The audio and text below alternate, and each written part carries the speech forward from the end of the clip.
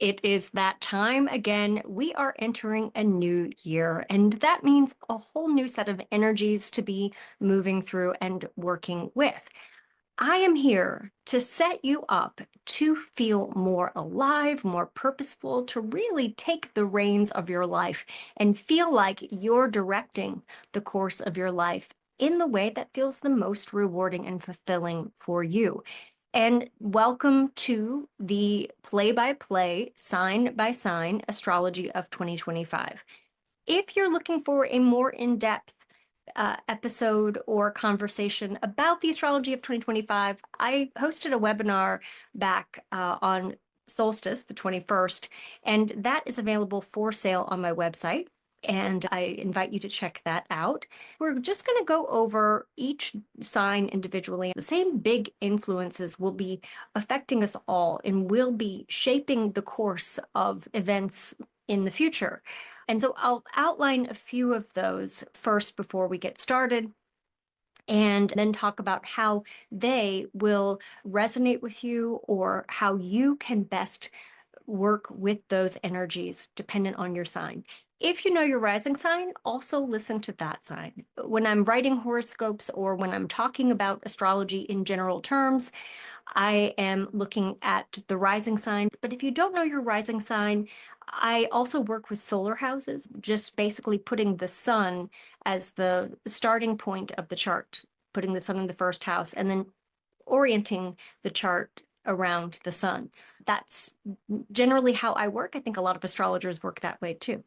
I wanted to outline for you the significant transits of 2025, and these will be the influences that really shape our experience of the next year.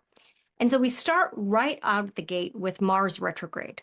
And this goes until February 23rd. Mars enters Cancer on January 6th. And so we have Mars in Cancer for a lot of the year. And Mars isn't as happy in Cancer as it is in other signs. Cancer is can hold in anger, or it can repress things, or it has to process those passionate feelings that Mars conjures up. It processes them inwardly. And so we don't have as many outlets for our stress or for our frustration or for our anger, which means that things can build up. And if you've ever used a pressure cooker, you know what happens when emotions build up beneath the surface and they don't have a release. We can have a lot of steam coming out of our ears. I think a lot of us will need some real practices to be intentional about that. Mars retrograde also brings us right to the past, looking at our relationships, and it can be one of those transits that stifles our movement forward. And Mars in particular is the planet that relates to our own ego's desire, the desire to be special, the desire to stand out, and the desire to protect our interests. And so boundaries are going to be a big theme in the beginning of the year. When Mars is retrograde, and especially in Cancer, we can take things personally, which means that if someone's saying something, they might be joking, or if someone's texting and you don't see their facial expressions or hear their voice, it'd be really easy to take it personally, to become offended, or to think that someone's got it out for you. And that just might not be true. So our mantra throughout the beginning of 2025 is, let me make sure I got that. And just check in with those trigger points and see, is this something that's me, that's mine? Am I making up a story about this? Or do I just need to get in touch with some way to express the emotions and the anger and the fury that I have building up inside of me? We're going to see a lot of this politically too. And we are already seeing hints of this with the recent impeachment in South Korea. There are so many redos and corrections that are happening politically all over. And there are these bills of people recognizing what's not fair, what's unjust, and calling it out. I think also because Mars is mythologically the guardian of agriculture and the keeper of the grains. Mars was About war, yes, for sure, but also Mars was really about protecting the interests and making sure that everyone had their basic needs met. So I think we could also see some things around famine and responses to withholding food or withholding humanitarian aid in places like Gaza or Ukraine or anywhere else where there's conflict. I think we could also see just a breaking point with some of those ongoing storylines that we've been following, that we've been witnessing and living over the last couple of years. Mars goes retrograde about every 2 years. And so this is really a buildup of any little angry thing that you've had going on, any little hidden resentment that you've had going on for 2 years. This is like the culmination point where just can't take it anymore. So we're going to see a lot of movement right in the first part of the year with people wanting to leave relationships or abusive work situations or toxic friendships. We're going to see a lot of that kind of movement as we redefine what boundaries look like for us. Mars is also opposite Pluto a couple of times this year. Now, this was an ongoing storyline that started in November with that first Mars-Pluto opposition on November 3rd, so right before the election, for those of you who are paying attention. And so usually when we have these kinds of transits that happened 3 times in a row, the first one is like the story is set and we understand what this story is going to be about. And then the second time that opposition hits exact by when the planet is going retrograde, we get a redo. And so we will see this is happening before the inauguration. And so I think we're going to get, I'm not saying anything, I'm not like starting any conspiracies, but what I'm saying is that we are going to really take a spotlight to what was happening around November 3rd. This is universally all over in your own life as well. And asking yourself, is this really fair? Did this really work out the way that is the best outcome altogether? And then there's a bit of a correction period from January 2nd until Mars is direct on the 23rd. And then the third time that is exact, that's going to be happening in April 26th. And that's like the bookend to the storyline. So it starts on November 3rd, it ends on April 26th. First quarter of the year is just full of one little firework pop after another. All kinds of stuff happening here. The other thing we have is we have the North Node hitting 0 degrees Aries and moving into Pisces. The North Node goes backwards. This is happening on January 11th. And that is like the universe pressing a reset button for all of us. And so every single one of us is getting our new call, our new mission, our new understanding of what we came here to experience and what our souls need for evolution. This is no small feat. And every one of us is going to be challenged in some way regarding our purpose, which means that you might have people coming out of the woodwork to tell you you can't do what you want to do. I want to write a book. You can't write a book, you can't sit still. Or how are you going to get that published? That means all the haters and all the naysayers are going to come out and they're going to try to challenge you. And what are you going to do? You're going to say, I hear that, and that is just a projection of my own limitations. And you are going to delete. I want you to just have an eraser with you at all times and be like, delete.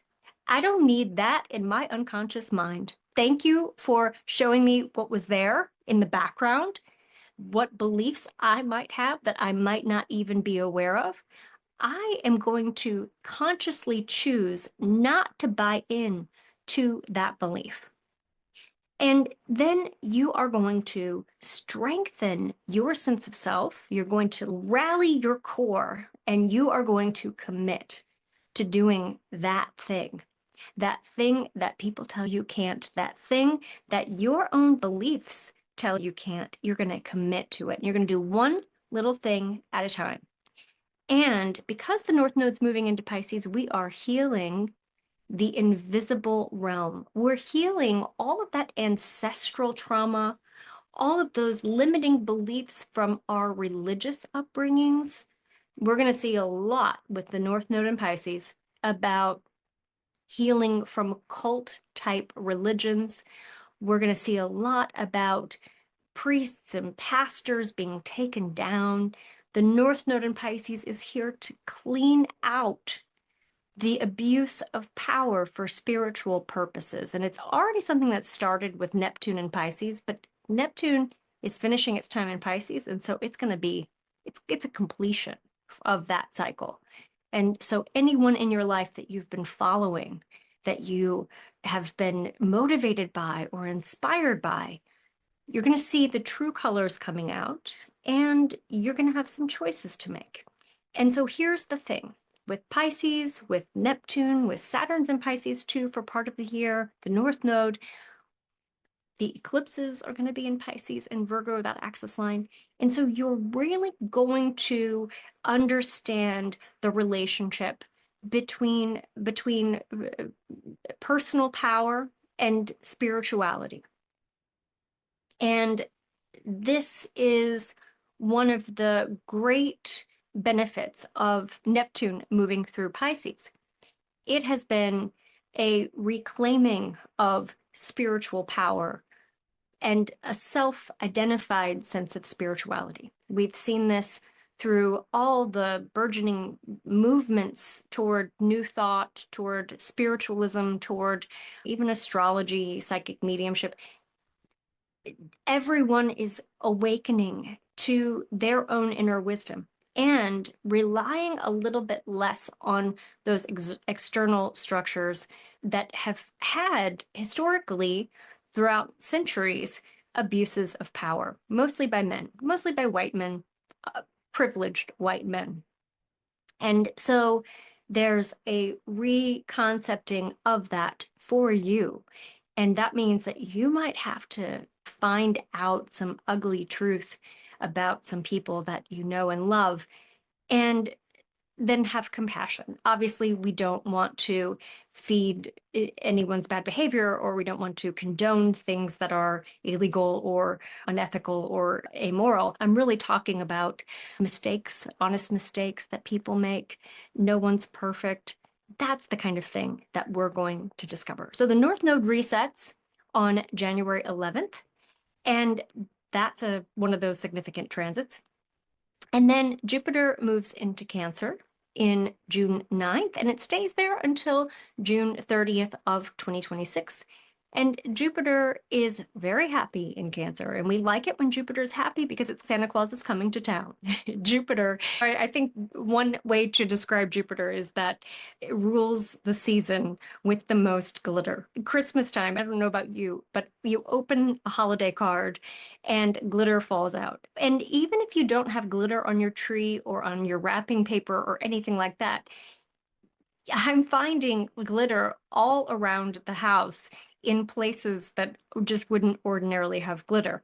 So I think of that as Jupiter. And Jupiter is sparkles. It's excess, honestly. And so Jupiter in Cancer is going to bring us at least some really good restaurants and some really good food.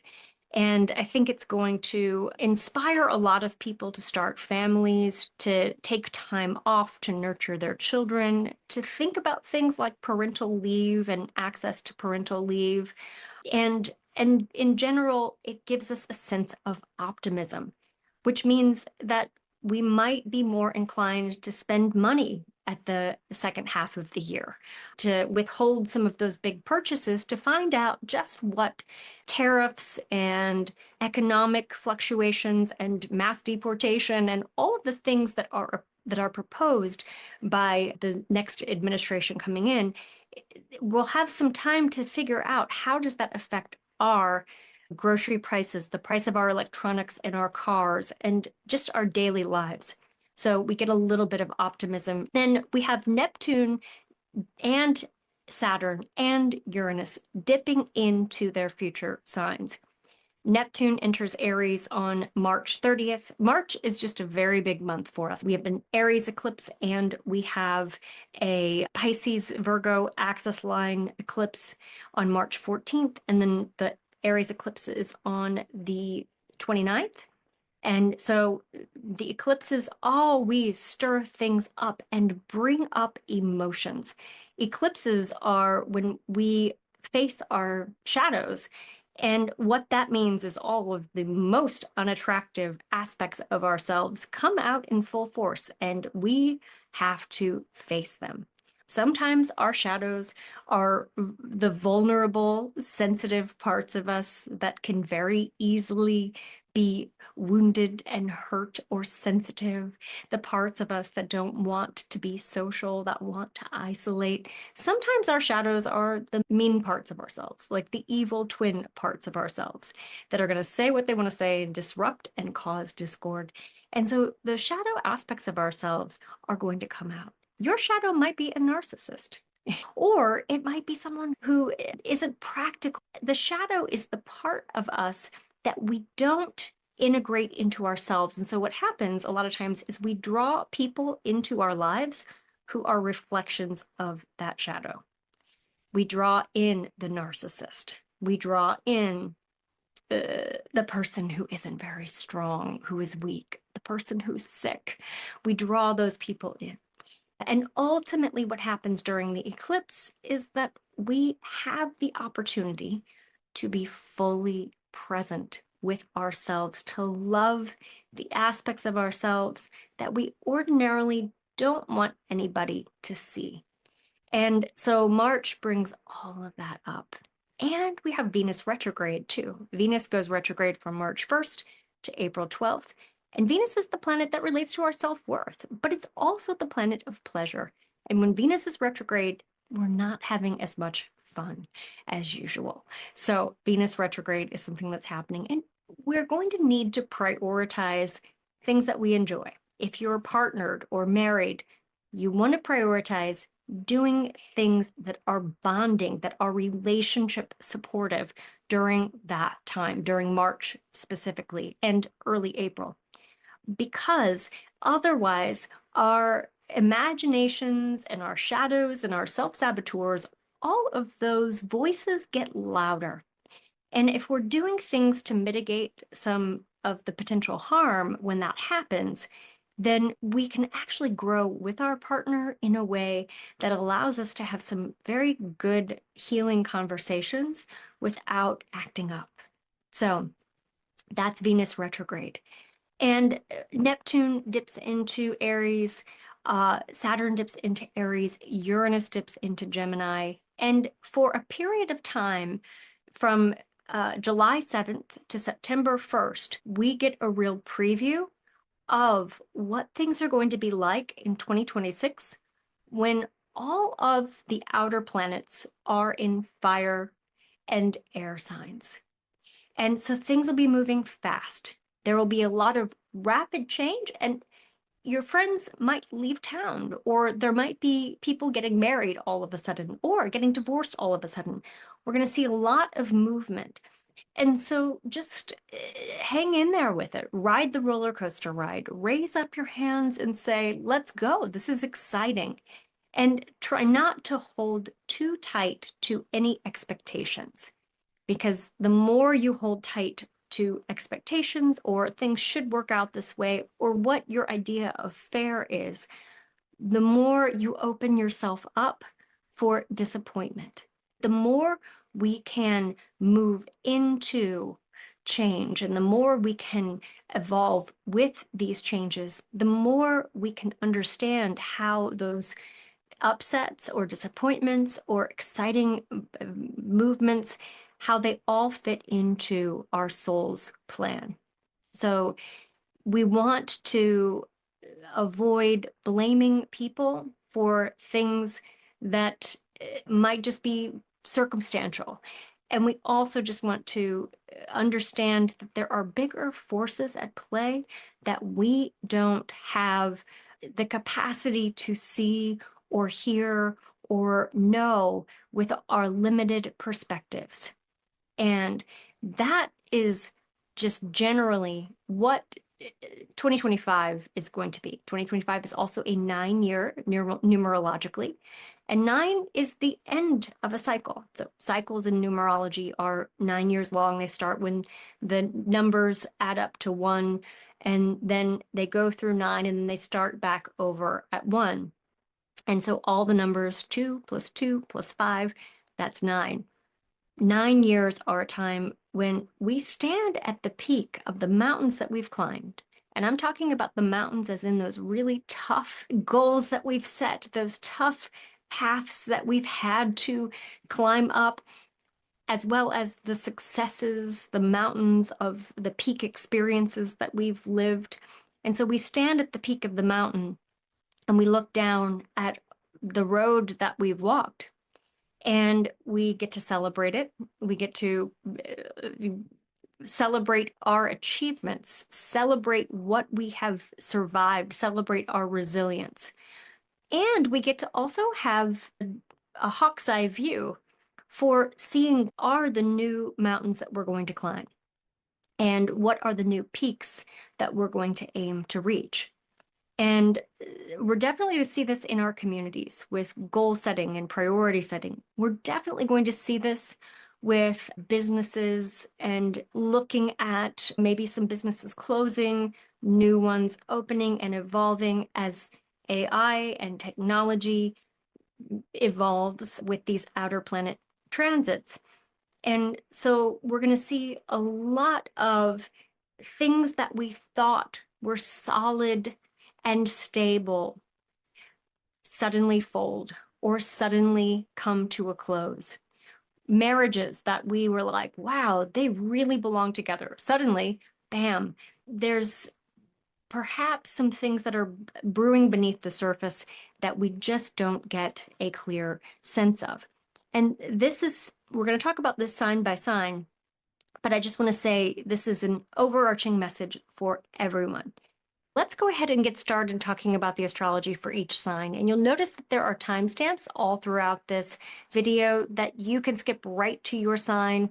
And also, I encourage you to watch your rising sign as well, if you know that. Your rising and your sun would both be beneficial for you and helpful for you as you get started with this year. All right, let's go.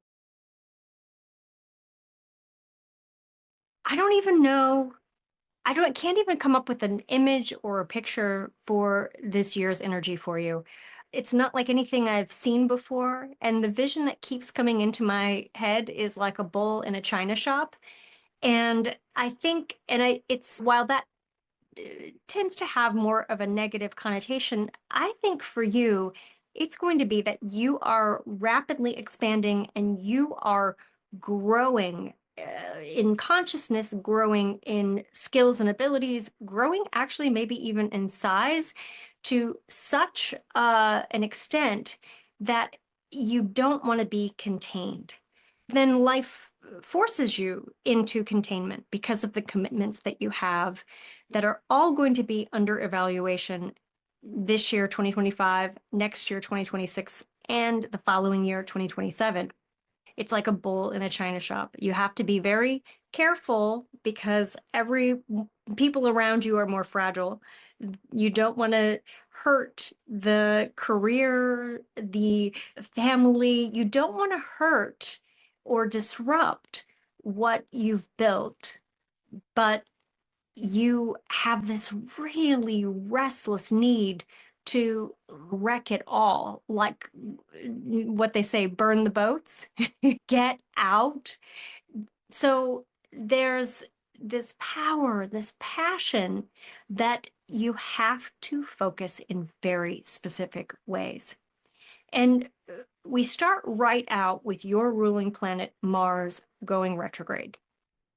And when Mars is retrograde, it's not just in its retrograde journey. It's retrograde in Cancer. Cancer is one of the more challenging signs for your ruling planet. And what that signifies is that there are a lot of people who need a lot of things And you are likely the one who is going to have to put things on pause for yourself to care for others. Or you could have challenges with your home that come up that you're then having to put the pause button on your career goals or on things that you want to do, regardless of whether they're career objectives or whether they're just, I want to go take a walk and, oh, I can't because my toilet's overflowing. And so lots of little hiccups like that with your family. Or I want to go to this gala, I want to go to this party, and my kids are sick.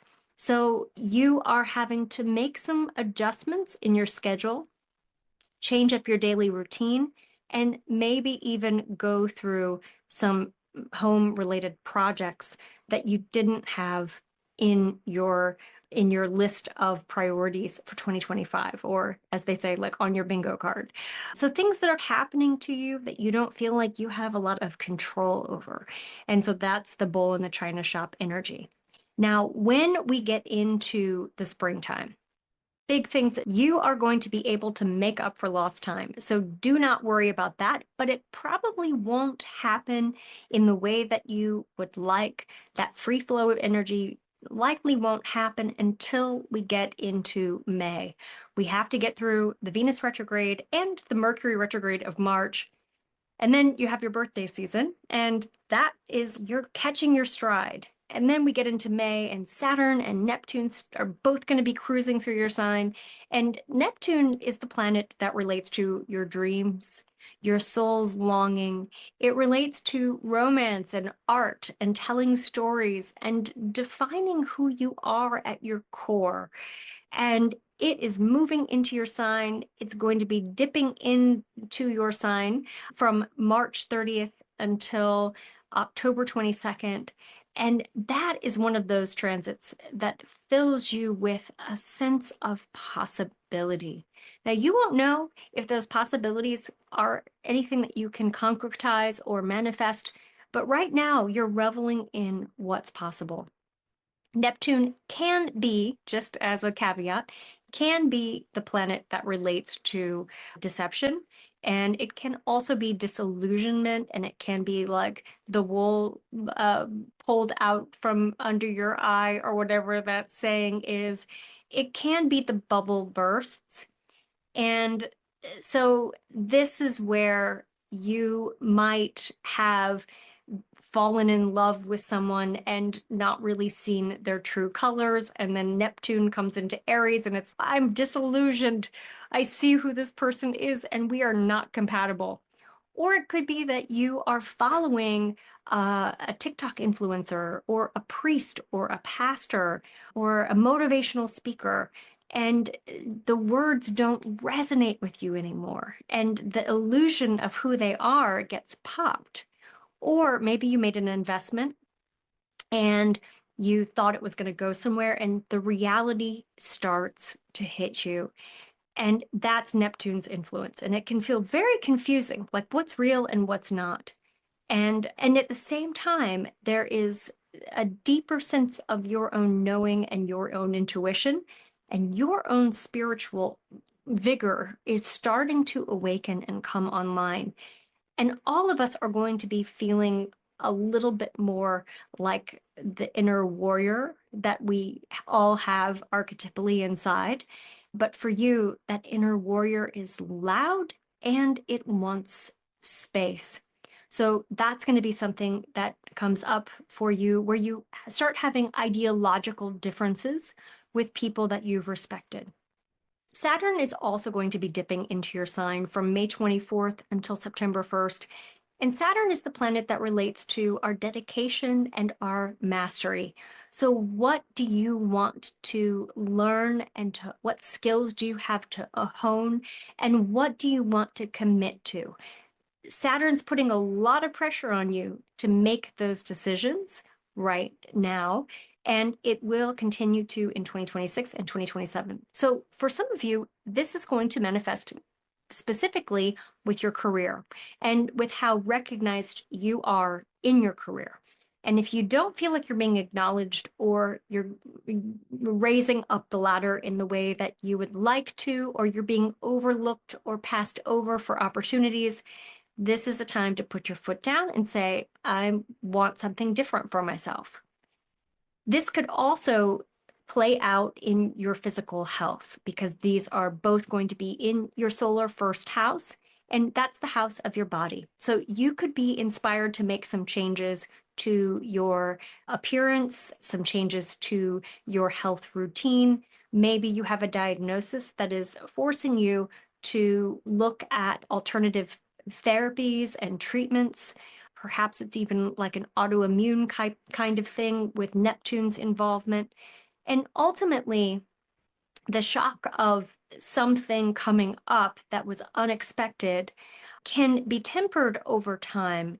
And that's really what you're doing is you are setting up a mind, body, spirit connection that is going to carry you way forward into the future. And it might even set you up on a new career path.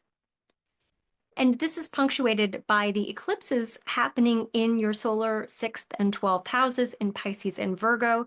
Now, these signs, just in and of themselves, really ask us to prioritize our health, our well-being, to look at our daily habits, our routines, to look at our immunity, and in particular, our blood, how we're strengthening our blood, which is Neptune, and our bones and skin and hair, which is Saturn.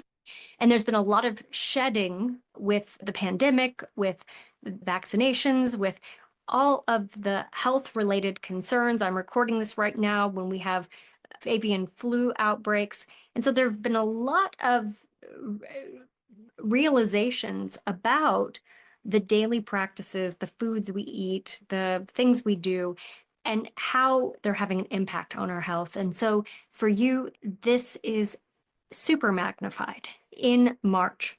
And you might just want to be proactive and take your vitamins, take whatever supplements you take, get acupuncture on a regular basis, do things that strengthen your entire system so that then you don't have to have some of these challenging lessons that involve things like getting sick and not being able to leave the house.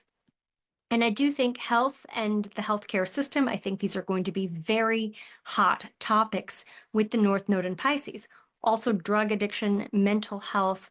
It wouldn't surprise me if we did have another pandemic of some kind, if the flu outbreak started to really get to mutate into something even more dramatic. I don't think we'll go back to where we were with COVID, but I do think that health is going to be a very hot topic this year.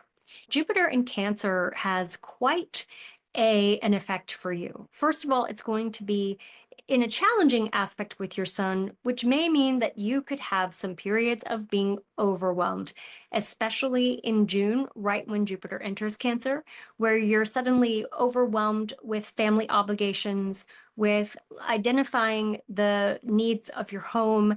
And so home is a hot topic for you. Family is a hot topic. And you might be considering new living situations. Perhaps like your landlord decides to move their family into your house and you're having to scramble and to make some adjustments. Or family relationships that have been fractured. Somehow there's a healing that happens and you're now reconnecting with people or discovering relatives that you didn't even know were there. A lot of family secrets come out into the open with Jupiter in Cancer as well. Jupiter is the planet that magnifies and blows up anything that it comes in contact with. And for you, this is very specific to your home life. So balance is your key word when we're talking about the contrast between your public life and your profession and your friendships and your social obligations and your home and your family. And then finally, I just wanted to say that Mercury is retrograde in our fire signs this year. And so for you, these are extra magnified for you, especially that one from March 14th to April 7th. It's going to station in your sign and then go back into Pisces. And so for that period of time, there's almost like a movie montage of your past. And I don't need to tell you to back up your computer and make sure that you're being safe while traveling and getting your car upgraded and checked out and all the things. But also, this is really an opportunity to think about who you want to be in the world and to identify whether your life choices, your daily habits, your routines are supporting that overall vision for where you're moving with your life. Those retrograde cycles are also going to be like a comedy of errors in your love life. Love and relationships might be a little bit on the back burner for you because there's so much shining in your solar first house, so much shining in your sign this year. And so there's this interplay between your own individuated desires and wants and want not to compromise, but still trying to fit all of those desires and all of those revelations into the current commitments that you have. So don't be afraid to push the envelope a little bit, to ask for what you need, to take time away. This is a you year, and you're really going to want to make the most of that time so that you can prepare yourself to set intentions, to plant some seeds for the new cycle that starts in 2026. The time that you take for yourself is invaluable. I have a mood board to give you some pictures that best outline the year that you're going to have. So the first one we have is that little lion cub. We have Jupiter in Cancer. We have Mars in Cancer. These are not the most roaring lion energies. These are like the little cub that wants to defend and protect itself, that's still fierce, but it's also cute. So tap into that spirit for yourself. And also playfulness is something that's really important for you this year. We do have, it's a very you-focused year. And with all of those planets moving into Aries, Uranus in Gemini is also more of an independent type of energy for you. So if you're single and you just want to be in a relationship, take time for yourself, be introspective.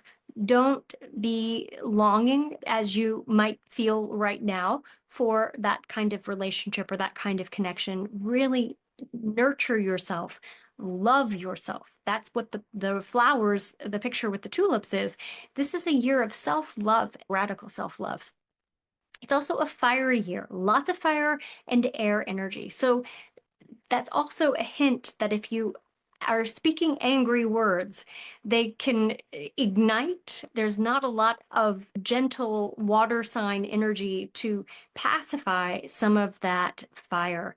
So just be extra focused with your passion and choose your battles wisely. It's a year of embracing your inner warrior, which might mean that you just strengthen your sense of self, that you find gentle, graceful ways to express that warrior energy and make physical activity a regular practice. I know you probably already do. You're an Aries after all, but I don't need to punctuate that point for you. But it is something that is extra important this year. So there you go, Aries. There is your synopsis of 2025.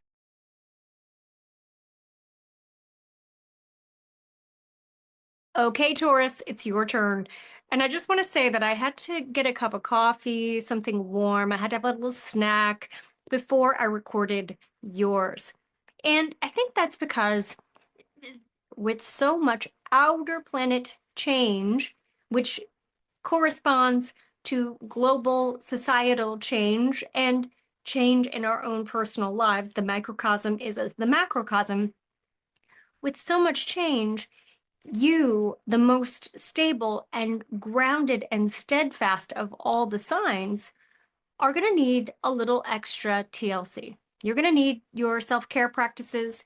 You're going to need to be having get-togethers with friends who are of a like mind and like vibration, where you're talking through all of the realizations that are coming up for you and all of the shifting currents around you. You might not be the one who's doing all the changing. It might be your children or your parents or your friends or your colleagues.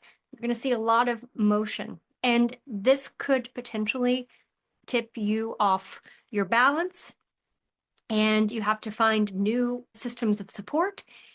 And there's also a real relief in knowing that people who you love and care about are establishing their lives in exactly the way that is most aligned for them.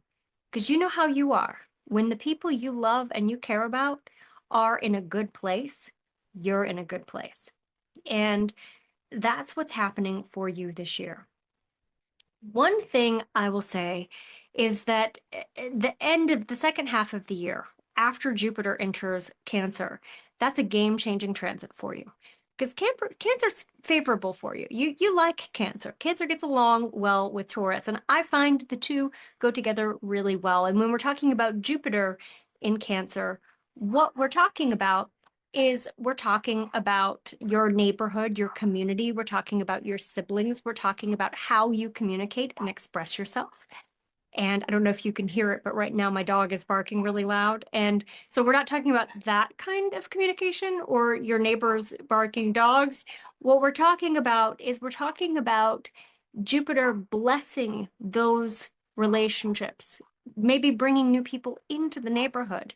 And if you're single, that might have some implications for you in terms of the girl next door or staring over the fence at hi, or a new friend, and maybe you start a book group and just finding ways to be involved in your community. And if you are thinking about writing something or teaching something or speaking, really blesses any of those kinds of activities. Or if you want to start a blog or a Substack, if you want to do any kind of social media push, if you want to have an Etsy store to sell your creative projects, this is a year where some of those kinds of opportunities are just right there, front and center. You can almost like they're being handed to you on a silver platter. And so don't hesitate to take a little leap of faith. And when we're talking about opening an online store, it's a little leap of faith. You don't have to do a whole lot. You might spend some money just on the ads, or you might spend some money on getting products in, but we're not talking about taking huge risks where you could have those huge losses. We're talking about things that you can do incrementally and that would ultimately have staying power. In general, the things that you start this year are things that you'll be able to hang in there with through ups and downs. And so as long as you're working out the business plan and getting all of your details ironed out and maybe pursuing some capital, then you are likely going to be well positioned to have success. That said, Uranus in Gemini does signify some financial fluctuations. And sometimes this can be a windfall, an opportunity that opens up that's, oh my gosh, I'm making twice as much as I was in my previous job. Or it could be extra expenses coming in, or that you're spending money and needing to really prioritize your budget. Or it could be that there's a job change that then motivates you to do something different, something that's more exciting for you. And so ride the roller coaster ride and be willing to go wherever it wants to take you, knowing that Uranus in Gemini is ultimately about your feeling financially free. And that means feeling abundant no matter what's happening all around you. That means feeling like you are resourced and that you have a flow of goodness coming to you, either through your relationships and that feeling of abundance that you feel when you're with people who resonate with you, or because there are new financial opportunities that are opening up for you that give you that sense of stability. We know you like stability. We know you like your stuff too. And so Uranus opens the door and it says, hey, I'm going to push you out into a place that feels uncomfortable, either because there's too much or there's not enough suddenly. And it's a little unpredictable. But in working through some of that unsteadiness that you feel, you start creating new systems, new ways of saving, investing, building shelters for your assets, maybe even investing in real estate and having some rental income come in, finding new ways of bringing money into the household, or because you find new ways to contribute your money through a foundation or through a charitable organization. Maybe you join the board of something. And so there's a lot of this kind of financial shuffling around that you're doing, especially between July 7th and September 1st, when Uranus is in Gemini. We're going to spend a little bit more time on that in just a second, because that's a big one. One of the transits that is happening for you, and I'm going to show you this screen right here that spells it all out. And this is the same. I know if you're watching all of these consecutively, you might be like, hey, Rach, I just saw that in the last one. This is the same transits that we're all going through, and I'm just talking about how they relate to you and your sign. A couple of things. One is that Venus is retrograde from March 1st to April 12th. And Venus is your ruling planet. And so when Venus is retrograde, you feel it. You feel it in your body, you feel it in your energy level, you get more tired, you might get a little bit like, I don't want to do anything, I'm not motivated. And at the same time, you have to. So think about yourself as being like the tortoise and the hare in that Aesop's fable. Slow and steady wins the race. You're going to have all of these hares, these bunny rabbits going around you, moving to and fro, figuring things out, but they might have to backtrack, especially if they're going gung-ho at the very start of the year when we have Mars retrograde until February 23rd and Venus retrograde until April 12th. That first quarter of the year is a lot of slow, progressive movement that is uncomfortable for most signs, but not for you. You love it. You love, let's strategize. You love, let's make sure we're secure. This is a great start for you. And then we get into your birthday season and everything's going direct. And so your year actually really kicks off in April. Jupiter in Cancer, Jupiter is in your solar third house.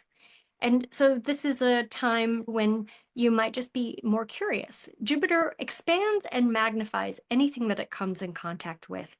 And so sometimes we're aware of the challenges related to that sector in our chart or that area of our life. And so things can feel overwhelming. There might be too much information. Maybe you decide to start teaching a class or to go back to school for something, or maybe you're just filling your Instagram shopping cart with too many online courses and wanting to do too much at a time. It's a little bit more than a whole year of that influence. And Jupiter also connects us to people that we love. Jupiter in Cancer is the sign of the family, it's the sign of the home. So this could be a time when you are really enjoying your home, or maybe sprucing it up and finding some home-related projects to do that are not necessarily those great big reconstructive projects, but more of this is a project that would allow you to bring people into the home, or that would create a space for your own creative or intellectual activities. Maybe you build a library, for example. You might also find travel to be something that you're more interested this year. And the third house, which is your third solar house, Cancer is your third solar house, is more of like the road trip kind of travel and less of the we're getting in a plane and going overseas. So it's likely that you could be interested in exploring different state parks or going camping or just getting in the car and driving, making maybe a cross-country trip, something along those lines. Then Uranus. We're going to spend quite a bit of time talking about Uranus. We touched on it just momentarily, talking about it in relation to your finances, but I wanted to summarize the Uranus influence that you have had since 2018. And so here is that timeline. This is the planet that relates to sudden, unexpected changes. It's the planet of electricity, as I said. It's the planet of bright insights, new ideas, the higher mind speaking to us. So it's our visions. It's how we communicate with the invisible realm. So Neptune is the experiential aspect of the invisible realm, meaning the realm of spirit, the realm of the unconscious self, even the realms of the astral plane and things like that. Uranus is how do we translate the experiences that we're having into language? How do we reach across the ether and connect with people when we aren't having face-to-face communication or there's no way that we can have physical contact? That's what Uranus is. Uranus is actually, I think, pretty delightful in Gemini because it can innovate change in things like technology, in inventions, in travel, transportation. Uranus in Gemini relates to what you value, what you spend your money on, your resources, your cash flow. It's what you're spending money on, and it's what you're doing with your money, also how you're bringing money in.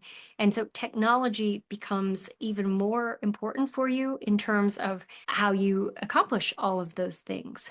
But Uranus, because it's been in your sign since 2018, it has really given you a crash course in moving through change in the most graceful way possible. And you have seen a lot of things that you couldn't have even imagined happening.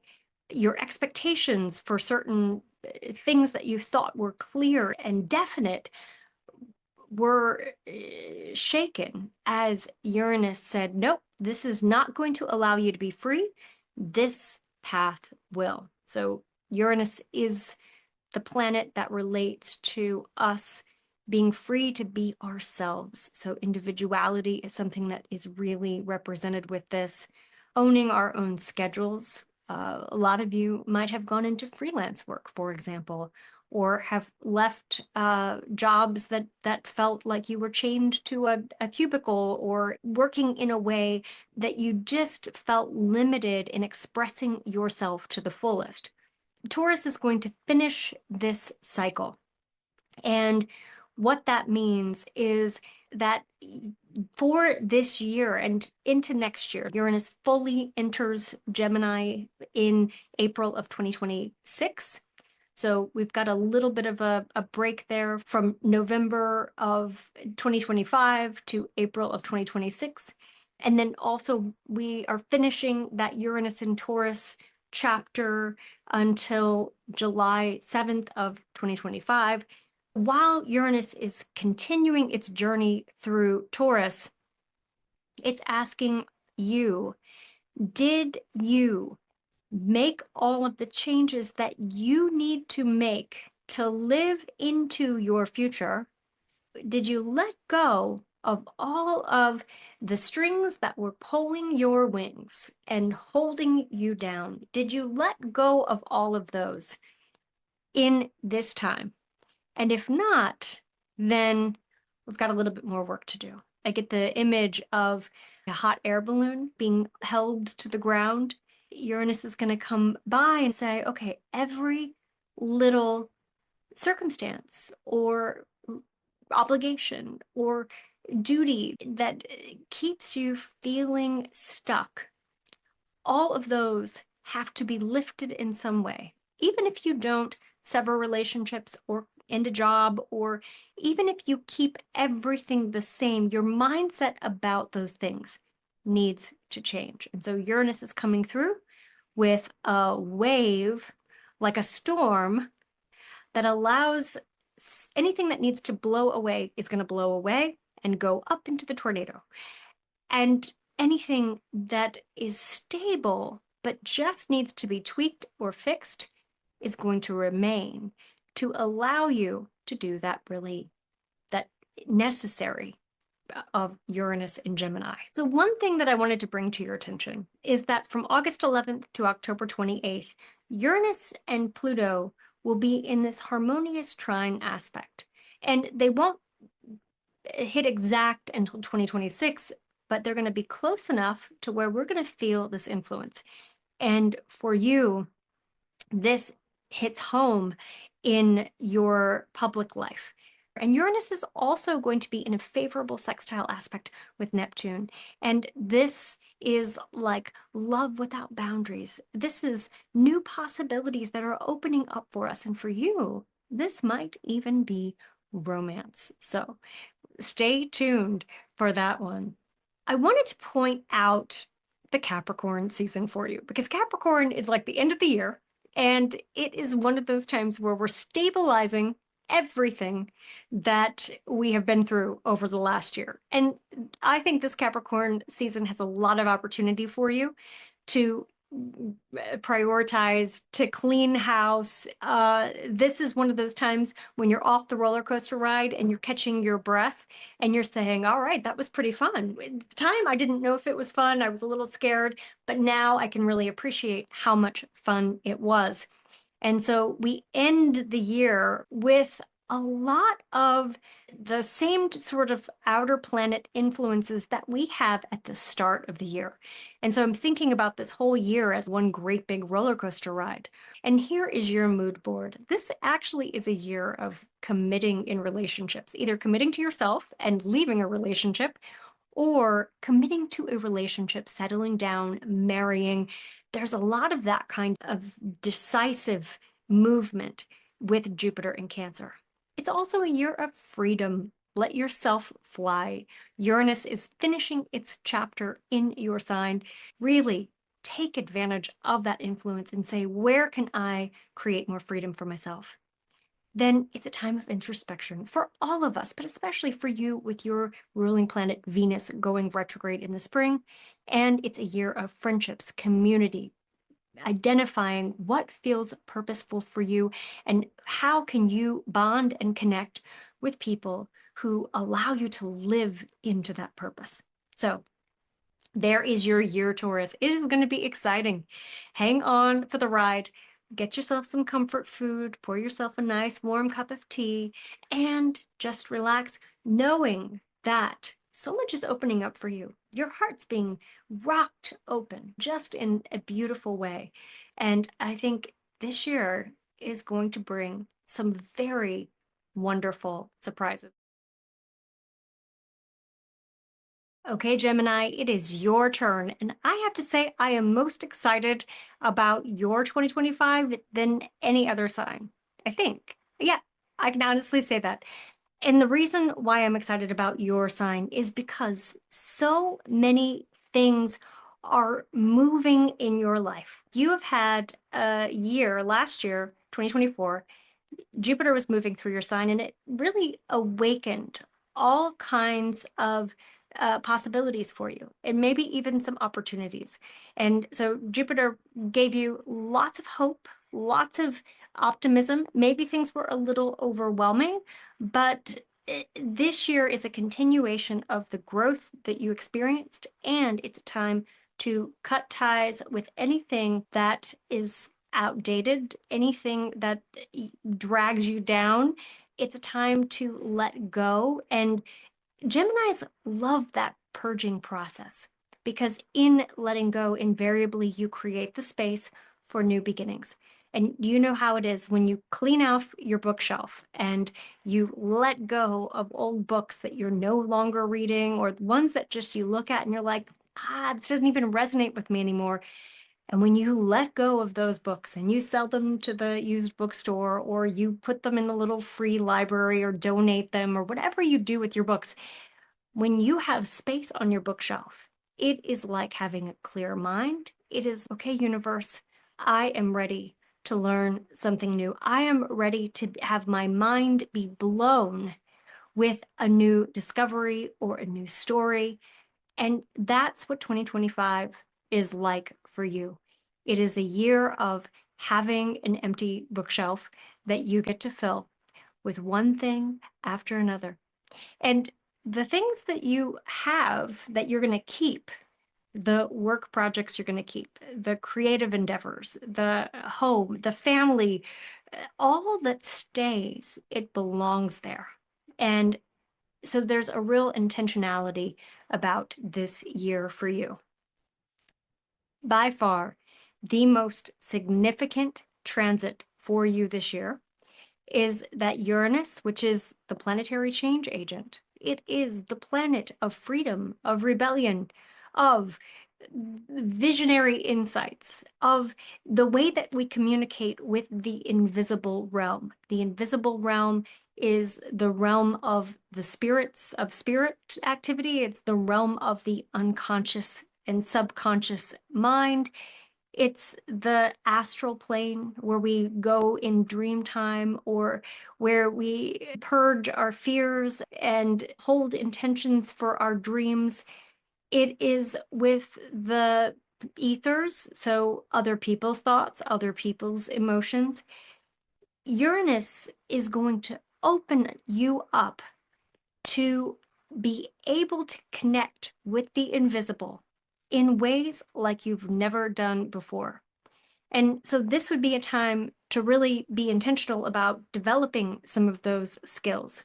Learning telepathy, for example, or really working with your dreams, talking with a therapist, doing some hypnotherapy, because you have the invention and the discovery of Uranus with the communication indicative of your sign.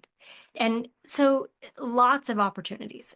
This is one of those years where your mind is going to go wild with wonder. And we'll talk a little bit about this more in detail when we get into, I'm going to spend quite a bit of time with you talking about Uranus and Gemini. But first, there are some other notable transits that I wanted to point out for you. So let's get into it. First of all, Jupiter, which is the planet of opportunities. It's the planet of go big or go home. It's the planet of let's blow things up so that we can see them at greater proportions. Jupiter is moving through your sign until June. And generally, Jupiter in our sign, transiting Jupiter in our sign, is an overall year where we experience luck, things that are lucky. Really, I define luck as a perfect alignment between your intentions, your actions, your rituals, your words, and what's manifested here on Earth. And Jupiter moves through your sign, helping to grace you with manifestations of desires that you have had that have been either spoken and known consciously, or ones that have been lurking in the subconscious mind. So you've got to be choosy at the start of the year and selective with what you spend your time on, with what you're saying, with who you're spending time with, so that when Jupiter brings you some blessings, they're ones that you want and not just ones that are available for you. Accept invitations, but be very deliberate with your energy. Jupiter moves through your sign until June, and then Jupiter goes into Cancer. And Jupiter in Cancer is a very interesting time for you because Jupiter is happy in Cancer. And there's a sense of optimism, there's a sense of hope, there's a sense of you can really root down and establish yourself in a home base. You can ground your intentions in a very practical way so that you are able to realize gains from any projects that you've started, from any business ventures, that any investments that you've made over the last year. Jupiter in Cancer says, we're going to give you some gifts that relate to all those seeds that you planted. This isn't quite the harvest yet, but this is a time when you're seeing growth and you're able to identify what to cut away and prune back and what to keep. There's a lot of movement this year and a lot of letting go. And in particular, you're going to notice this in your work and in your home, the two areas of your life where you feel this the most. And part of that has to do with the eclipses in Pisces and Virgo. So we have the eclipses in March and the ones in September, March 14th, 29th, and then September 7th and 21st. And these are eclipses that activate the axis line that is going to be going back and forth between your solar 10th and 4th house. So the 10th house is your public life. It is how you express yourself into the world. It is your career. It's what you're called to do. But the 10th house is so much more than that. The 10th house is like that crown chakra point. So it's the point that connects us, the physical aspect of ourselves, with the soul's purpose, with the spiritual desire. And so that eclipse, especially the one in March 14th, opens that gateway up so that you can hear guidance and insight and awareness about what that purpose is going to be. So March is a very big year for you, and you might have an all of a sudden, out of the blue desire to do something. And you're like, I don't have any context for this. Why do I want to start an online company?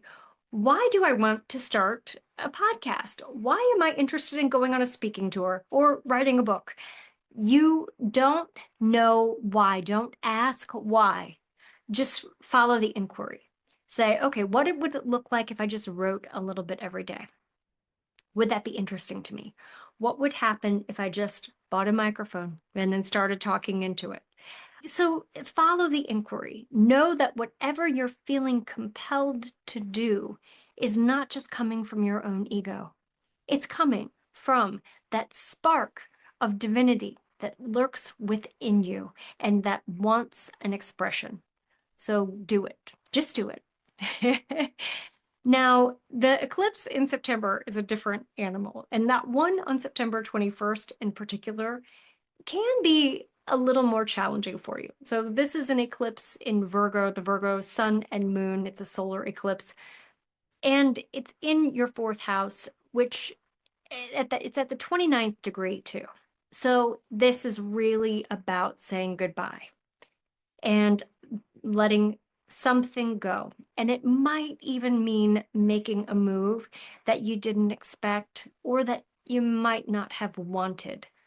So if you're starting to have an inkling of maybe I should start looking for another place, or if you're starting to feel precarious, maybe you're a renter and you're starting to feel a little precarious about your living situation, be proactive about it, because that eclipses can catalyze change in an uncomfortable and fast way.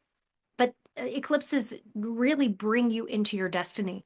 So even though the circumstances surrounding them can be challenging, ultimately they're good, they're important, they're necessary. So be proactive in the fall and a little bit later in the year, because there might be a migration of sorts that you're making. There are some financial hiccups for you this year. We talked about Uranus being in your sign, which can be a little bit of erratic change, but also that Mars-Pluto opposition is happening on January 2nd, and then again on April 26th. And that could bring some distraction, that could bring some... One other thing that's going to happen that I want to flag for you is that Uranus is doing this very interesting dance with Pluto. And you're going to feel it especially from August 11th to October 28th. Now, these are both moving through air signs. So Pluto is in Aquarius, Uranus is in Gemini, your sign. And when these two planets relate with one another, we have Pluto, which is the planet that relates to experiencing our sense of power and authority and influence. And it also can relate to our finances. And for you, because of where Aquarius falls in your chart, this has to do with your quest for freedom and knowledge, your quest to expand your worldview, to be a thought leader, to be a teacher, to have more influence in the world. And Gemini is your sign, opening you up to more visibility, to more of a sense of living into the identity that you most want to have as your legacy. And so you have these two planets dancing in a favorable, harmonious trine. And what they're doing is they're catalyzing a revolution that's taking place in your own conscious self, your own being. And that revolution is all of the rules that you grew up with that are carryover from ancestral stuff, from childhood, all of those rules about the box that you were supposed to fit in, all of those rules go out the window. In fact, Pluto's taking a wrecking ball to them, and the box bursts open. And so you're not just living outside the box, you don't have a box anymore. And what does that mean for you? That means that you get to reinvent yourself. That means that you get to figure out who you want to be in this next evolution of you. It is like you 5.0. Technology is going to play a very big role in this for all of us this year, but especially for you because Uranus is moving in your sign. And so it's a time to see how you can use technology to express yourself. And so this might be a time when you want to have an online course or when you want to establish yourself as an expert or a teacher in some way. I know I mentioned podcasts earlier. I think that could be one manifestation of this. It could also mean you're going back to school, or you're blogging, or you're traveling and expanding your worldview and influence in that way. Whatever it is, that Uranus, the way that Uranus and Pluto are dancing this year, it sets you up for more of that and a grounding of that next year. Because this year, they're not quite touching. So they're dancing. It's, hey, I see you. Hey, I see you. But they're not going to touch. And that happens in 2026. In 2026 is one of those unforgettable years for you. It is probably one of the most exciting years of your life because in addition to Uranus being in your sign, we also have Neptune being in Aries, that's a compatible sign, Saturn being in Aries, that's a compatible sign, Pluto in Aquarius, that's a very compatible sign. And so all of the stars are aligning for you. This year, you want to set those intentions. You want to figure out how to best use the energy of abundance, of prosperity, of favorable change, of the spotlight. You want to find out how to best use that for your purpose, for your soul's intention. And that might mean that you are saying no, like putting priorities on your life or putting obligations on. And that might mean that you're looking at your obligations and the things you've committed to, and you're crossing some of them out and saying, not this. Be very deliberate about that this year, and you will thank me next year. We can't talk about your year without talking about Mercury retrograde. It is your guiding light. It is the planet that's associated with your sign. This year, Mercury is going to be retrograde in fire signs. And what that means, so fire is the element that relates to our action and how we are fueling the flames of our own desire.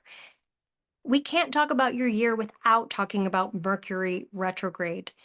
Mercury is the planetary guardian of your sign. It is the planet associated with your sign. And so when Mercury is retrograde, you feel it. And this year, Mercury is retrograde in the fire signs. So it stations retrograde in Aries, the first one from March 14th to April 7th. And then it stations retrograde in Leo, July 17th to August 11th. And then it stations retrograde in Sagittarius from November 9th to the 29th. Now, fire is the element of action. It's the element of our activity. It's how we move energy through and out. Fire is also, elementally speaking, the element that relates to separation and fusion. So it's the breaking apart and the coming back together. And so these retrograde cycles might be times when you need some space. You need to be alone and or be with just your intimates, just your partner, just your immediate family. Give yourself the time and the space to really nurture that need during this retrograde season. Because you might find that in doing that, you're able to connect with people and fuse back together with the people you love and the people you spend the most time with in a way that feels more nourishing, to where you're not depleting any of your own intellectual resources, but you are really participating in those relationships in new ways. Fire is also the element that relates to activity. And so there might be a slowdown in activity, and especially that one in March. There's a lot of slow energy in the first part of the year. As Mars is retrograde, then Venus is going to be retrograde from March 1st to April 12th, and then Mercury retrograde right in that window. And so there's a lot of taking two steps back to shoot forward that we feel, and you feel especially at the beginning of the year. So I'm going to say it. Patience is your key word for the first part of the year. Now, you usually can run circles around anyone intellectually, and in terms of time management and efficiency, give them all a little bit of extra space and give yourself a little bit of extra space too. I would also say that the first part of the year, it might not be the best time for you to make a big purchase like a car or an appliance or a computer with those retrogrades, even though Jupiter is a go big, go home influence in your chart. And so you may want to go all out and have those new purchases, but just be extra cautious with everything you do, really until after April 12th, when Venus is direct again. Same goes for if you're looking at planning a major event like a wedding or starting a business. I would just, if you can, wait. I know life is life, and you might really have specific dates in mind for things. And so I'm never of the belief that astrology should stop us from living our lives, just that if you can and are able to put a pause button on any of those major new projects or new beginnings or major commitments, then it's better to maximize the energy of Uranus in your sign, really from July 7th to November 7th. That is a window where the road is wide open and there is nothing stopping you.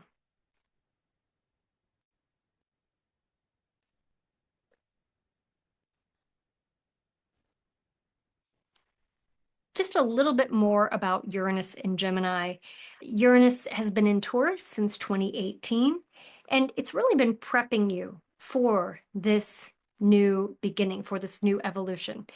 Uranus in Taurus has sparked open your spiritual side. It has brought you in touch with the way to hone your desires by listening to yourself and tuning out the voices of external things or distractions.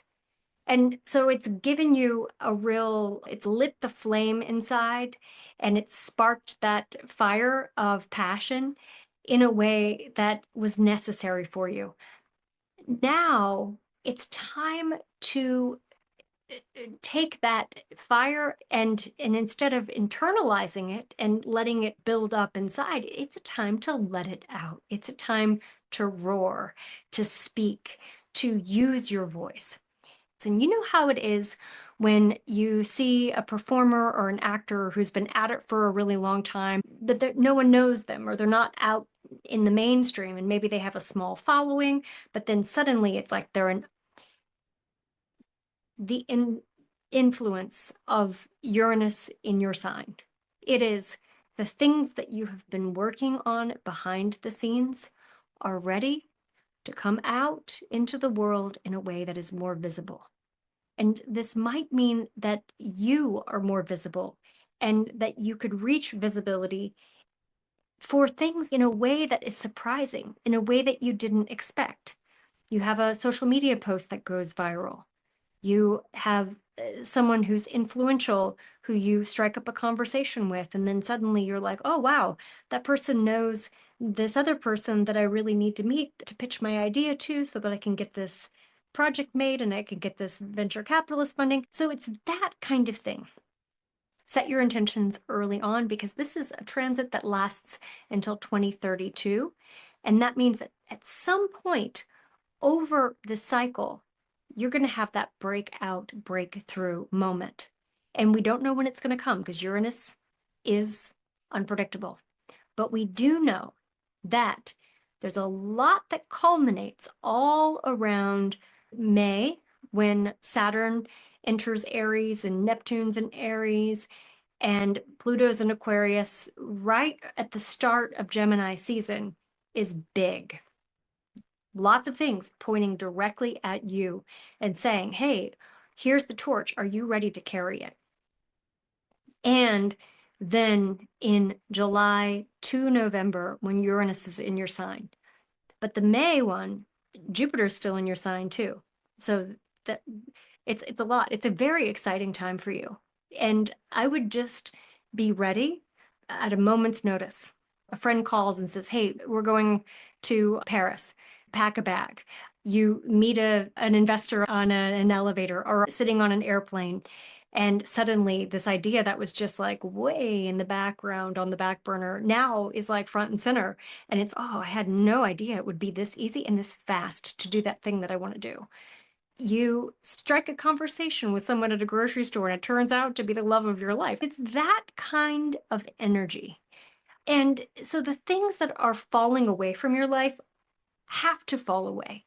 It's necessary for that to happen in order for the new things to open up. So remember that if you have any kind of significant losses this year, Uranus wants our progress and wants our freedom. And if you're not free to take the opportunities that the universe wants to hand you, then things have to adjust. And sometimes we don't want to let go. I'm going to give you an analogy to hold with you this year, especially for those times when it's a little too exhilarating for you. So imagine that you are a trapeze artist and this is your big show. Maybe you're in Cirque du Soleil or something like that, and this is your big show.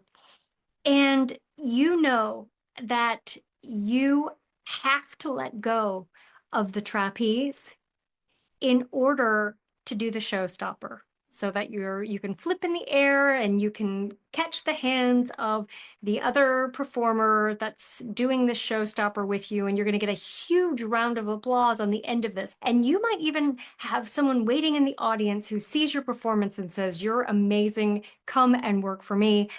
But you have to let go of the trapeze in order to do this showstopper. And that's what the whole year is like.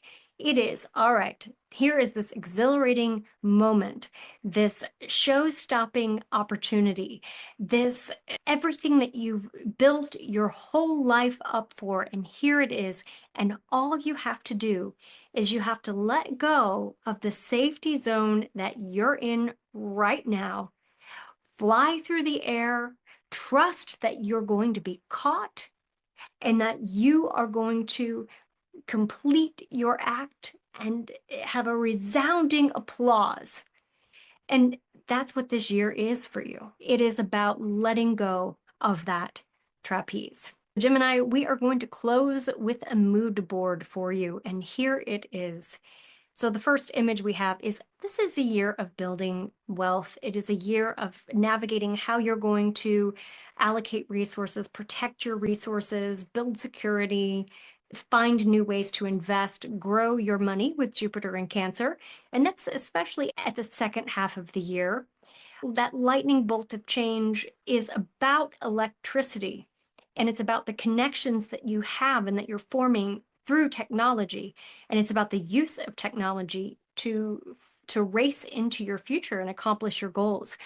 This is a year of brainstorming and ideas and planting seeds and just being mind blown with curiosity and wonder. This is also a year where your inner soldier gets to have a voice. And I put this little toy soldier here because it's really about strategy for you. And it's about recognizing that you're part of a battalion. You're part of a whole team. You're not alone in anything that you are trying to accomplish this year. And keep it playful. Even when you're in the battle, even when you're going through an intense period of time, there can be something that brings you joy, that lightens the mood. And then also, it's a year of friendship, of celebration, and of really appreciating where you are right now, given the wild changes that have overcome your life over the last several years. This is one of those years where you get to look back and you get to see what a lot of the discomfort was for, and why you had to go through some of the setbacks that you went through in order to be where you are now, where you can realize those opportunities that are just being handed to you on a silver platter, or where you can feel that sense of optimism. And optimism is a little bit different than hope. Hope can feel ungrounded. It can feel like something we want, but maybe nothing that's concrete. Optimism is different, and you can feel the energy of it. Optimism says, I have a sense of where things are going because I have built a foundation for them up to this point. And I trust that there is something good about this, or that there is something that is an opportune experience that is favorable, that is moving me in the direction of my growth.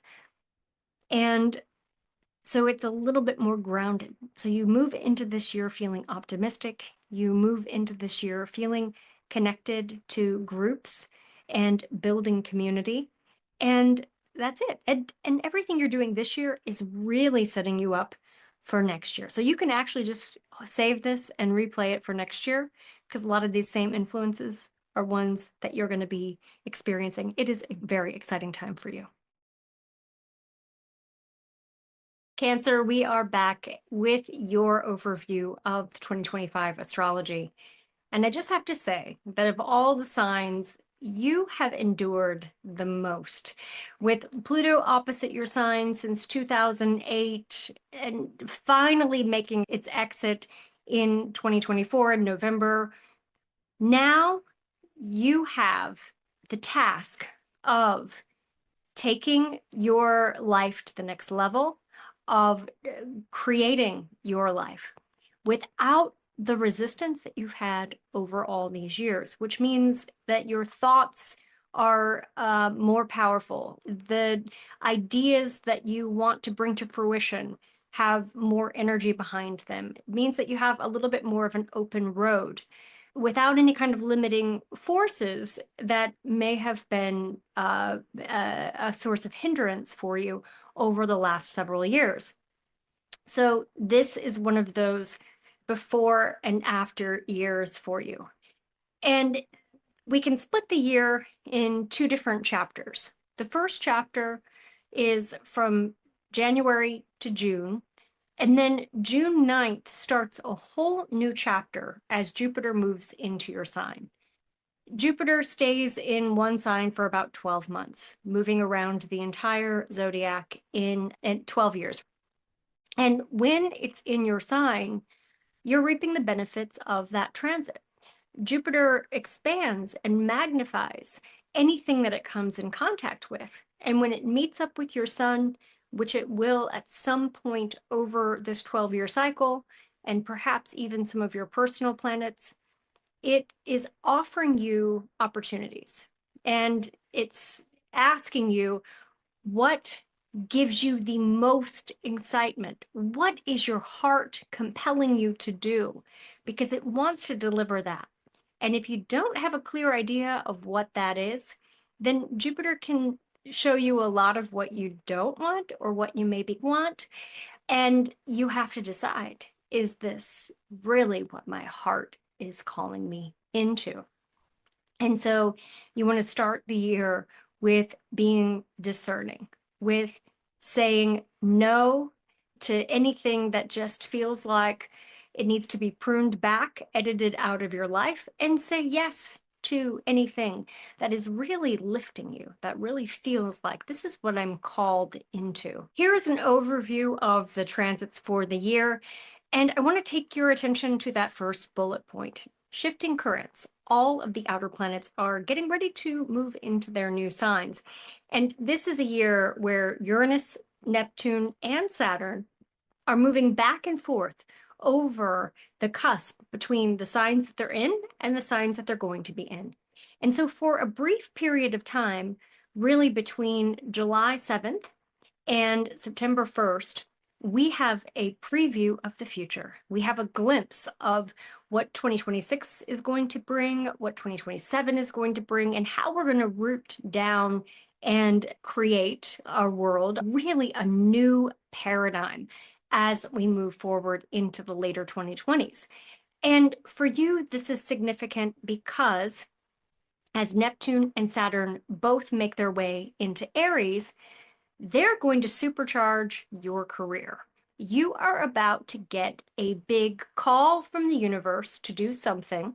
We don't know what yet because it's going to come probably as a little bit of a surprise later in September. But you're going to get a call from the universe, and it is going to be that something that you won't be able to ignore.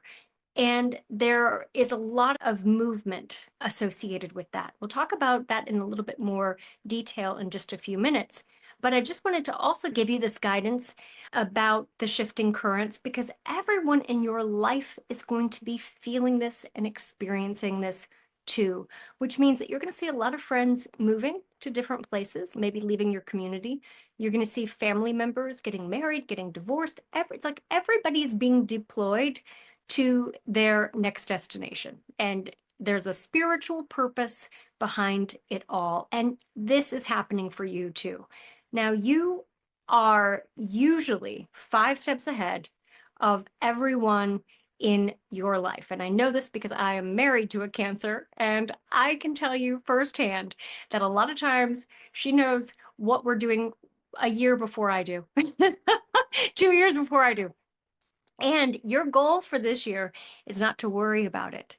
Don't get hung up on, oh, what could go wrong, or this could go wrong, or nope. You're going to let everyone ride the wave of their own sacred path.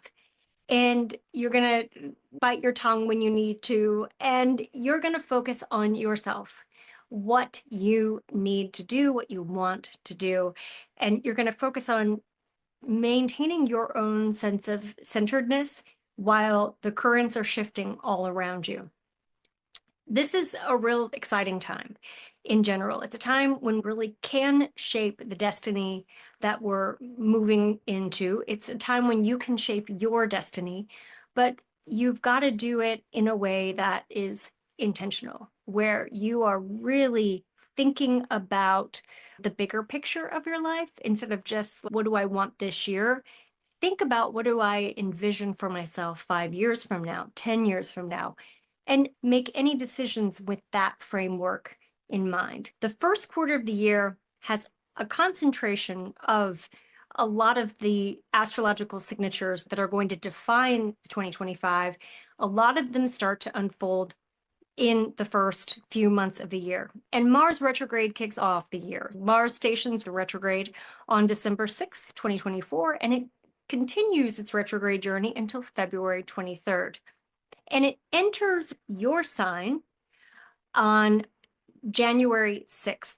So Mars is going to spend a long time in your sign over the course of this year. In the first quarter, Mars is your friend.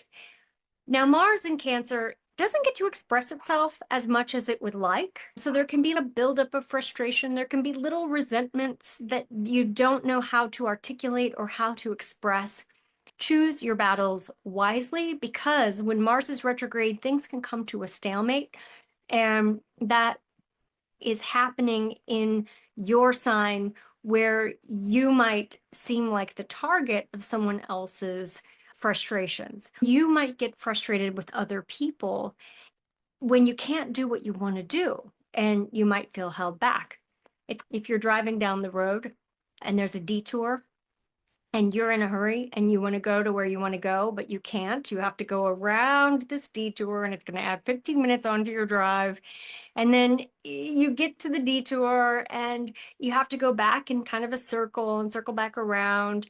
And then eventually you get to where you're going and you realize, oh, it started late, or the plane was delayed, or the meeting was behind. So you're going to get to the right destination, but you have to take the scenic route.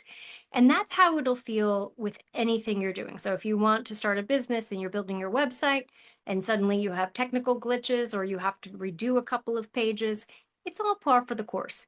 And in redoing things, it's almost like you get a dress rehearsal and you get to perfect what you had set out to create in the first place.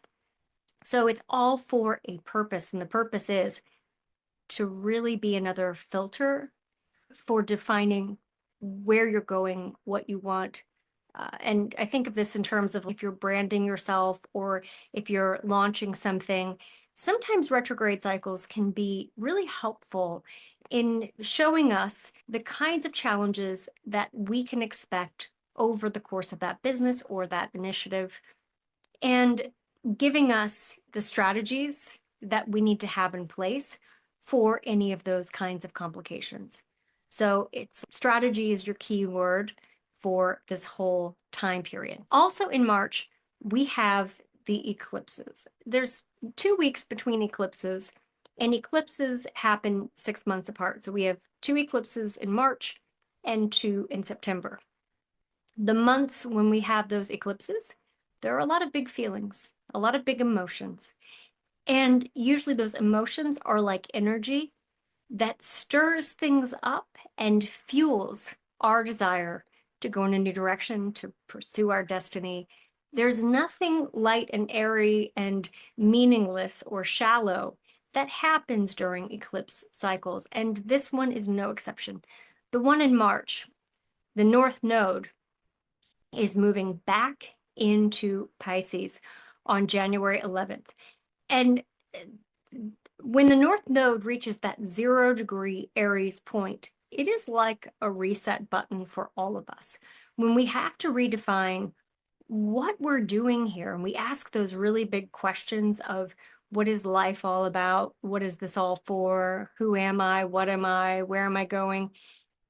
And you are getting your calling right now in your career. So a lot of your questions, these big existential questions, are happening for you relating to how it's not just your career, but it's how are you contributing your gifts, your light into your communities, into the world in a way that really feels fulfilling. And so some of you might actually make career changes, or you might be inspired to start a new project with your work that brings you into more visibility, or that maybe takes you off the stage and puts you behind stage in a more creative role, in a less visible role. Whatever is happening for you, there is a movement. And you've got to follow that movement because it is your destiny. And it's this eclipse in particular on March 29th that is the punctuation mark, because we have Mercury retrograde at 0 degrees Aries. That 0-degree Aries point is actually a significant point. It's called a world point. And when we have outer planets or any activity happening at that 0-degree point, we see a ripple effect in the world. And for you, this is a moment when you're looking back at all of the history of your career and the history of your public life, and you're summarizing it and trying to make sense of where you've been in light of where you're going. And it's time to tell a new story about that. We also have Venus retrograde. And so Venus and Mercury, 2 of our personal planets, are giving us the appearance of going backward. And so here we have a lot of maybe looking back in regret or wondering what would have happened if. And there's also just this new awareness of old things, old business, old family dynamics that you're like, oh, this is why I have a fear of success, or this is why I have a fear of failure. And so anything that you can do to get into the subconscious mind and rewire some of those beliefs and some of those network connections, those energetic network connections, would be extremely helpful in opening doors for you for professional success. Venus stations retrograde in March 1st, in Aries, rather. So there you go. There's another career influence. Mercury is going to be stationing in Aries. There's a lot of focus in your career in the first few months of the year, but especially in March. And you might feel that there are some erratic changes that are beyond your control. Just know that nothing that happens under this kind of astrology is accidental, that it's all for the purpose of advancing your life in the way that your soul ordains. Then April 30th, Neptune moves into Aries. And here you have again, bam, Neptune is like the spiritual calling. It is like the angels come down from the heavens and they aim you in the direction that you need to be going. And so sometimes what can happen when Neptune is a player is that we can lose all sense of what's practical and go into a dream or a fantasy of what we could have or what our work could be. You might have an inflated sense of what's possible, or you might have a dream that awakens. And it's important to remember that Neptune is going to just dip in and give you a glimpse of what's coming, and you don't have to take action right now on anything that is coming into your awareness, that you can actually take a slow, steady approach and await more information, for more guidance, for a clearer sense of what you need to do. And that's going to be your main message, your main mantra from early January all the way until April 12th, when Venus is direct. Once Venus goes direct, so really April, when we still have Mars and Venus and Mercury all in their post-shadow phase, balancing and integrating everything that came up, we empty out the proverbial closets during retrograde cycles, and we scatter all of our subconscious stuff on the floor, and we pick through it, and we clean out, and we pick out what we want to go back into the closet. And that's a process that we're doing in April and then again in May. Now, Saturn is the planet that relates to our limitations. And so it shows us what's feeling stuck. What are we learning, the hard lessons? Where are our tests and challenges? And Saturn's going to be entering Aries on May 24th. And Saturn in Aries also puts some pressure on your career. So this is getting a lot of attention in your chart. And at the same time, in July, just a few months later, Uranus, which is the planet of change, rebellion, it's the planet of progress and the future, it makes its way into Gemini, and you start to awaken to a more spiritual calling, either because of an illness that you're tending to, or someone you love is ill and you're having to spend some time again in those existential questions of what do I do? How can I get involved? How can I help? So there is this stripping away of what doesn't belong anymore and of what other people think you should be doing. So maybe what your spouse thinks you should be doing, what your parents thought you should be doing or think you should be doing, what your children want you to do. There is this separation from the external sources and their desires for you or expectations for you. And there is an inward turn that shows an awakening of something, and you want to just open your hands and receive. And so receive guidance, receive generosity. There might be someone who shows up in your life who wants to help you out with something. And so you're going to just relax your stomach, your belly, because so much of your energy and your stress gets stuck right there. You're going to relax your belly. You're going to open up your hands and you're going to say, I allow. And that's going to be your mantra for most of the year. I want to leave you with some really positive news. In November, we have a series of grand trine aspects that are all in water signs. So we have the Sun in Scorpio, we have Venus in Scorpio, we've got Neptune and Saturn in Pisces, we've got Jupiter in Cancer. We've got a lot of really lovely influences that are all featuring signs that are compatible with yours. And because Jupiter is right in your sign, this is a really lucky, favorable time for you. And so we got Mercury's retrograde for most of November, but even despite that, there are openings for you. It's like you can meet people who can come into your life and assist you. Angels, you feel the presence of angels. You feel like there are earth angels all around you. And so there are some positive movements that are unfolding for you. And what you want to do at the end of the year is you just want to be open-hearted and trust.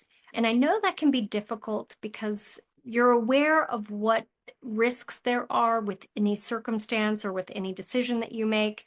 And I know that it can be hard to have a whole lot of hope when things feel chaotic, as they're going to feel this year with all of those outer planet changes.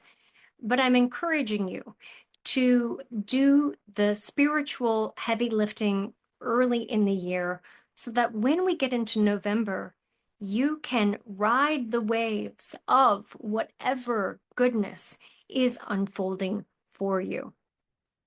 I am going to leave you with a mood board with a series of pictures that just gives you a sense of what this year is going to be for you. And so I'll start with the middle one. And this really is a time to reach for the stars, to go for your dreams. Jupiter's in your sign. And if there is ever a time, this is it. This is the one time in a 12-year cycle when Jupiter is blessing you. So dream big. Then it's also a time when, because of Jupiter's influence, because there is so much change, when you could open up to falling in love, you could open up to solidifying a relationship, getting married, making a commitment, deciding that you're going to go on a fertility journey, having a baby, or expanding your family in some other way. There are a lot of chapters closing. And so that can stir up grief, that can stir up restlessness, frustration, anxiety, all of those things. But there are so many chapters opening, and that's really the opportunity here. The other thing too is because Venus is retrograde early in the year and in March, and because Mars is retrograde, there's a lot of emphasis on self-love and redefining what that means for you. It's not just about taking bubble baths. It's not just about patting yourself on the back when you do something, when you accomplish something. It's really about honoring your needs for time, for rest, for space, accepting your body for exactly as it is, accepting your cravings and your desires. It's really about love. Love as treating yourself the way you want the world to treat you. And finally, the picture on the bottom left is all about luck. And so this can be a year when you are basking in the generosity of the universe, and especially after Jupiter enters your sign. And that second half of the year, it's like the roads open, all the roadblocks are out of the way, and you get to see little glimpses of where your future is headed, and it is bright. So Happy New Year, Cancer, and have a wonderful 2025. Okay, Leo, it is your turn. So this is the first year that you have transiting Pluto opposite your sign. And so if you're feeling like there's a cloud of intensity hanging over you, asking you to really be deliberate about your decisions and to really identify what you want and to have to make decisions in general, you're not alone. So this is one of the more exciting years of your life. And we're still early enough into the Pluto transit to where if your life was a video game, you would be at the next level. And you're at this new level and you're having to navigate all the different nuances of this game. And you're going to be at this level for about 20 years. So you get plenty of time to determine how to excel, how to continue to up level. And so, yeah, so that's what this year is for you. It's a lot of discovery and perhaps even making some big moves. You, of all signs, are feeling effects, the influence of the outer planet transits. We have this year Neptune and Saturn and Gemini all dipping into their respective signs, and those signs are actually really favorable for you. So that means that the universe is handing you pretty much a blank canvas to determine not just what you're going to create this year, but what is the masterpiece that you're going to create in this lifetime. And so it is big, it feels big, but the good news is that this is an unfolding story. So you don't have to know exactly what you want to do. We're going to start with looking at what are the significant transits this year. And the one I want to start with for you is Mars retrograde. And Mars stationed retrograde in your sign on December 6th. So what this means is that the year starts out with you not 100% knowing what your intentions are, what your goals are, what you want to do. You might have a sense of what you'd like to see happen this year, but maybe not be motivated to do anything. Or you might just have a lot of distractions on your plate. Or there might be frustrations, like circumstances are standing in your way, creating hurdles and obstacles, keeping you from meeting your targets, reaching your goals, and feeling like you have a sense of accomplishment. It's kind of like you are planning a great big party and everyone's coming over and you've spent all this time preparing for it, and suddenly you come down with the flu. It's that kind of energy at the start of the year. And you have two choices. One, you can roll with it. You can say, okay, thank you, universe. I definitely needed this break. I needed to reassess. Or you could get frustrated, dig your heels in, be stubborn about it, and try to control things. I recommend doing the former instead of the latter. This is an opportunity. The Mars retrograde is an opportunity for you to recognize that any delays or any setbacks are actually a course correction. We start with Mars retrograde. That goes until February 23rd. And now Mars is going to go back into Cancer on January 6th. And so you have Mars starting in Leo, really asking you to do some self-reflection, to identify what do I really want at that heart level. Then Mars goes back into Cancer and it's a buildup of frustration. And so you might feel extra fired up about something that someone says, or you might have these little conflicts emerging all around you. Maybe you're not directly involved in them, but they're there.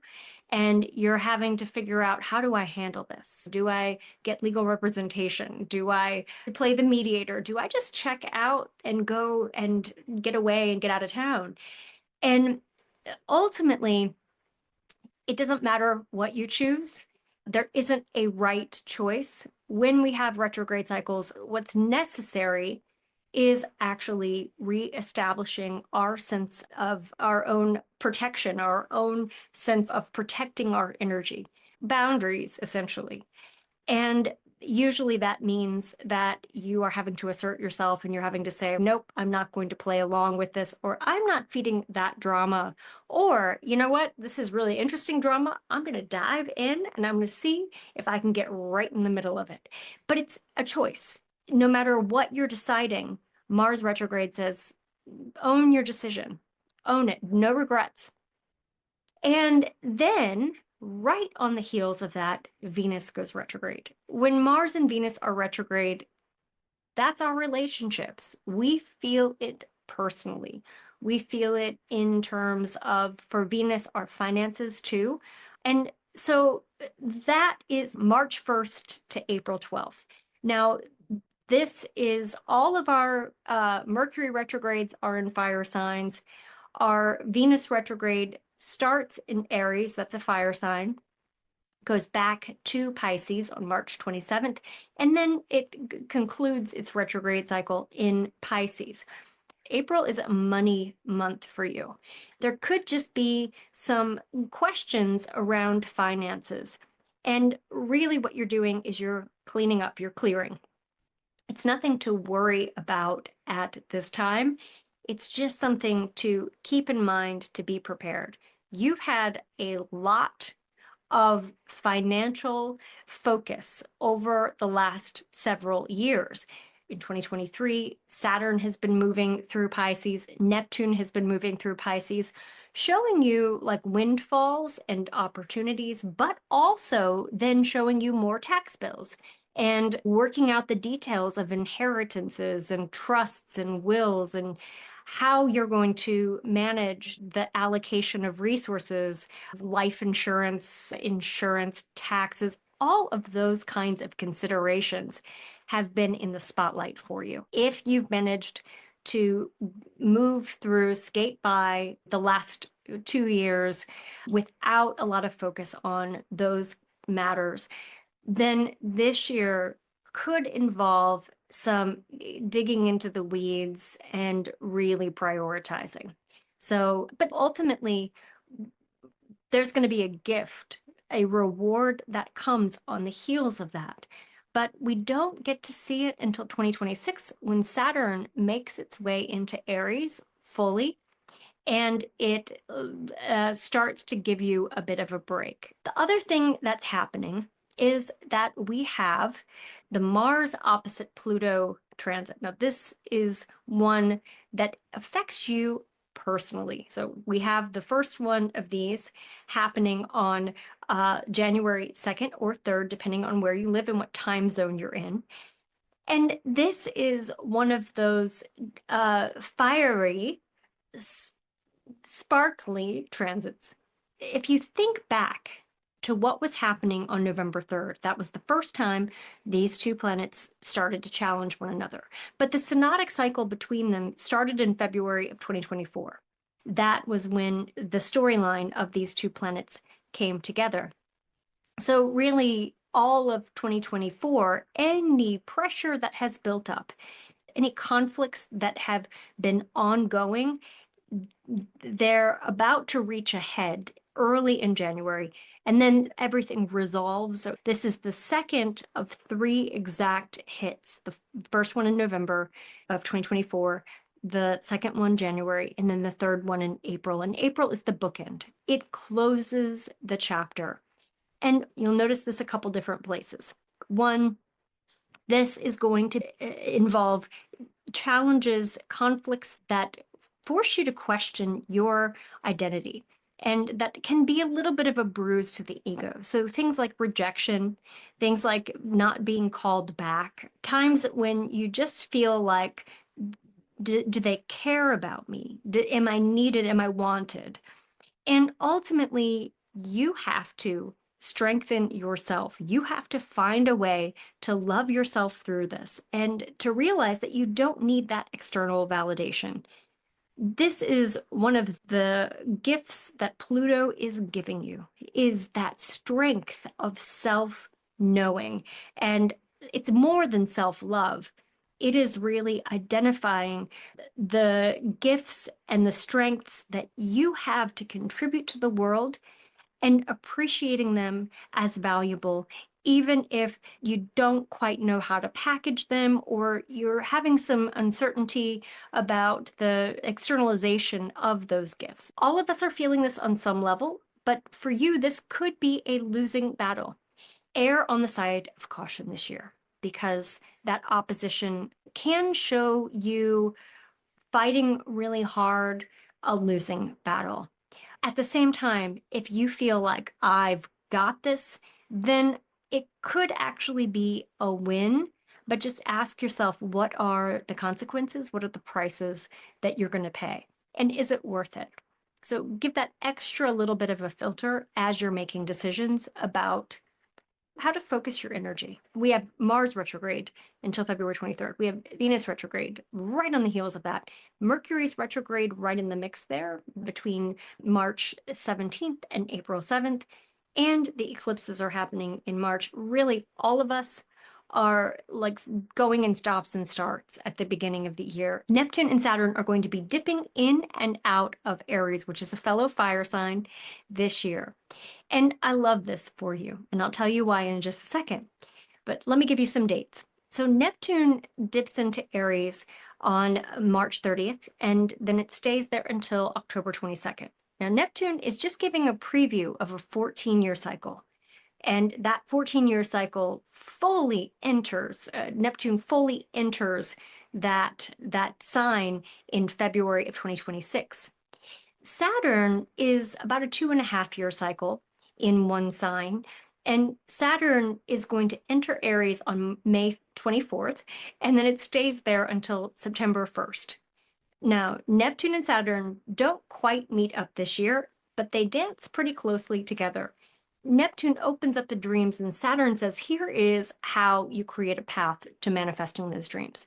So you have dreams and infinite possibilities and the invitation from the angels to come and help you and to bring you into a spiritual enlightenment. And you have Saturn, which is, but here are the limiting factors, and here's how we're going to work with them. So it's the planet that concretizes the dreams and the desires that we have and the imaginings of our soul. Neptune is our soul, and it's the way that our soul expresses itself here on Earth.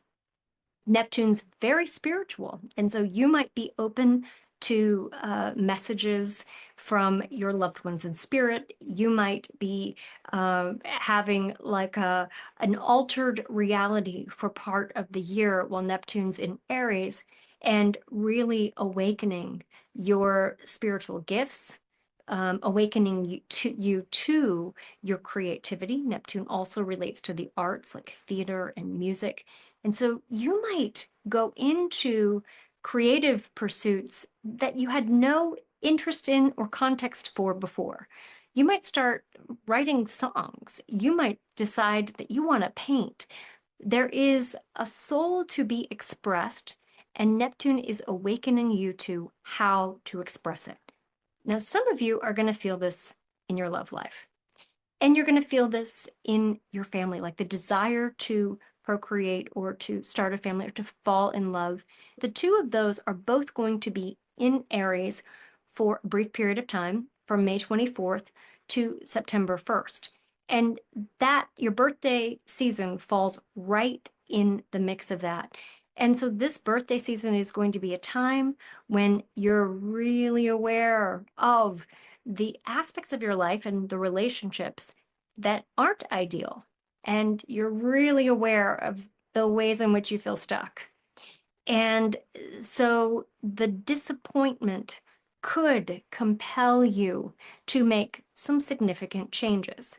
If you feel flat or meh with your work, this transit opens your heart. It opens your crown chakra. It gives you a new inspired vision for what's possible for your life. If things are unsatisfying, then you have to be willing to surrender, to raise your hands up and say, I let go. And then allow yourself to receive something new that is more aligned with what your soul craves. A couple other things I'm going to touch on.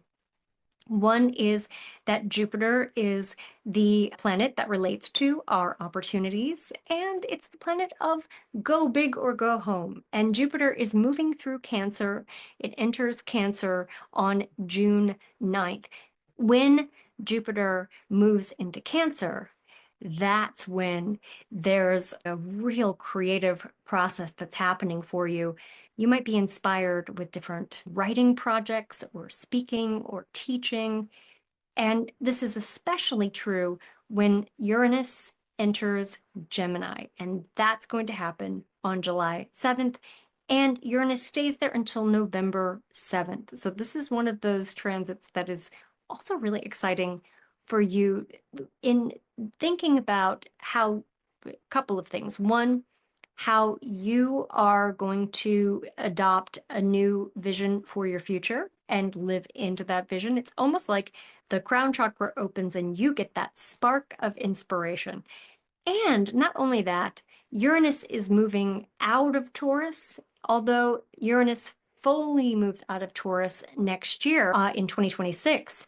It's going to give you a reprieve in your career, in how you express yourself, and potentially even in relationships with your family or in your home. And during that break, it's a brainstorming time. And there's a period of time when Pluto and Uranus and Neptune are all going to be in this really harmonious dance together.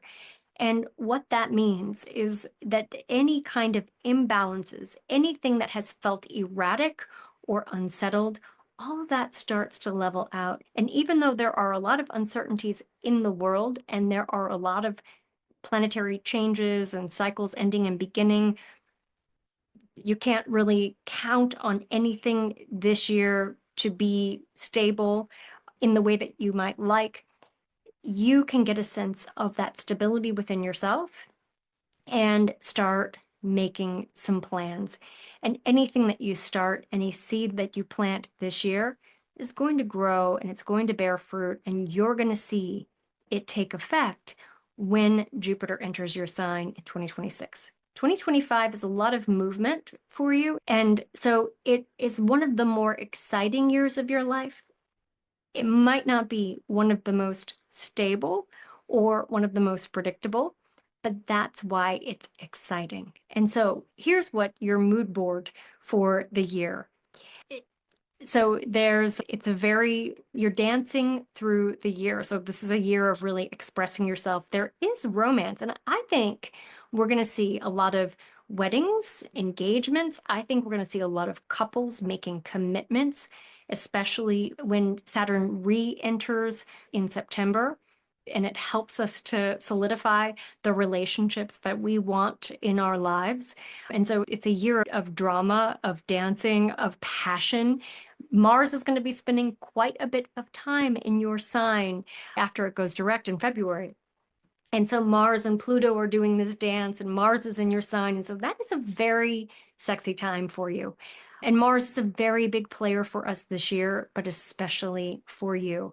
And it's a time when you really get to identify your desires, your wants, and you get to claim them and speak them. This is also a time when I think you're going to be handed a megaphone in some way and be asked to share your thoughts and your wisdom with the world. Then also the storm warning sign is, yeah, there are a lot of changes. There are things that are going to blow away in the wind. And there are going to be opportunities for you to rebuild your life from any kinds of turbulence that you have had in the past or that you have this year.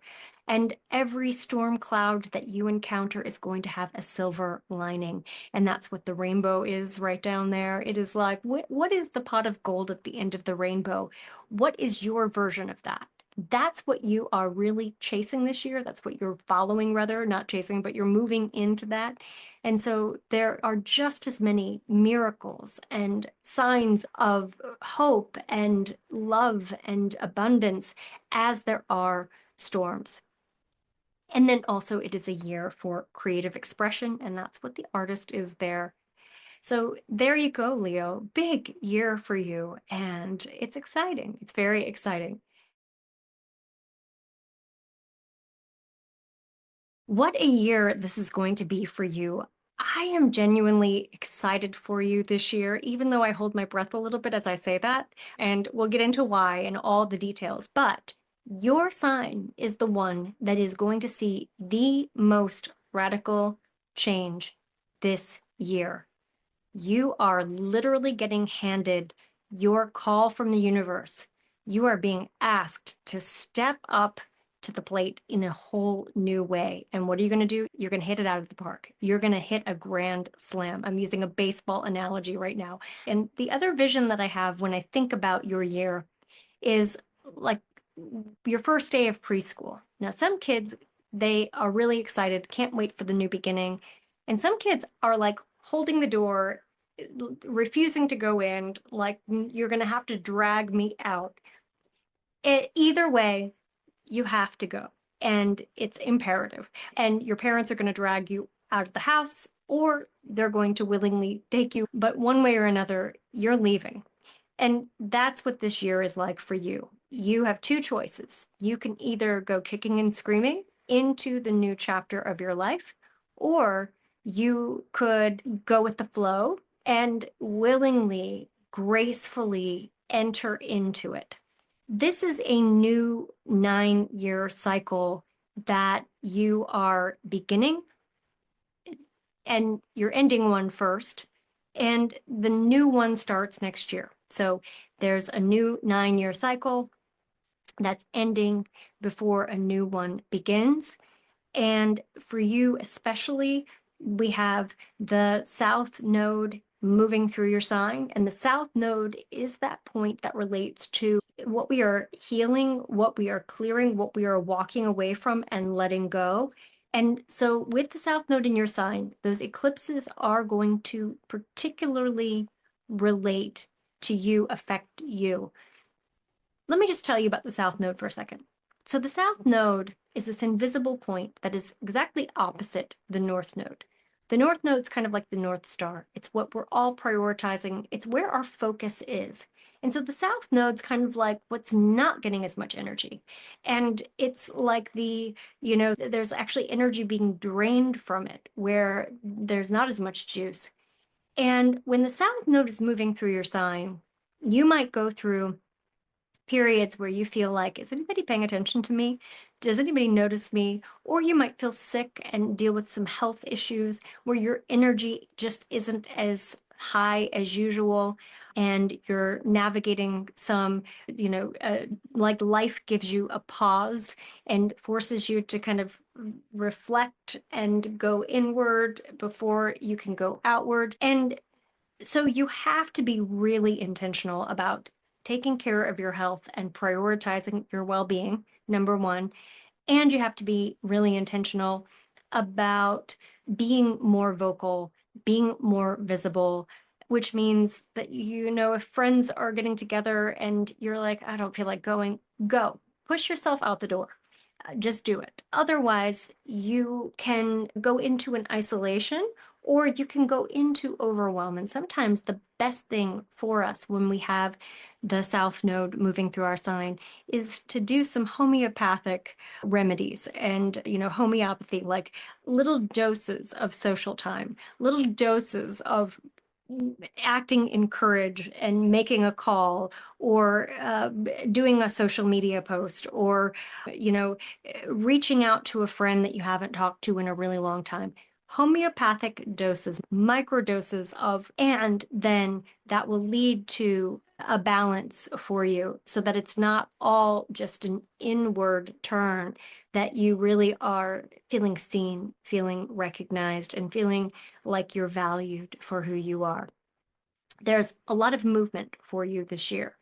And one thing I know about the South Node moving into your sign, or the North Node, either one, or eclipses coinciding with your sign, is that things can happen fast, where you might have the idea of, I think I want to move, or you might have the intuition of, I'd like to be in love, and then all of a sudden, bam, you meet somebody, you move out of state. It's that kind of thing. There's a snowball effect. And anything that happens to you in March or in September, or any time in that window between the two eclipses, anything that's happening to you is part of your destiny. So this is a no nonsense year. There's nothing light about it. Everything that you're doing is purposeful, and it's being divinely ordained. And so let me give you some details. So we have eclipses on March 13th or 14th, depending on what time zone you're living in, and March 29th. The one in March, on March 29th, is actually in Aries. So it's not directly in your sign, but the South Node is going to be moving through your sign. The South Node enters your sign on January 11th, and that is like a reset button. It's like the universe says, okay, it's time to redefine the purpose that you're going to be living into over the next 18 years. And you can look at where your natal north node is and natal south node is and see what that means for you. So the sign that the north node is in, the house that the north node is in, these are all points of purpose. These are all the kind of the story arc of your life. And the north node being that pivotal peak that you are here to reach and to experience. And so your own north node gets awakened and you get your calling from the universe in a big, big way. Every decision feels imperative. And it's like, I've got to get this right. And the good news is that you will get it right. And if you don't, you get a redo. That's what the eclipses do. And they happen 6 months apart from one another. So usually what happens with the first series of eclipses, any awakenings that we have, any ideas that are born, any relationship challenges or opportunities, anything that's happening in our lives during the first eclipse, we see a full circle in the second series of eclipses. So March and September are very connected to one another in terms of how you experience your life. Mercury, which is your guiding planet, is retrograde from March 14th to April 7th. And so here's where you could have a combination of a sense of that cosmic awareness, that cosmic 2x4 is what I really wanted to say, like, bam, here it is. This is the message that I need, and this is the information that is going to carry me into the year and then on. And so you have that sudden spark of knowing. And then Mercury's retrograde. And so you have a whole series of analyzing what you know and making a plan for it, or maybe having challenges, confronting challenges or fears related to that spark of insight. For you, this one is a relationship-oriented series of eclipses because the North Node's going to be moving in your seventh house, which is marriage, which is partnership. And so for you, these eclipses do call you into partnership, into relationship, but they really punctuate that challenge, that axis line between the self not wanting to negotiate or compromise and needing to have your own independent sense of autonomy, and relationships and partnerships and the ways in which we merge with others. So for you, this is very much relationship oriented. And because the South Node is in your sign, you might find yourself in a situation where you're putting yourself on the back burner for your partner and or for your business partner or for other people in your life, and having to make accommodations for that. So these eclipses could really bring up those kinds of themes in your life. So this is the eclipse in March, and then the eclipses in September. Wow. I am going to show you a couple of charts because the eclipse on September 21st is, I think, one of the more interesting astrological events of the year. And that's because both the sun and moon will be at 29 degrees Virgo. That's the last degree of your sign. And that really is a degree about endings. It is about saying goodbye. And you might be saying goodbye to aspects of your life that, for example, if you are getting into a relationship or getting married or moving in together, you're going to be saying goodbye to the independence that you had in your single days. If you're moving to a new city, you're saying goodbye to a whole chapter of your life that connected to friends and a social circle and an identity. If you are changing jobs, you are saying goodbye to all of your coworkers, to the previous routines and habits of your everyday life. We are talking about those kinds of sizable changes for you this year that are going to have a ripple effect affecting every area of your life. So here is that eclipse that we were talking about on September 21st. And you'll notice here the sun and moon at 29 degrees, and also this kite aspect pattern. And this is right here in your sign. And so there's a lot of the spotlight that's being shown on you. And we have an opposition with Saturn and Neptune.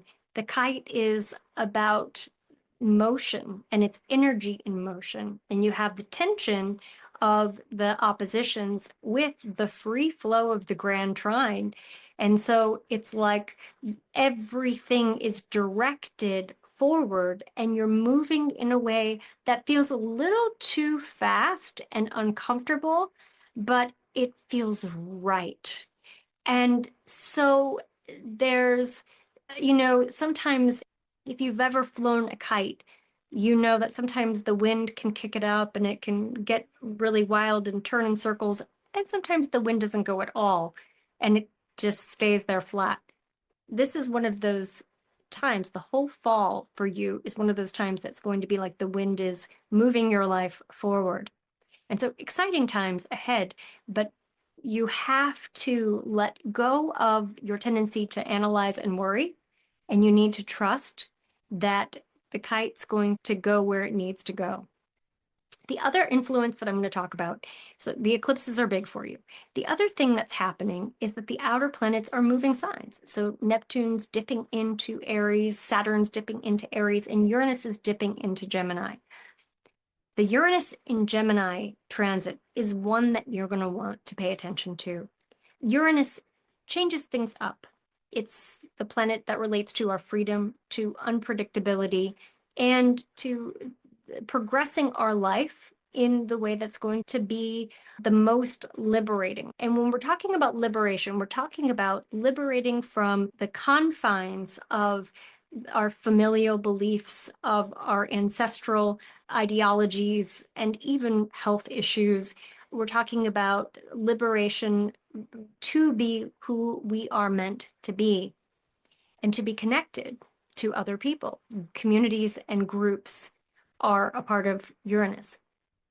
Now, when Uranus enters Gemini, it's going to enter Gemini from July 7th to November 7th or 8th, depending on your time zone.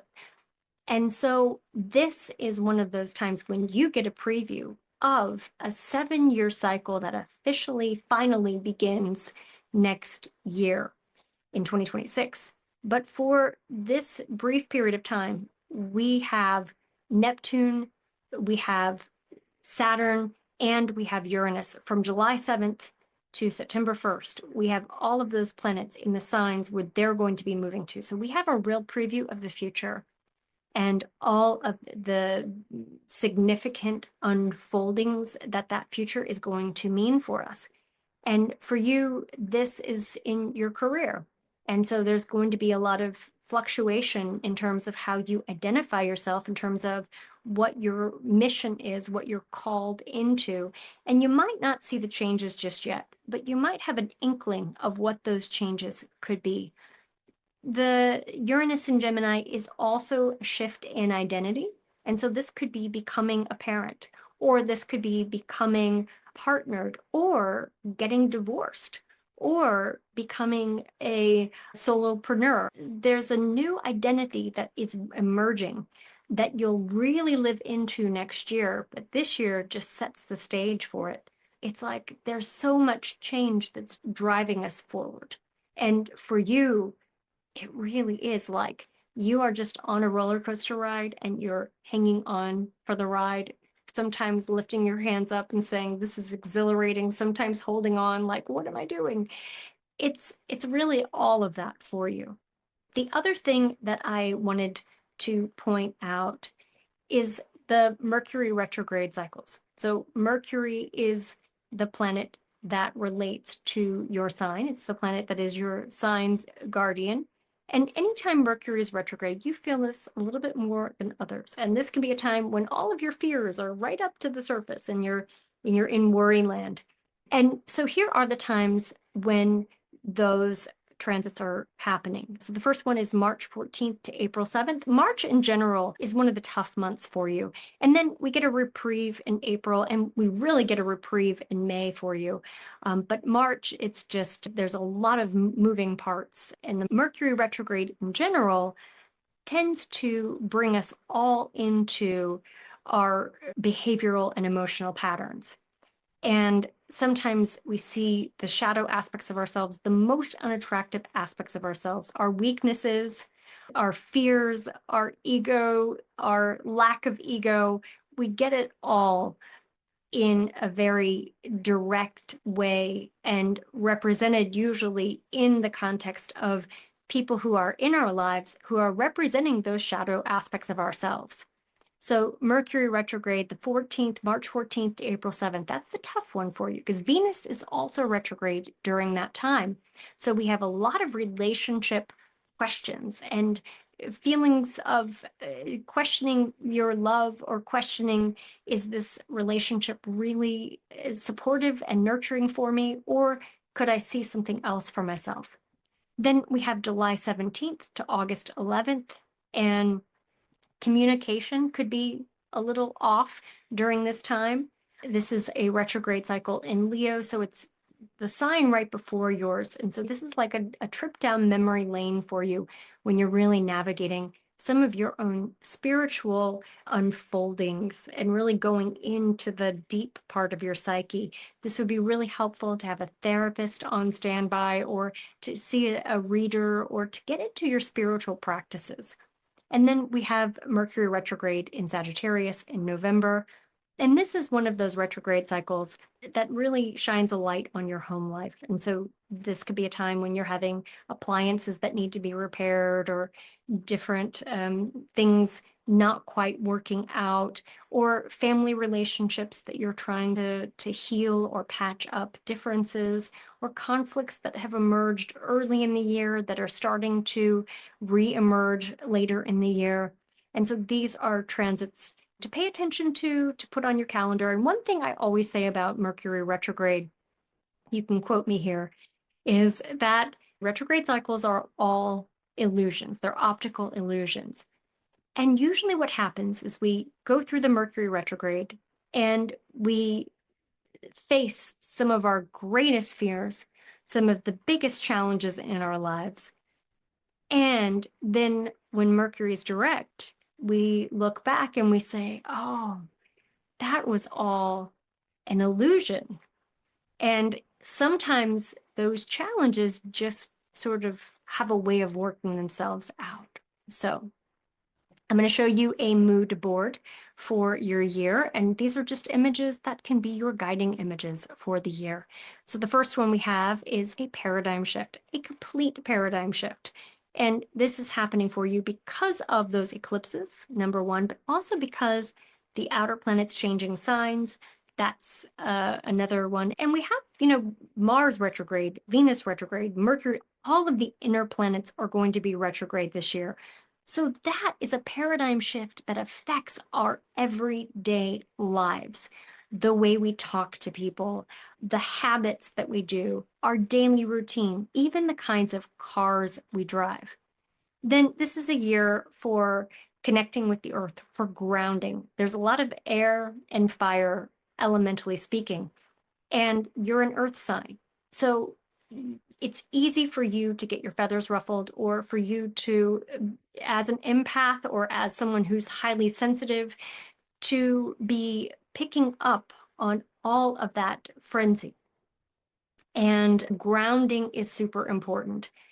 Finding time to meditate, being in nature, all very important for staying centered and knowing your own truth when there's all of this outside activity. Then it's a year of identifying your purpose. So that's the railroad tracks. It's like you're at a crossroads, but the crossroads are all coming together and you are having to define the destination that you're moving to. You're moving into that horizon line. This is a year of commitment for you in relationships. Eclipses do that, but also Saturn is going to be moving back into your opposite sign, asking you to solidify a relationship or make a decision about a relationship that maybe you've had some challenges or you don't quite know what to do with. And that is happening, this is going to be all year, but especially at the beginning of the year up until May 24th. And then after September 1st, we'll probably see a lot of you entering into relationships, getting married, getting engaged, moving in together, and healing heartbreak too. So we can see some divorces as well, big relationship decisions that are happening for you this year. So I hope you feel uplifted. I hope you feel excited. This is definitely a year of purposeful living for you. All right, Libra, we are back and it is time for your 2025 astrology. And I have to say, I'm pretty excited about our year ahead, not because I think it's going to be the easiest, because it probably won't be the easiest time of your life, but there are a lot of opportunities for you to seize. And what I'm specifically looking at is that we have Jupiter finishing its time in Gemini, and Jupiter tends to be the planet that expands the opportunities that are available for us. So the intentions that you have, the things that you are trying to manifest, under ordinary circumstances, there's like a balance about that in terms of your own energy and your own willingness.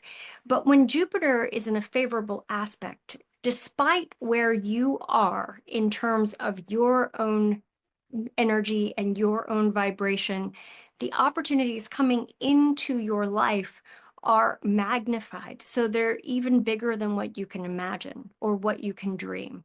And sometimes they come in strange packages and things that you're not expecting, or sometimes it's, wow, I wanted that thing 5 years ago, and here it is now without any effort, it's coming to me. We have those kinds of moments this year while Jupiter is finishing its transit through Gemini. And that transit ends on June 9th, and Jupiter enters Cancer. And we'll get into that in a little bit more depth in just a second. So that's one thing that's happening. But the other thing that's happening is that for a brief period of time between July 7th and November 7th, we have Uranus moving into Gemini. And there's a time between August 11th and October 28th when Uranus is going to be in a favorable, harmonious, really open, flowing aspect relationship with Pluto and with Neptune. Pluto in Aquarius and Neptune in Aries. And what's going to happen is that Pluto and Uranus, when those two planets come together in a favorable way, we have a revolution that leads to the opening of you finding your place in a bigger.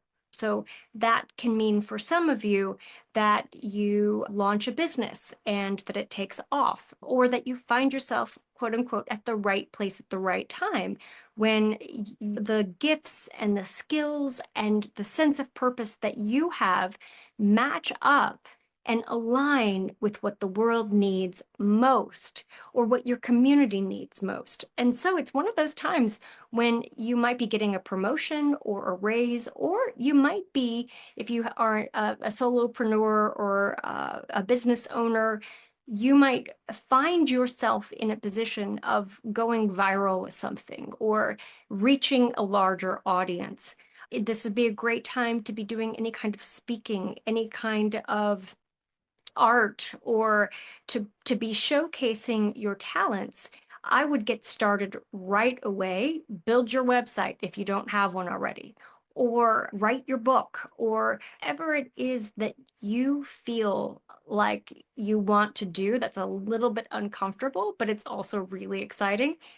Do that now at the start of the year. Lay down some groundwork, because when that transit comes, and Uranus and Neptune won't be exact in that little sextile aspect, but what will happen is they'll come close enough to where we get a ping of, energy, and the opportunity opens up. And then when they meet up next year and those aspects perfect, that's when all of the groundwork that you've laid pays off and there's a culmination.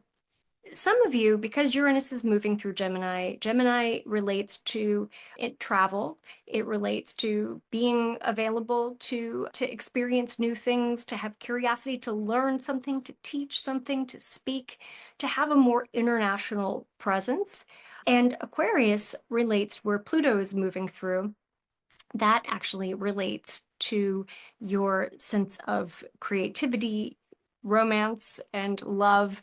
It relates to children and spending extra time with children, but it really relates to you expressing yourself and living into your creative urge. And Pluto is influencing that area of your life and that area of your chart in a very big way this year. And so there could be some real openings with that, and in particular with if you are trying to start a family, or if you're going through any kind of fertility journey, this is one of those times when you could have some good news, especially a little bit later in the year. But let's get into the transits and talk about some specifics. And the first thing I'm going to start out with is the retrogrades. So we have all of the personal planets going retrograde in the first quarter of the year. That's Mars, Venus, and Mercury. And when the personal planets go retrograde, they affect our everyday lives, our relationships, our finances, our daily routine, our health. And so they tend to be a little more noticeable than the outer planets when the outer planets are going retrograde. And we feel them in ways that really hit home. And so the one I'm going to start with Mars retrograde. Mars retrograde kicks off the year, and Mars is going to be retrograde in Leo, that's where it's stationed, until January 6th, and that's when it goes back into Cancer. When Mars goes back into Cancer, it is moving through an area of your chart, an area of your life that relates to your sense of mission, your career, the way that you express yourself out into the world. And so if you have felt throughout this Mars retrograde cycle, which started on December 6th, if you have felt any confusion about what you should be doing with your work and what kinds of changes you should be making, and if you had any kind of uncertainty or any sense of, I don't know what I want, this is one of those times when you get to reevaluate. And this is really happening from January 6th until February 23rd. But right before that, on January 3rd, we have, or 2nd, depending on what time zone you're in, we have Mars opposite Pluto. Now, this is one of those sticky points in the year. This is one of those challenging transits that gets everyone in touch with their passion and anger and frustration, and everything kind of surfaces. So if you've been holding anything back, or if people in your life have been holding anything back, this can be a time when it all comes out, and it might not come out in the nicest, kindest, most attractive way. So think about what was happening in your life in November 3rd, to be exact. Some of us were in the process of voting. Some of us were doing everything we could for the US presidential election. But whatever was happening for you, there is going to be a repeat, a replay of that event or set of events right around January 2nd. And this is like a redo. So this is where you get, the universe hands you a great big eraser and it says, delete anything that you need to delete. Take back anything that you said that you wish you hadn't said. Rethink a decision. And this is going to be happening in the area of your chart that relates to your friendships, your community, your volunteer work, your humanitarian interests, but also your vision for what your life looks like. And so this is an editing time where you get to take the eraser in a very fine, I'm an artist, so I think about everything in terms of this, but you get the fine eraser and you get to erase the little things that I wish I would have done something different. And so life gives you a redo. And that is going to repeat, that transit is going to repeat again in April. So there's like an extended period of evaluation, editing, and review that's happening in the first chunk of the year. That transit repeats April 26th. And there's a lot of this that's focused on your career, on your work. And even if you don't have work outside the home or if you're retired, it's really how you use your light and your life to contribute. So think about it in those terms. Then in March 1st through April 12th, Venus goes retrograde. Now, Venus is our ruling planet or our guiding planet. And when Venus is retrograde, it's like we're not having as much fun. And this retrograde is particularly challenging because it's in your opposite sign of Aries. And it starts out in Aries until March 27th when it goes back into Pisces. It's a little smoother from March 27th to April 12th. But that first part of March, all of March, has some painful relationship endings, painful closing chapters that open you up for something new and something maybe that you didn't expect. And so March features some of that, the wrestling with the sense of self. It features even just looking at different aspects of the relationship that are not suitable for you. And so this one really hits your personal relationship. It comes into your household. And if you have anybody who is a hater or a naysayer, they're going to come out of the woodwork and they're going to say things to you that are just reflections of some of your own fears or some of your own beliefs. And so you might hear some criticism from your boss or your coworkers. You might have people leaving negative comments on your social media, or you might have your children or family members calling you out on certain things. And maybe there's a sense of things aren't fair, things aren't just, but there's not much you can do about it. And so one good reminder is that retrograde cycles are optical illusions. So they happen when the Earth is closer to the planet, as is similar to when you're at a red light and the car next to you is going forward at the same approximate speed, but it looks like it's going backwards. So that's a retrograde. And usually retrograde planets are brighter in the heavens because they're closer to the Earth. And we feel them more, we see them more. And so what happens, using that metaphor of the optical illusion, what tends to happen during a retrograde cycle is that the complications or the conflicts or the emergencies that arise during those times, there's a lot of energy built up around them. But then once the planet stations direct, then we see that we might have made mountains out of molehills, and that maybe those challenges smooth themselves out without a lot of drama on the other side. It's like those issues that we thought were catastrophes turn out to be optical illusions as well. And so we can see like a holographic nature to anything that happens during retrograde cycles. We have to talk about Neptune and Saturn moving into your opposite sign, Aries. Neptune and Saturn are going to dip into Aries and then retrograde back into Pisces and then enter their future signs totally next year, early in the year. And so we get a little preview of what those longer cycles are going to be. Neptune has about 14 years that it stays in one sign, and Saturn stays in a sign for about 2.5 years. And when Neptune changes signs, it sets us up for the kinds of changes in consciousness that mark generations. Neptune has the influence of shifting the stories that we tell, of showing us the ways in which we are evolving spiritually as a collective, as individuals. And it also relates to the kinds of stories that we're telling through the arts, through media, the books that we're reading.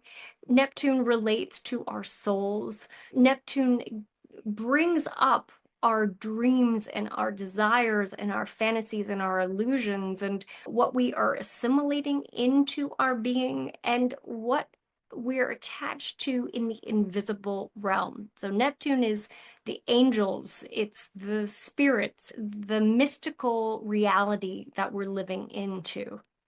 And when Neptune moves into Aries, it's going to punctuate themes of spiritual warriorship, meaning that we defend our ideologies, that we are willing to fight for the causes that are the most dear to our hearts and to advocate for those causes, for ourselves, for the people we love.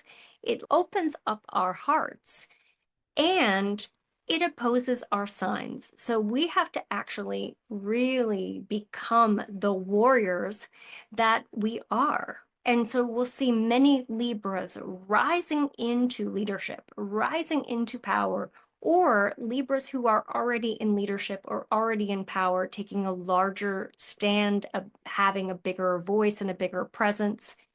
And things can feel a little confusing when Neptune is opposing your sign. And this is especially true for those of you who are born on that Virgo Libra cusp. You're feeling this the most. And in my experience, when we have Neptune oppositions, we feel really foggy.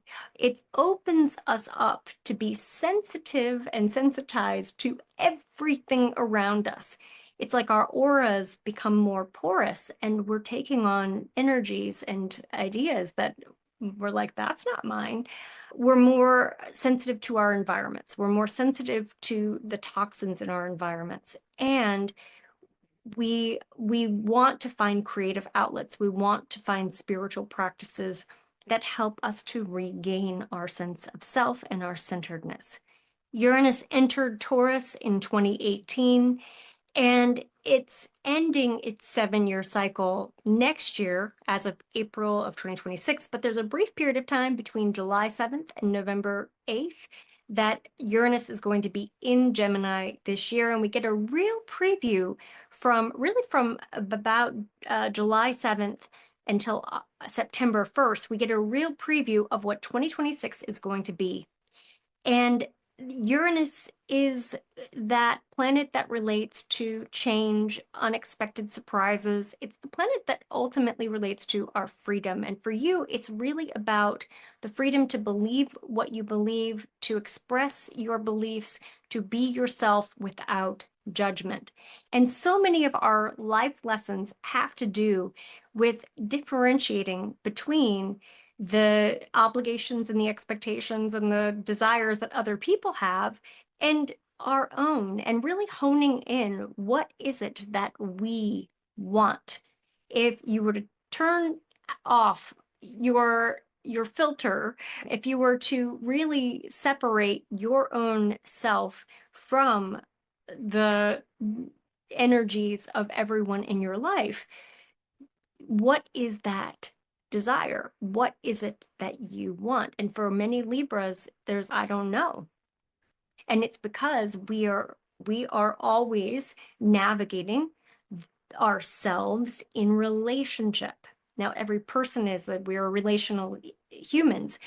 But for us, it's something that kind of strikes a little bit of fear, worry, guilt, shame, like all of those emotions fall into this for us. I want to touch on the eclipses. Now, the good news is that the North Node is moving out of your opposite sign on January 11th, and this is a total reset for you. While the North Node has been in the opposite sign, you haven't had as much energy. And so the North Node is moving into Pisces. changing the dynamics of the eclipses and the eclipse cycles. And they're going to be moving through the parts of your chart that relate to your health, to your well-being, to your levels of stress, and taking a little bit of pressure off of your relationships. March in general is just one of those tense times for us. It's one of those times that's full of a lot of astrological activity. And in particular, we have Mercury retrograde. So that's bringing us back into the past. And for you, this is your relationship past. And so you might hear from an ex, you might reconnect with an ex. You might have something that comes up that brings you back into a relationship paradigm that you thought you had outgrown or that you had moved away from. We also have Venus retrograde at that time. So there's a lot of looking back in order to aim forward. In March, you want to set aside time for yourself. You want to be proactive. You want to really attend to your health. Health is a very big focal point for you this year, because you can't have all of the activity that we have this year without strengthening your immune system, without getting extra support from your alternative medicine practitioners, from your healers, from your astrologers, therapists. Just be proactive and get that started early in the year. Now, when we get into September, we have an eclipse on September 7th, and we have an eclipse on September 21st. And that eclipse on September 21st is a big one.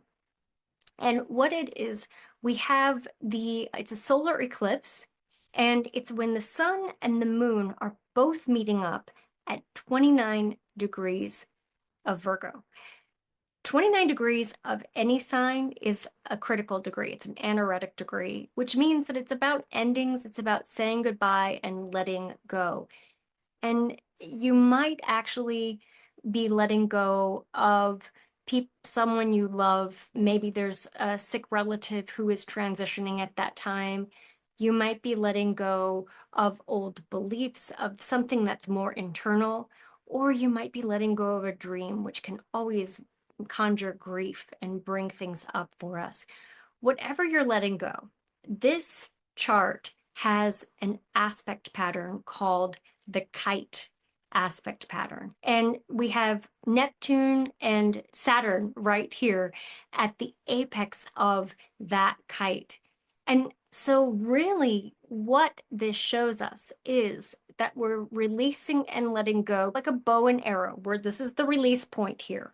Now, one other thing that's happening here is we have two Yod aspect patterns, one between Mars, Venus, and Saturn and Neptune right here, and another one between Neptune, Uranus, and Mars up here, and another one between Venus right here and Neptune and Pluto. And there's a lot happening here. And Yods are aspect patterns that we call the finger of God.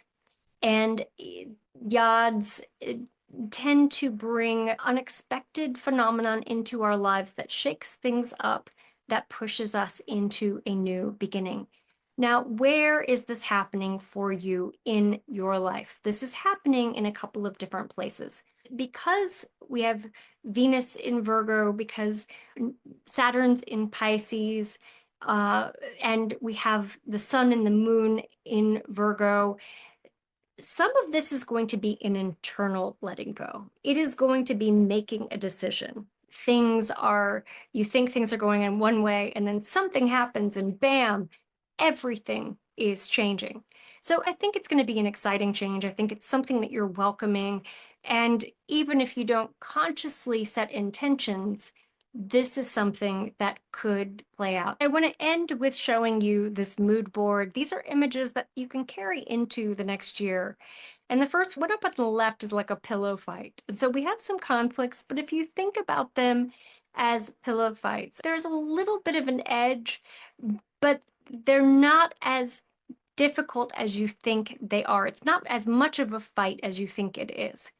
Then also we've got some delays in our path moving forward, thanks to Mars retrograde, thanks to Venus retrograde. It's like a stop, reassess, See if there's a detour to take. See if you still want to stay on that same road and go to the destination that you've been going to.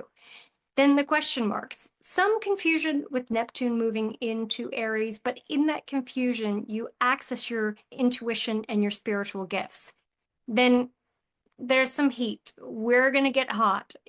Aries is a fire sign, and there could be some heated conversations or debates, or you could find yourself getting politically involved, channeling some of that inner fire that you have out into the world, into your community. That heat, it serves the purpose of getting us motivating, getting us moving. And then we could experience some polarity, but there's also this magnetic attraction that can happen when our guiding planet, our ruling planet is retrograde. It's a little bit stronger. So that gives you that dynamic magnetic attraction. People are drawn to you this year. So take advantage of this, grow your audience, and know that you don't have to know all the answers and the details of where you're going. That part of the Neptune influence, this is starting a 14-year cycle of feeling your way through. And if you don't have a clear sense of where you're going and things feel foggy, just take the next little step, one thing at a time, and see what opens up. Be open, available, and willing for magic, and really magic being that sense of the sacred in your everyday life. Scorpio, it is your turn. And this is going to be quite an interesting year for you. The good news is that when Jupiter makes its way into Cancer, the June 9th, it stays there for a 12-month cycle. When Jupiter is in Cancer, it is going to shine a really favorable light on you and give you the opportunity to realize some of the goals that you've had, some of the intentions that you've set. And it also gives you a boost of optimism in a time that can be somewhat erratic with a lot of changes. And we know how you do with change. It's not your favorite thing. Jupiter's influence is like the bright light. It's like the silver lining around some of the clouds that have been weighing heavily on you since Uranus entered Taurus in 2018. There's been a lot of unpredictability, a lot of sudden upsets, a lot of things that you thought your course was headed in a certain direction, and plans shifted. You had issues in your relationship. You had sudden upsets in your home. You had arguments and conflicts that happened and seemed to strike from out of the blue. And this year is when you get to summarize all of that. You get to wrap up some of those storylines, and you get to create the conditions for new beginnings in your life that will start to manifest in 2026. I'll say that with a little bit of a caveat, and that sometimes is that when outer planets are changing signs and moving into a new cycle, they leave with a bang. They say, all right, did you get everything that I was trying to tell you and teach you? Did you evolve in all the ways that were necessary for you to evolve? And if not, then we've got to have one last final exam. And that's what Uranus is doing for you this year. Uranus has been shaking things up, asking you to break free from some of those relationships or conflictual situations that have been really pressing in on you. Sometimes the way to break free is to raise a white flag and surrender and say, you know what? I can't control this. I'm not going to keep fighting. So there's a lot of discernment, of discerning when you are going to wave the white flag and surrender, and when you are going to continue the fight. You don't have to know that right now, but as we move forward, and in particular, when we get into those eclipse seasons, so that's March and September, that's when you're going to be really facing those decision points. I'm going to get more specific with you as we go forward. Let's look at a list of the main influences for you this year.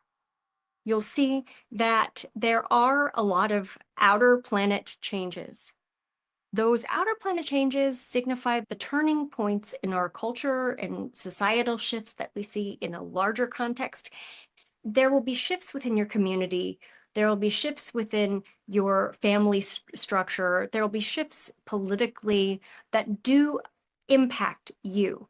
We're going to see a lot of people making changes in their lives to adjust to the new set of energies that is emerging.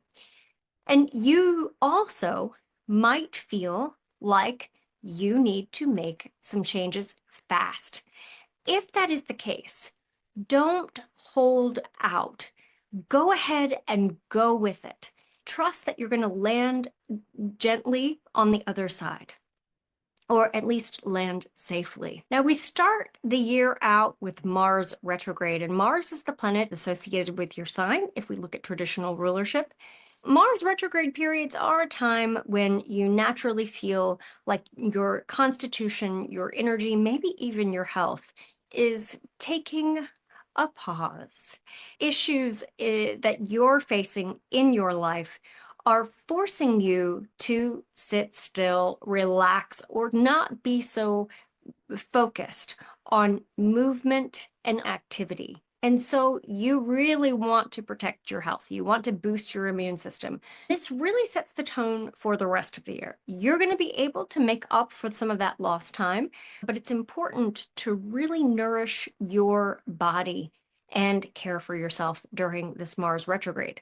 Mars stations retrograde in Leo, which can have an implication for your work and public life.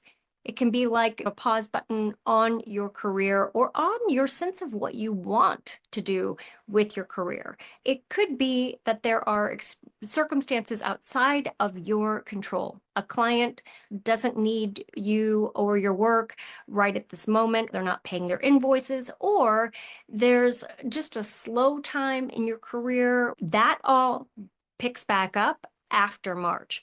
But really, from January until April, those retrograde cycles, we have Mars retrograde, we have Venus retrograde, we have Mercury retrograde. All three of the personal planets are going to be retrograde in that first quarter of the year, slowing everything down, making us be strategic about how we move forward, giving us the opportunity to look at decisions we've made over the last 9 years, actually, and see, are there any that we want to redo?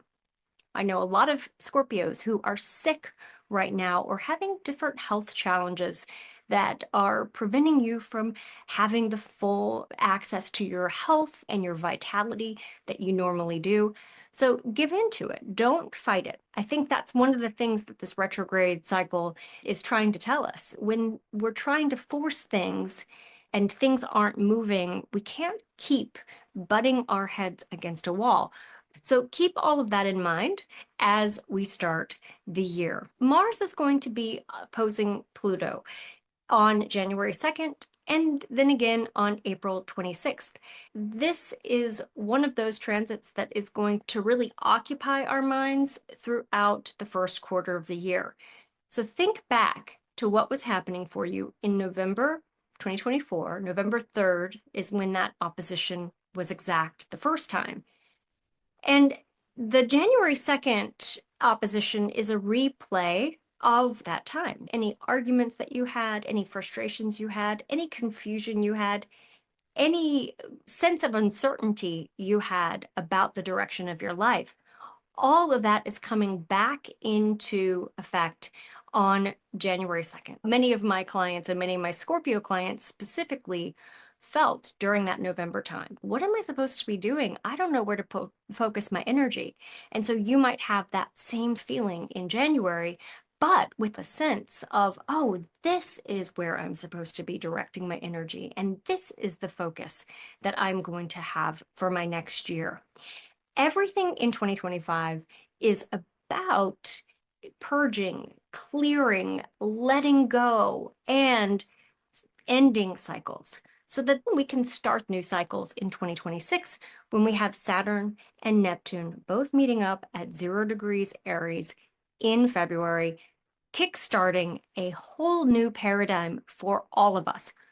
I think we won't even recognize where we are right now by the end of 2026. So much is going to be changing. So I'm going to fast forward us into March because March features a lot. March is just one of the hot times of the year. We start right away with Venus retrograde. Venus stations retrograde on March 1st until April 12th.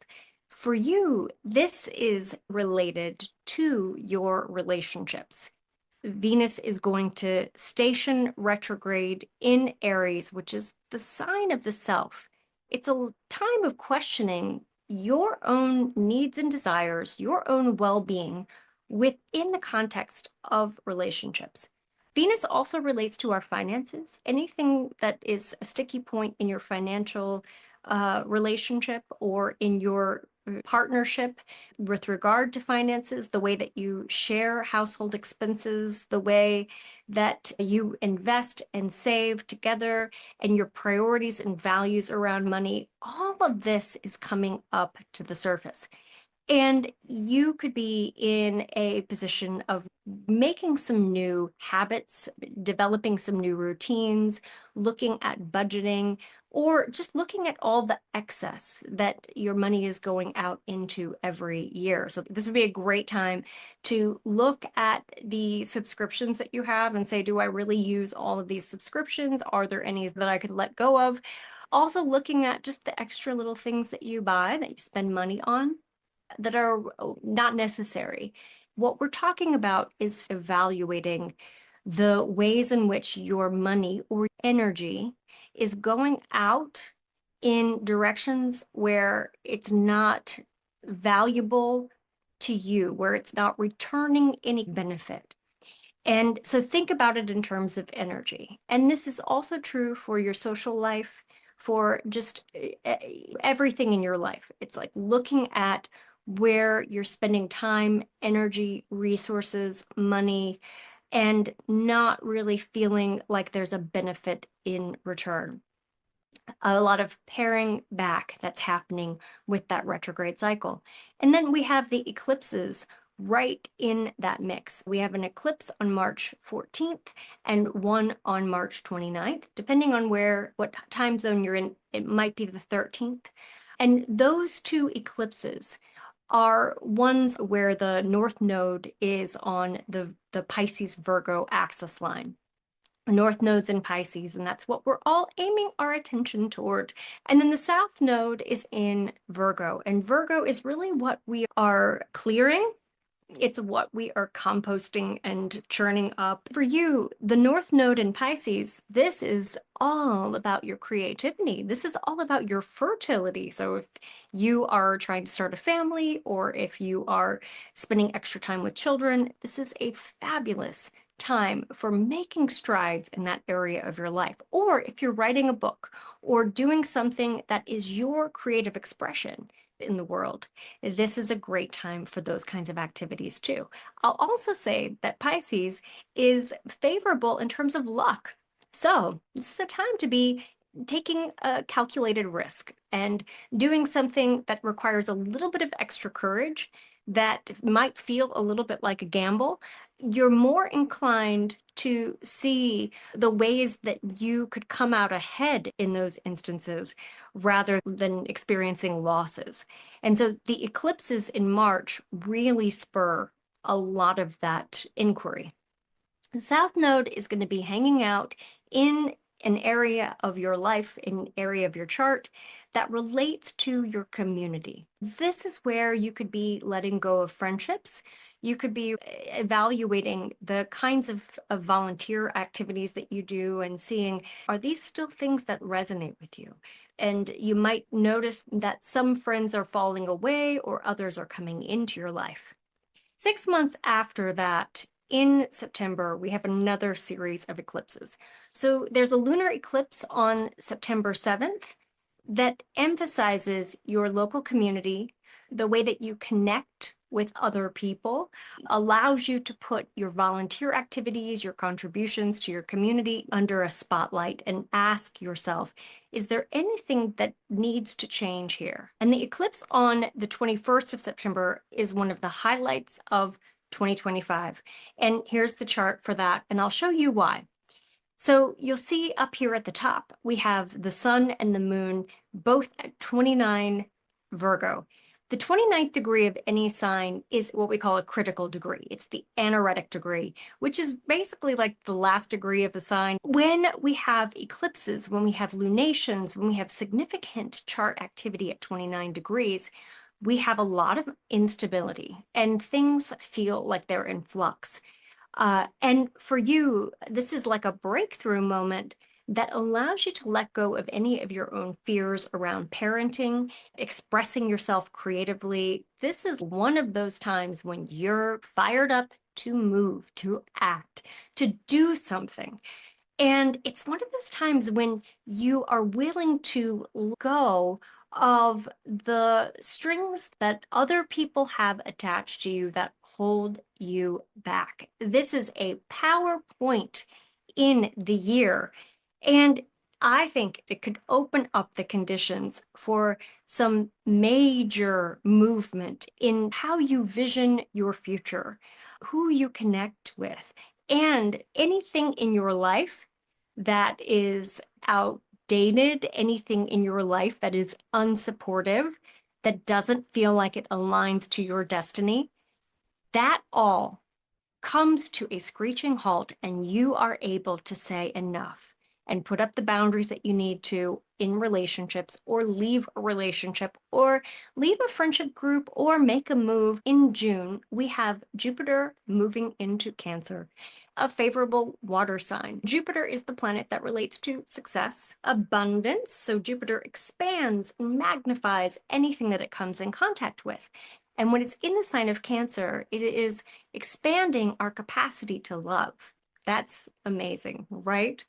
But it's also giving you a focus on your family relationships, on your home. It's saying, create a nest, build a sanctuary, spend the energy and the resources that you need to in order to have the sense of safety and security that you want in your living environment. Cancer is a compatible sign and relates to your spiritual ideals, your sense of optimism, your ability to attract opportunities into your life. And while things have been challenging for you, Jupiter comes in and says, hey, things might actually be okay. Jupiter also opens up opportunities. Jupiter enters Cancer June 9th, and it stays there until June 29th of 2026. This is a nice long cycle that brings some blessings for you. Jupiter is associated with luck. So this can be one of those times when you're manifesting things and it's, wow, I thought this was going to take a lot longer than it is. I have a mood board for you. These images encapsulate different aspects of the year for you. The first one here, it's a very introspective year. You are dreaming and scheming for the future in relation to the past. This is a time when you're, like that top picture on the left, honing your own sense of self. You're standing there at the edge of the water, aware of the emotions that are just there beneath the surface. Then it is one of those balancing act years where you're balancing the pull or the compulsion to change with the desire for stability that is something that's indicative of your sign. And then it's a year of surfing, of riding the waves, not being drowned in the emotion of all the change, but allowing yourself to move through it. And it will feel very much like surfing, like you've got to move and you might have to move fast. It's a year of self-love and a year of owning your inner warrior, the warrior that's really honing strategy. That power comes from that sense of self, that centered sense of self.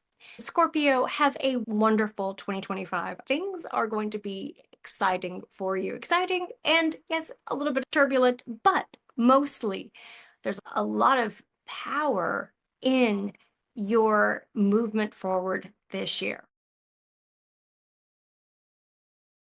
Aquarius, it is your turn. And this year, I think it's going to be full of some excitement for you. No, you are a mutable sign along with Gemini, Virgo, and Pisces. And mutable signs tend to be more adaptable, more willing to move through changes, more comfortable with navigating the ups and downs of periods of transition. And so this year is going to satisfy your curiosity. It is going to be one of those years where nothing stagnates for any period of time. As soon as you start feeling stagnation, it's like the wheels get into motion. And you'll probably notice that a lot of people in your life are starting to change, move, change jobs, leave, or start relationships. There's just a lot of movement in general. One of the things that I think is going to be really important for you is to be intentional about what you're doing with your time, what you're saying, what kinds of intentions you're setting, because one of the features of this year and next year is that we have, for a period of time, we're going to have all of the outer planets in fire and air signs. And that's going to happen this year. We get a little preview of it from July 7th through September 1st. We have Uranus in Gemini, we have Neptune in Aries, we have Saturn in Aries. And I'll go into the details about what these mean for you, but this is just an overarching message. When those outer planets are in air and fire signs, they don't have a lot of earth or water. There's not a lot of mud holding things down or delaying movement, delaying progress. And so what you have is almost like an instant manifestation. You think something and there it is. It's coming into fruition. And so anything that is going to happen that is part of your soul's journey is going to happen, and it's going to happen fast. And it might feel a little sometimes like it's too fast. But you've got this. And you get a little preview this year of what 2026 is really going to look like. 2025 is a lot about endings, and it's a lot about cycles coming to a close. One of the things that I wanted to start with was Mars retrograde. Mars stationed retrograde on December 6th of 2024, and it's going to be going retrograde until February 23rd of 2025. And anytime Mars is retrograde, it's like things are moving a little slower than we thought. And for you, one of the ways that you are going to be noticing this is that Mars is going to be retrograde in Leo. It's stationed in Leo, and it is going to be moving back into Cancer. And so you might notice a couple of different things. First of all, frustrations, people not doing what they need to be doing or what you think they should be doing, questions about your own beliefs and morals and values and how they align or not with the people in your life or with your community or with the world. And so there's a lot of introspection that's happening with questioning your beliefs. And maybe it's because one of your children is telling you something that is questioning your whole worldview, or perhaps new people are coming into your life who are expanding your worldview, giving you new horizons to look at, new ideas for your work or your business. And so there's this mindset shift that is happening for you at the beginning of the year. And one of the challenges right off the bat in early January is that we have Mars opposing Pluto. And Pluto's in Aquarius. This is a complementary sign for you. So you've got a real strong sense of what kind of influence you want to have in the world. You've got a strong sense of how to share that influence with others in your community, maybe through writing, through teaching, through speaking, through even starting like an online school or something like that. As Mars opposes Pluto, it's almost like the threshold guardian asking you, do you really want this? And are you willing to put in the work to accomplish that aim? And so you could face challenges as people reflect for you your own fears of having that influence, of speaking up. You might have internet trolls or comments on your social media. You might have people telling you things like, do you really think you should have said that? And so keep that in mind, that this is anything that you hear from someone who is a naysayer or someone who is coming to you with a critical voice. It's just a projection of something that's inside of you. So don't personalize that, and also take it as a gift to do some introspection and to do some course correction and really shift your own beliefs around that self-criticism. So that's Mars opposed Pluto. Now, this is a longer cycle that has been going on. I mean, the synodic cycle started in February of 2024, and this is the culmination of that. So think about what you were doing in February of 2024. Mars and Pluto also stood in opposition on November 3rd of 2024. So that was really the starting point of the activity that is going to be repeating itself in early January. And then Mars also opposes Pluto. That's another exact hit in April of this year. April 26th, actually, is when that's exact. And so that's kind of like the closing of the chapter and the storyline that has been ongoing, any conflicts that have been ongoing, any frustrations that have been building since November.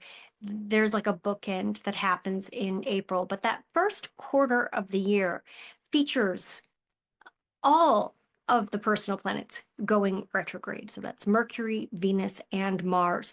And so this is an invitation to sit still until you know the right steps to take. And if you are feeling gung-ho about moving forward with starting a business or involving yourself in a project, just think to yourself that, Aesop's fable, slow and steady wins the race. Sometimes it can be really tough for a Sagittarius who loves like moving and staying active and going. It can be really tough for those times when stillness is called for. So don't be afraid of stillness this year, because you'll be able to make up for lost time later in the year. I want to highlight March for you because March is the biggest month of the year. Astrologically speaking, we have a lot happening all at one time. And in particular, we've got the eclipses happening, and the North Node is going to be in Pisces. The South Node is going to be in Virgo. Now, these are signs that really push your buttons and challenge you. They're growth-oriented influences. And so you are going to feel these eclipses, not as much as your Virgo and Pisces friends and family members, but you're going to feel these. And in particular, anytime the North Node is moving through a sign, the North Node changes signs every 18 months and moves around the entire zodiac about every 19 years. And when the North Node is in a sign for that 18-month period of time, all of our focus goes to that area of our charts and that area of our lives. Now, for you, the North Node is going to be moving in the sector of your chart that relates to your home, that relates to your family, real estate. And so there's this tension between who do I want to be out in the world? How do I leave my own imprint on the world, my own mark on the world, and balance that with the personal life, with relaxation, having fun, the home projects and the family experiences that I want to have? How do I balance home and work? How do I make time for my family when I have so much growing in my career? And so this North Node really puts your attention right there in your physical space. So there might be like home renovation projects that you're working on, or maybe you're caring for a relative who is sick or one of your parents, or negotiating your own family's needs with the amount of time and resources that you have available. These eclipses stir all of that up. And you want to be careful to watch your own physical well-being, because if you're caring for others, or if you're feeling torn between your public life and your personal life, that could have some stress that's like piling onto your shoulders. And so you really want to honor your own well-being. This is one of those lunations that brings up all of the limitations of your professional life. The amount of time that you spend working, the daily routine, coworkers who are pushing your buttons or challenging you, or those power imbalances that you experience in your work environment. And so this is also one of those times when you might just need to edit some of the responsibilities that you have, that you need to advocate for yourself if you're taking on too much or feeling too much pressure. And the eclipses can stir some unexpected phenomenon in your career. So like a job opportunity comes from out of the blue, or you may lose a job and have to figure out where you're going next. Any of those kinds of challenges that come up, or opportunities that come up, are going to be ones that are aligned to what you're here to experience, to your destiny, to your purpose. And that's because when eclipses activate certain points in our charts, or when events coincide with eclipses, those eclipses are related to our destiny. The North Node is always involved in an eclipse, and the North Node is that point in our chart that relates to why we came here and what we came here to experience. And not always our purpose as defined by our work in the world, but by what feels the most fulfilling for us. What really makes us feel like I am home, I belong. That's the kind of shift that we are opening up to. And any losses that we have in that early part of the year are all for the purpose of clearing the path to get us to that destiny, to that new destination. Now I want to talk about Neptune and Saturn dipping into Aries. When the outer planets change signs, and those outer planets are Uranus, Neptune, and Pluto, Saturn and Jupiter are too, but Saturn changes signs every 2.5 years and Jupiter every year. And so those slower moving planets, when they change signs, they bring a shift of consciousness, and they open us up to new ways of viewing ourselves, new ways of opportunities, aspects of culture. They represent the larger themes that are playing out in the world. And so Neptune has a 14-year cycle. It stays in one sign for 14 years. Overall, it's 165 years to go all around the zodiac. And when it's in Aries, that is a total and complete reset for this cycle. If we go back 165 years ago, we see that there were a lot of conflicts. This was the start of the Civil War. There were other wars happening in other places that were all about our spiritual ideals. And so you're getting ready to really define what your ideals are, what your beliefs are, what are you willing to fight for.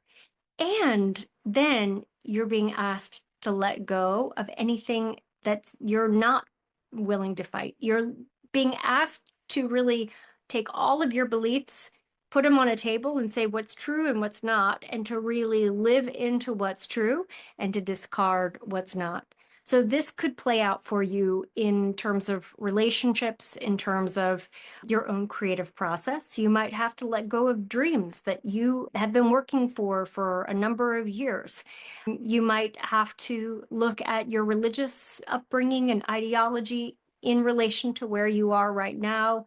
You might actually have to confront a spiritual teacher or leader who you've really put on a pedestal, and you start to see, oh, maybe they're not who I thought they were. So there's a lot of that kind of otherworldly confusion that then gets cleared up, and then it requires you to act. This is one of those transits that can be very romantic for you. And so you want to really watch that anyone you fall in love with, that you're not just swept up in a fantasy, because Neptune can be very intoxicating, literally. We want to welcome the experience of being enraptured, but we also want to be very cautious about how we engage with anything so that we don't lose ourselves. So fortunately, Saturn's moving into Aries, and it's giving you that nudge to commit to a creative project or commit to a love, going on dates, commit to your singlehood, but it's asking you to really define what your ideals are and what your purpose is, and then how you integrate your purpose with your family life, with your obligations and your responsibilities. And so you can feel that this year has like a lot of tension. And so I put this image on this slide because I really think it epitomizes your year. You're a fire sign. You've got a lot of passion. You love a lot of things. In fact, it's harder for you to say no than it is to say yes. But this year you have to build a fire pit for that fire. You have to contain it and find ways to channel it so that it doesn't just go all over the place, and so that you can really feel a sense of accomplishment in knowing how to focus your inner fire. One other thing that's happening this year that I wanted to point out is that Jupiter, which is the planet, your ruling planet, and it's the planet that is go big or go home. It is the planet of heart expansion, of magnifying anything that it comes in contact with. And it's going to be in your opposite sign until June 9th. And when Jupiter is in your opposite sign, things can feel overwhelming, where the smallest little complication, the smallest little conflict can erupt into something that's bigger. Or where you have more work coming in than usual, or more people demanding things from you than usual. And so that first part of the year can feel like a lot. It's the first whole half of a year. And it'll all balance out. Things start to get easier once Jupiter moves into Cancer, because Jupiter loves Cancer. It's exalted in Cancer, which means that Jupiter gets to function and be generous and open our hearts and magnify the influence of our homes and families, and it can really nurture those heartstrings. And so when Jupiter enters Cancer, you can be generous and have that generosity reciprocated and received.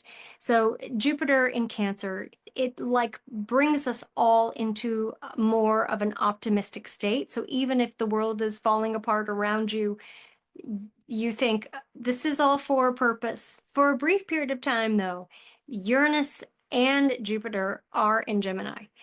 Uranus enters Gemini on July 7th, and it stays there until November 7th.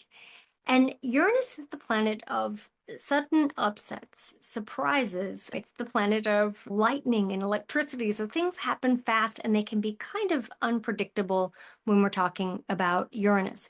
Now, if you're born on that Scorpio Sagittarius cusp, this especially applies to you, because that means that Uranus is going to be moving back and forth over that cusp this year and next, all the way until April of 2026.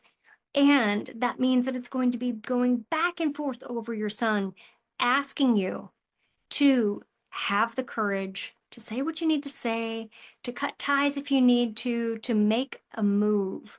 And it's a move that brings you into a new chapter of your identity.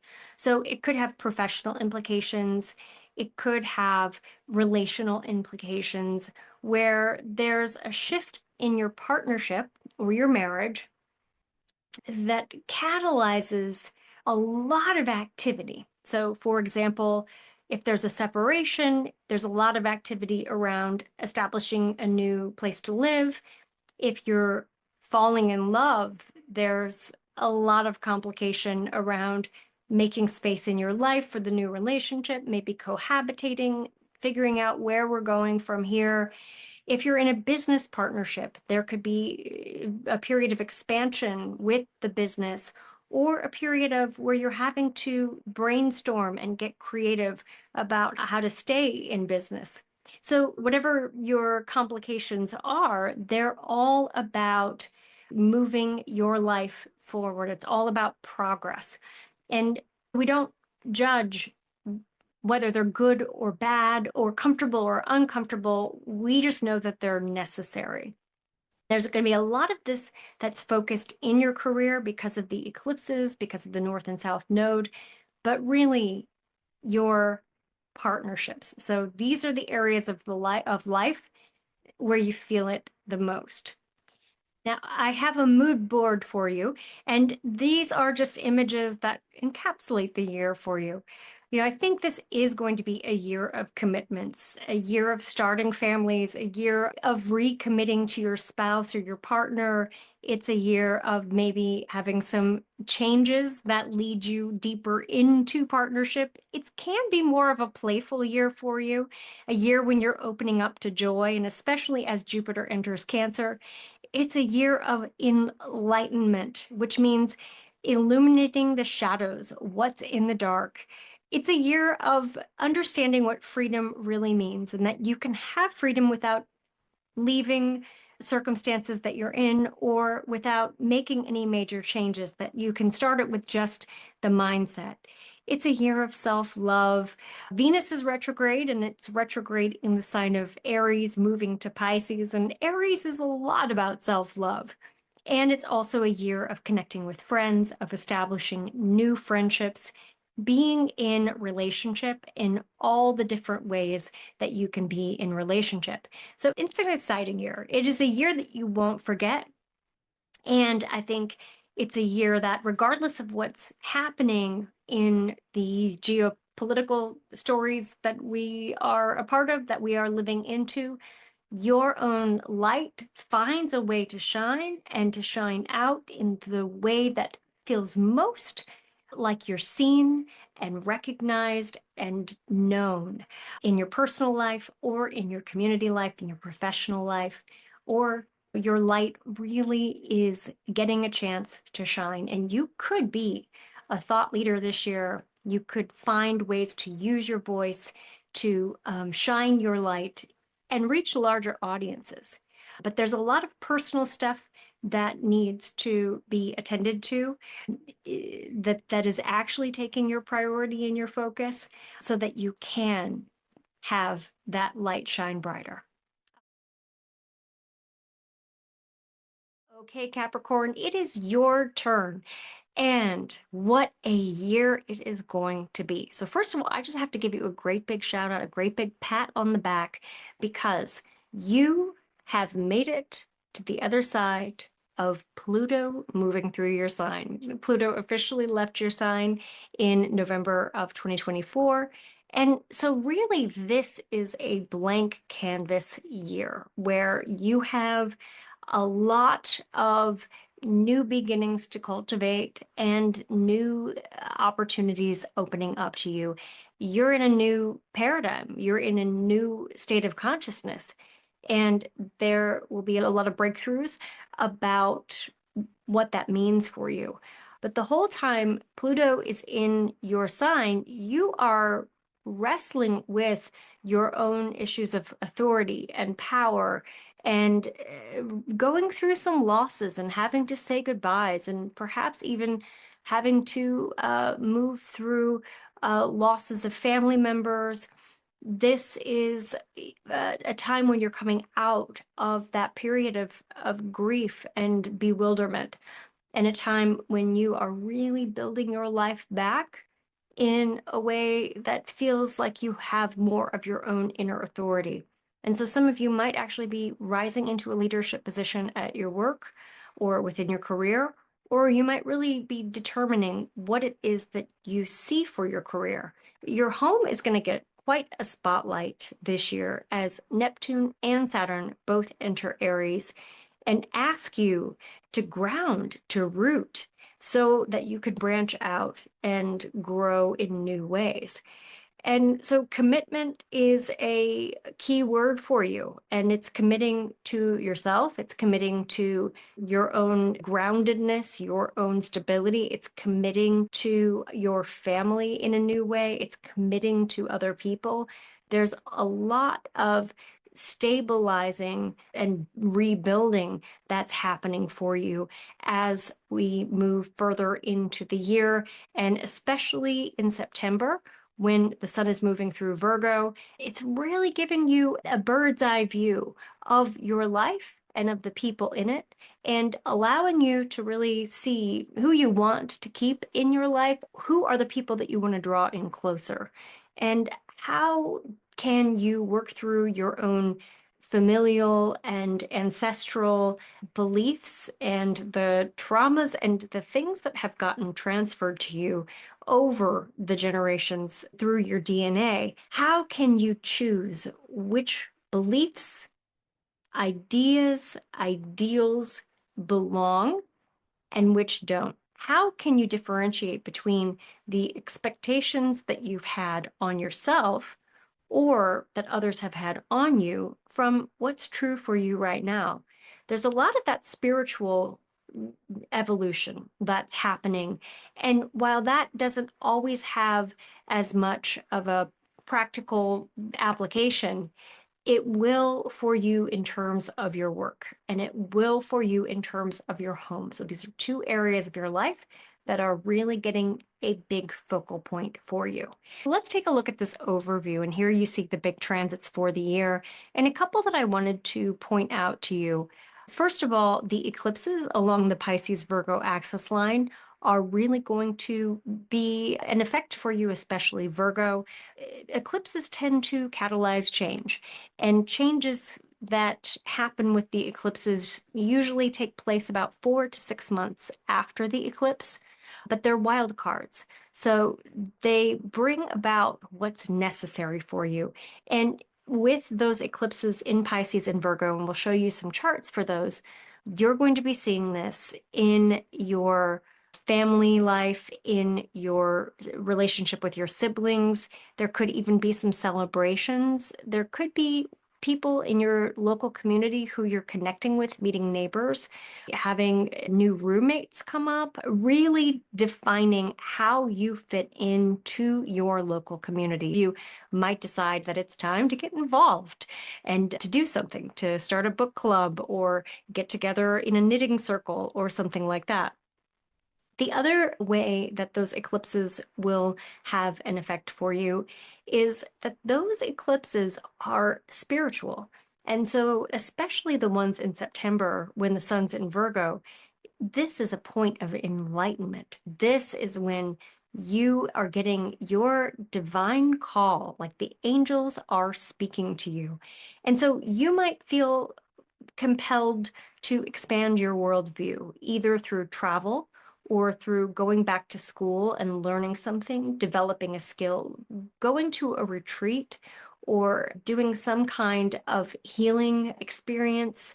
There is something that is opening up for you through those kinds of activities that is really allowing you to experience and bask in the generosity of the universe. And in doing so, to really eliminate some of the fears that have been weighing you down and give you a little dose of hope. You can be very practical, and sometimes that can make you somewhat risk averse. Freedom is your key word this year, and you're going to especially notice that in September.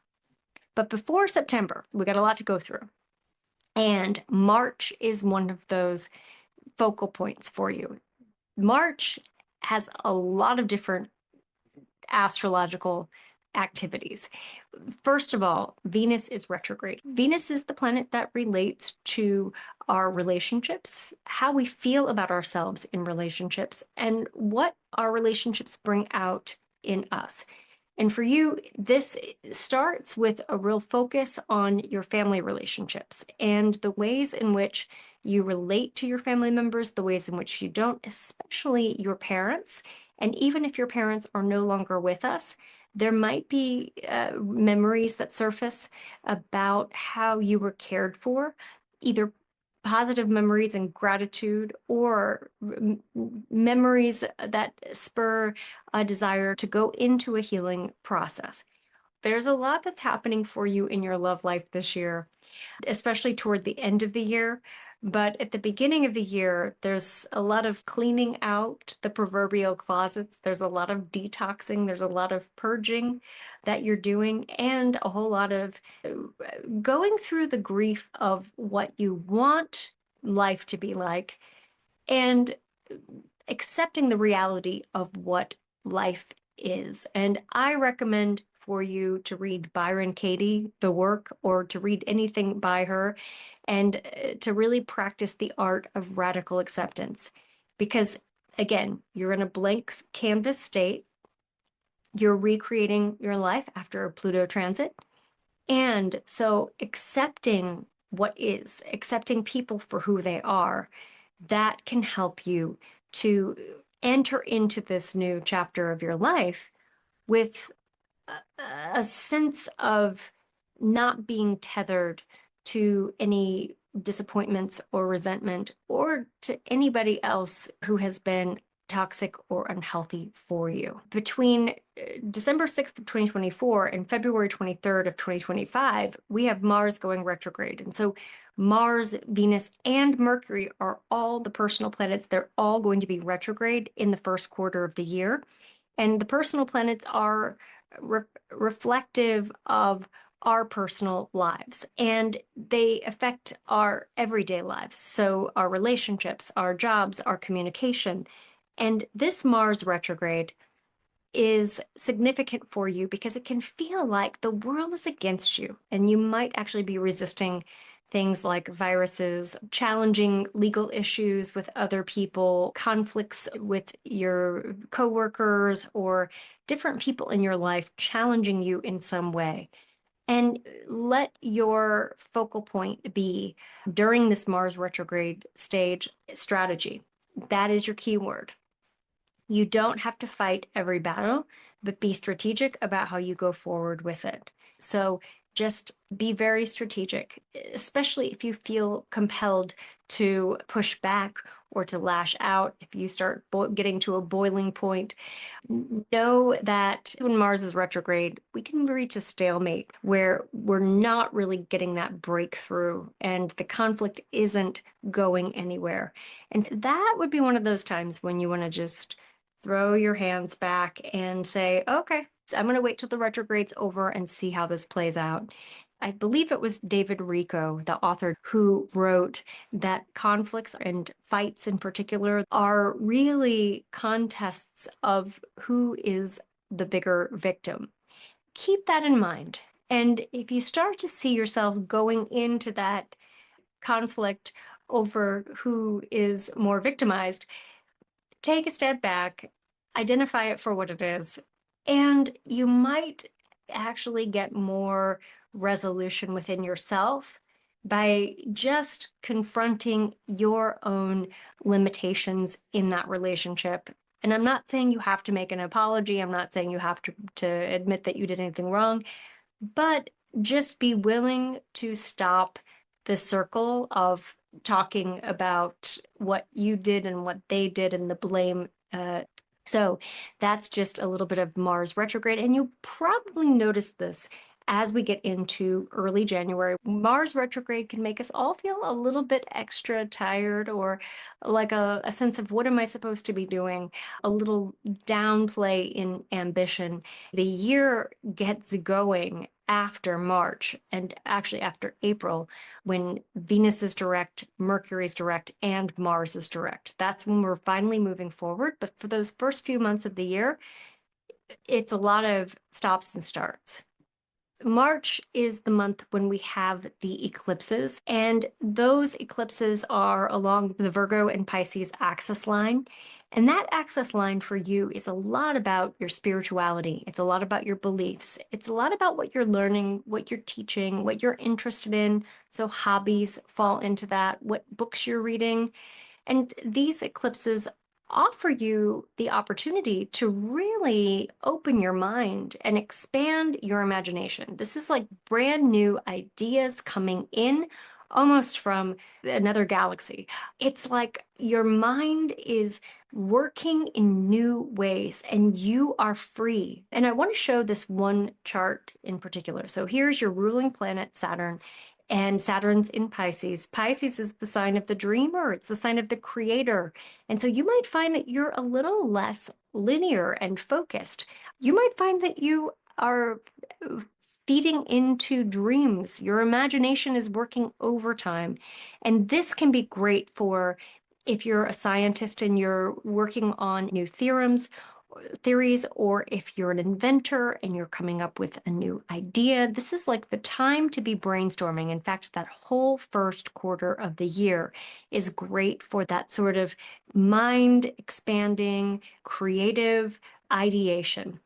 And the thing about Venus retrograde is that it is one of those times when you can be pulled more inward. When Venus is retrograde, all of us are going through some financial questions, and we're also going through relationship questions. And there's a lot of reflecting back on past relationships or on who you want to be in a relationship. And so there can be this loneliness that comes about. There can be like, we're not having fun, and maybe it's still cold outside where you live. And so you have to go above and beyond to get out of your comfort zone, to go out and socialize, to do things every day that are enjoyable, to spark that sort of creativity that is so present, but that might feel out of reach or blocked with Saturn's involvement in that lunation chart, with Neptune at the very last degree of Pisces, and with Venus retrograde. March needs your creativity and it needs your participation. This would also be a great time to take a course or to write something, write a blog, write a book. This would be a great time to be teaching something new or speaking or building a social media platform, especially if you're an entrepreneur or if you have a business or starting a business. We have another eclipse. It's a solar eclipse on March 29th. And this eclipse happens in the sign of Aries, even though the North Node, which is that destiny point, is right in the sign of Pisces. The North Node enters Pisces on January 11th, and this is what awakens that hunger for knowledge within you and relates to your desire to expand your worldview through education, through travel, through meeting new people, through starting a community, like a spiritual or a faith community. This is an eclipse that shines a great big spotlight on your home life. And so you could see some changes that ripple out from there and really start to culminate in September. So this might be when you're deciding to make a move, or you're deciding to make changes to your home space, maybe reconnecting with family members, maybe going to travel to visit family members as well. And this also bodes if you are inviting anyone into your home, adopting a child, or if you are having someone come and stay with you for a while, or opening your home as an Airbnb space. There are heart connections that want to form later in the year, especially after June 9th. that would be really nourishing for you. Jupiter is entering Cancer, and this is where those heart connections, all the messages that we just talked about with those heart connections, this is where they really fall into play. And a couple of things. First of all, August 11th is when Venus is meeting up with Jupiter, and that is a time of love for everyone. But for you, this is your opposite sign. It's moving through your solar seventh house, which is your house of partnership. It is expanding your capacity to love, and it shows that you might have a relationship breakthrough that allows you to feel love more passionately, that allows you to have more of a sense of connection with someone else, that tempers any kind of loneliness that you're feeling, or that gives you the ability to fall in love with yourself in ways that you haven't been able to before. And so Jupiter shines a bright light, a brilliant light there in that area of your life and anything related to partnership. And so we're not talking just about dates. We are talking about the kind of love that can grow. And so this is something that is, I think, one of the bright spots in your whole year. The other thing that's happening is that Neptune and Saturn are both dipping into their future signs. So Neptune is dipping into Aries from March 30th until October 22nd, and Saturn is dipping into Aries from May 24th to September 1st. And when outer planets change signs, they signify the larger unfolding stories in our lives. And for you, both of these have been moving through Pisces, and they've really been inspiring your language, your words, your writing ability, your speaking ability. They've signified you standing out on stage in some way. And now they're shifting gears and they're asking you to really deepen your roots.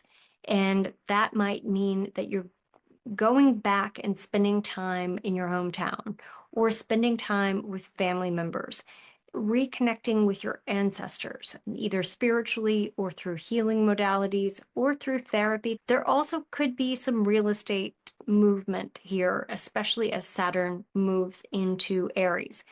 Now, Saturn and Neptune are both going to be fully entering Aries early next year and meeting up in 2026, which is a new beginning for you.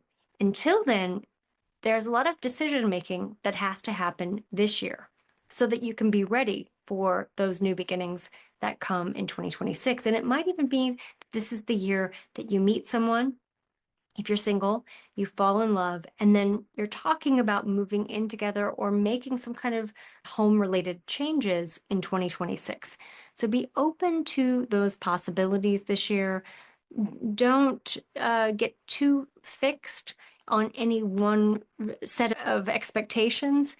Really be open to letting things flow your way. Neptune is the planet that relates to the Buddhist concept of non-attachment.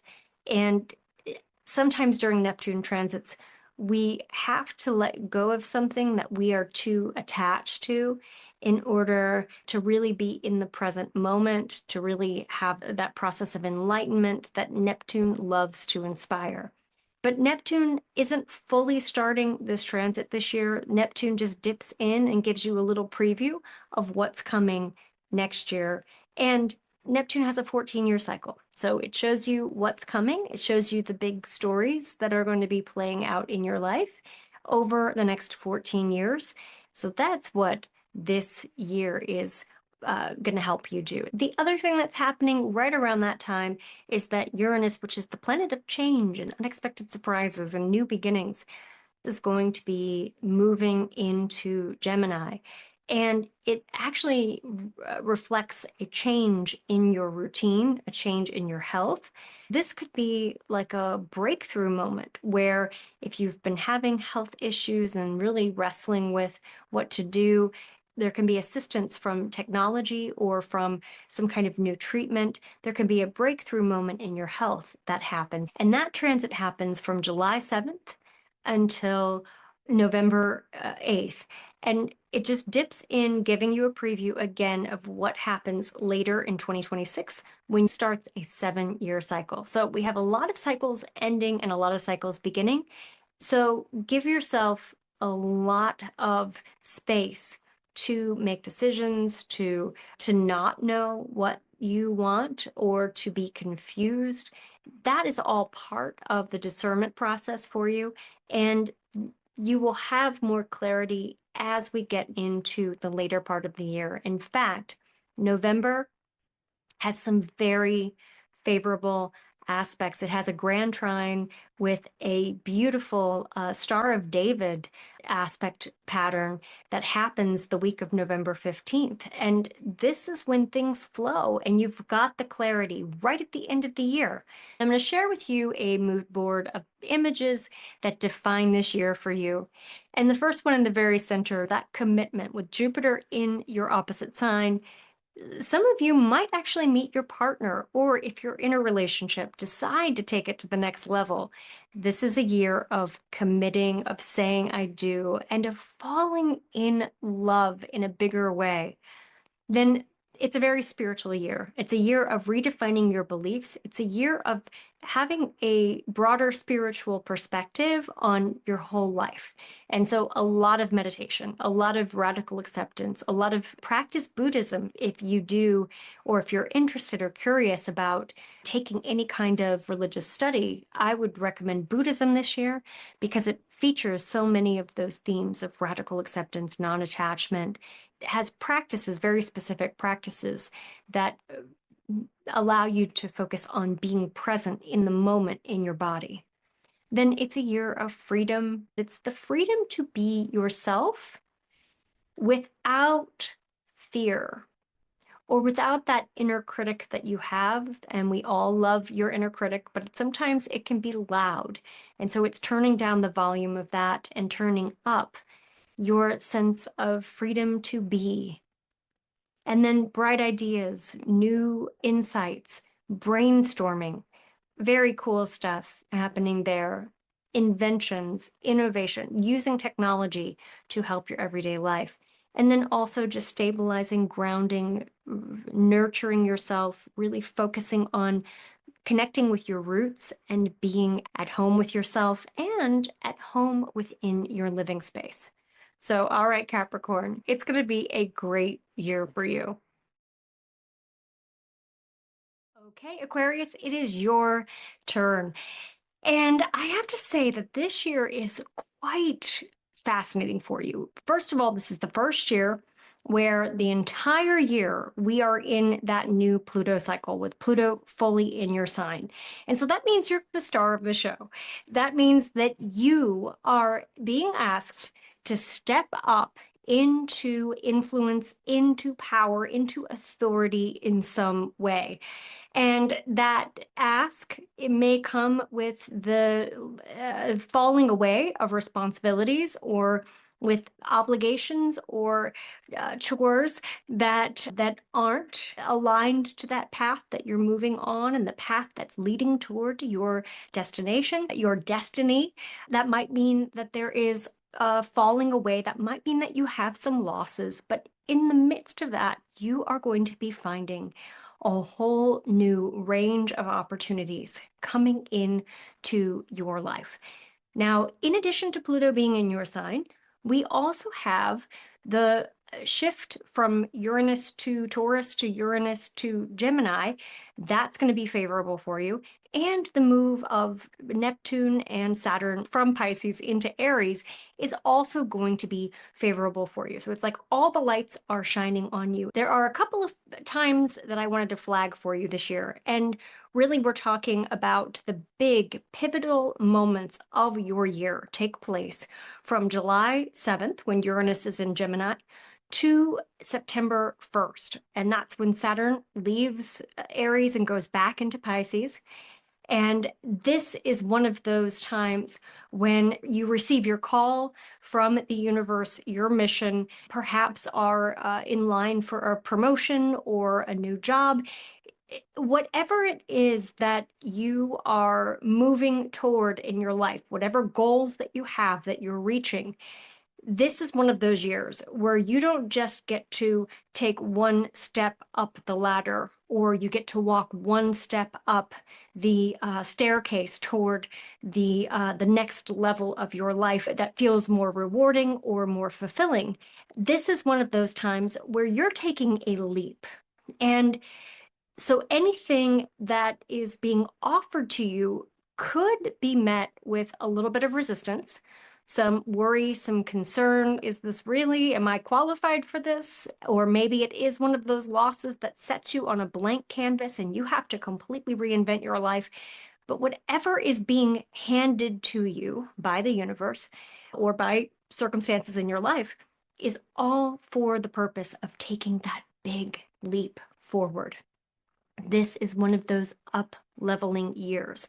That said, it's not the most comfortable year in your life where you're just going to sit down with the blanket and you're just going to curl up in front of the fireplace. No, this is not one of those years. This is an exciting year. This is a year of a lot of fast growth, steady growth, and a lot of change. Now, where this is you're going to see the influence of this the most has to do with the houses that Aries is in. This relates to your friendships, your community, maybe even some political involvement, being asked to step up into leadership in some way, or being asked to be a collaborator, and maybe even doing some consulting. You're going to be seen as the expert that people want to approach, to bring in, to offer advice, to see the big picture.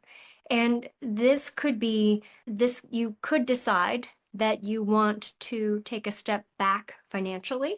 There's a lot of financial stuff that's happening in your chart this year. So you could be asked to take a step back financially in order to readjust some goals and some priorities, and maybe to start a new business or to branch out in a new way. Whatever financial setbacks that you have this year are going to be mediated as we move forward. This is just one of those years where finances are a focal point, and some of that has to do with the position of the North Node. The North Node is going to spark some key insights and developments, major movements in your finances, both in terms of your cash flow income and how much you're earning and how much you're spending, and an overall look at your budget, but also those long-term investments, the wealth building that you are interested in doing. So you're going to notice this in your community, especially that local community. Maybe you are being asked to step up and get more involved. And if you are, take the invitation. Before we get too much further into those longer term transits, I want to just touch on Mars retrograde with you for a second. So Mars has been moving through your opposite sign of Leo, and it's stationed retrograde in your opposite sign, and it's going to be opposing Pluto on January 2nd or 3rd, depending on what time zone you're in. So think about what was happening then for you and what movements were happening in your life. There could be a repeat of a conflict that was emerging at that time, or you could be in touch with some old repressed anger or some political rage, because that was around the time of the election. And there was a lot of political activity, not just in the US, but also in other countries. And Mars goes back into Cancer on January 6th, and it gives you a little bit of a break, but then it comes back, goes back forward, and it hits that opposition one last time in April 26th. And so this is a longer ongoing storyline. And when Mars is in your opposite sign, a couple of things that you just want to be aware of. First of all, sometimes it can feel like the world is against you. And even if you don't feel that from specific people in your life, you can still get the sense that you're pushing against some obstacles. And you want to keep pushing. You want to keep advocating for yourself if there's a situation where you feel like your power's being compromised, or you don't feel as strong, or you feel belittled. You want to push against that resistance, but in a way that's graceful, not in a way that's combative, because an opposition can be one of those transits where you are likely not going to be able to effectively express yourself. And so if you perceive that you are pushing against someone or something that just doesn't see your perspective, and if it feels like a losing battle, then wave the white flag and surrender and be willing to let go. And so there can be this time where you just need extra rest and you need to tend to your physical well-being. You want to take extra care to boost your immune system, to get your vaccinations if that's something that you do, the flu shot, etc. But really just to take it easy and not push yourself too hard. Let's talk about those eclipses. So the first one happens on March 13th. And it's a lunar eclipse, and so it's a full moon. The moon's in the sign of Virgo, and the sun's in the sign of Pisces. This one has particular influence on your values, your priorities, but really your finances. Saturn is moving through Pisces, finishing its cycle in Pisces next year in February. And while Saturn's been in Pisces, it's put a lot of pressure on you financially. And it doesn't quite ease up just yet, but it's making you have to make some tough financial decisions, either because there's not as much of a flow of income coming in, or because you are building a business or having extra expenses with your home or making a big purchase. And so there isn't as much flexibility there. And at the same time, Neptune is finishing its journey through Pisces too. So you might have ups and downs, waves of times when income's flowing. You feel really great about your finances, and other times when you're feeling a little bit leaner. And so finances are in the spotlight for you. And that's all year long, but it's especially pronounced in March. The other thing that's happening in March is that we have Venus retrograde. Now, Venus is the planet that relates to our relationships, and it's also the planet that relates to the way that we feel about our personal value, our self-worth, but really it is our relationship with money. And so when Venus is retrograde, it's a time when we're all pulling back in a way. And perhaps there are larger economic factors at play, and this is happening from March 1st until April 12th. And because that North Node's in your second house and your second solar house, the sign right after yours, and because Saturn's there and Neptune's there and the sun is there, March just really puts your money in a spotlight. And here's the great thing about Saturn being in the mix of that eclipse on March 13th. Saturn is like the teacher in school that wants you to do really well, but it's going to make you work hard. It's going to make you spend extra time. And so Saturn rewards good behavior, or it rewards alignment. And so when you're acting consciously and you are doing all your spiritual, emotional, and practical work to improve your sense of self-worth and to improve your overall relationship with money and with finances, then Saturn's going to give you a reward.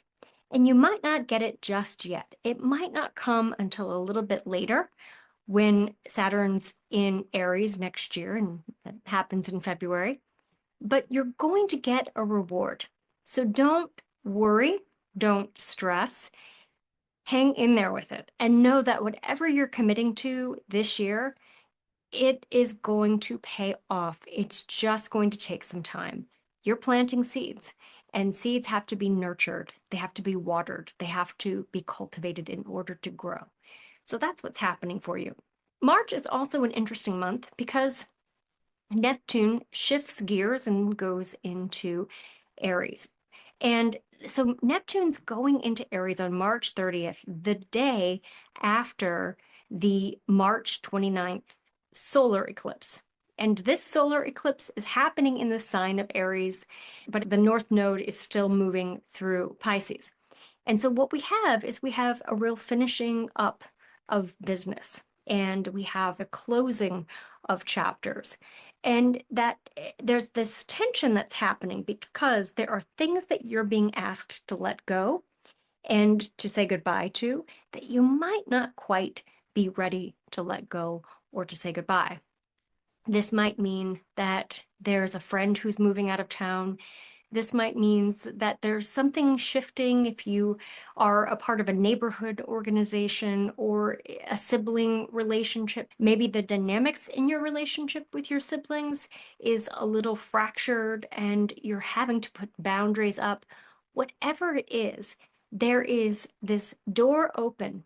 And if you're willing to make those hard decisions, then you can swing open the door to something new. And you don't know what it is yet. You have to embrace the unknown this year because of all of those outer planet changes.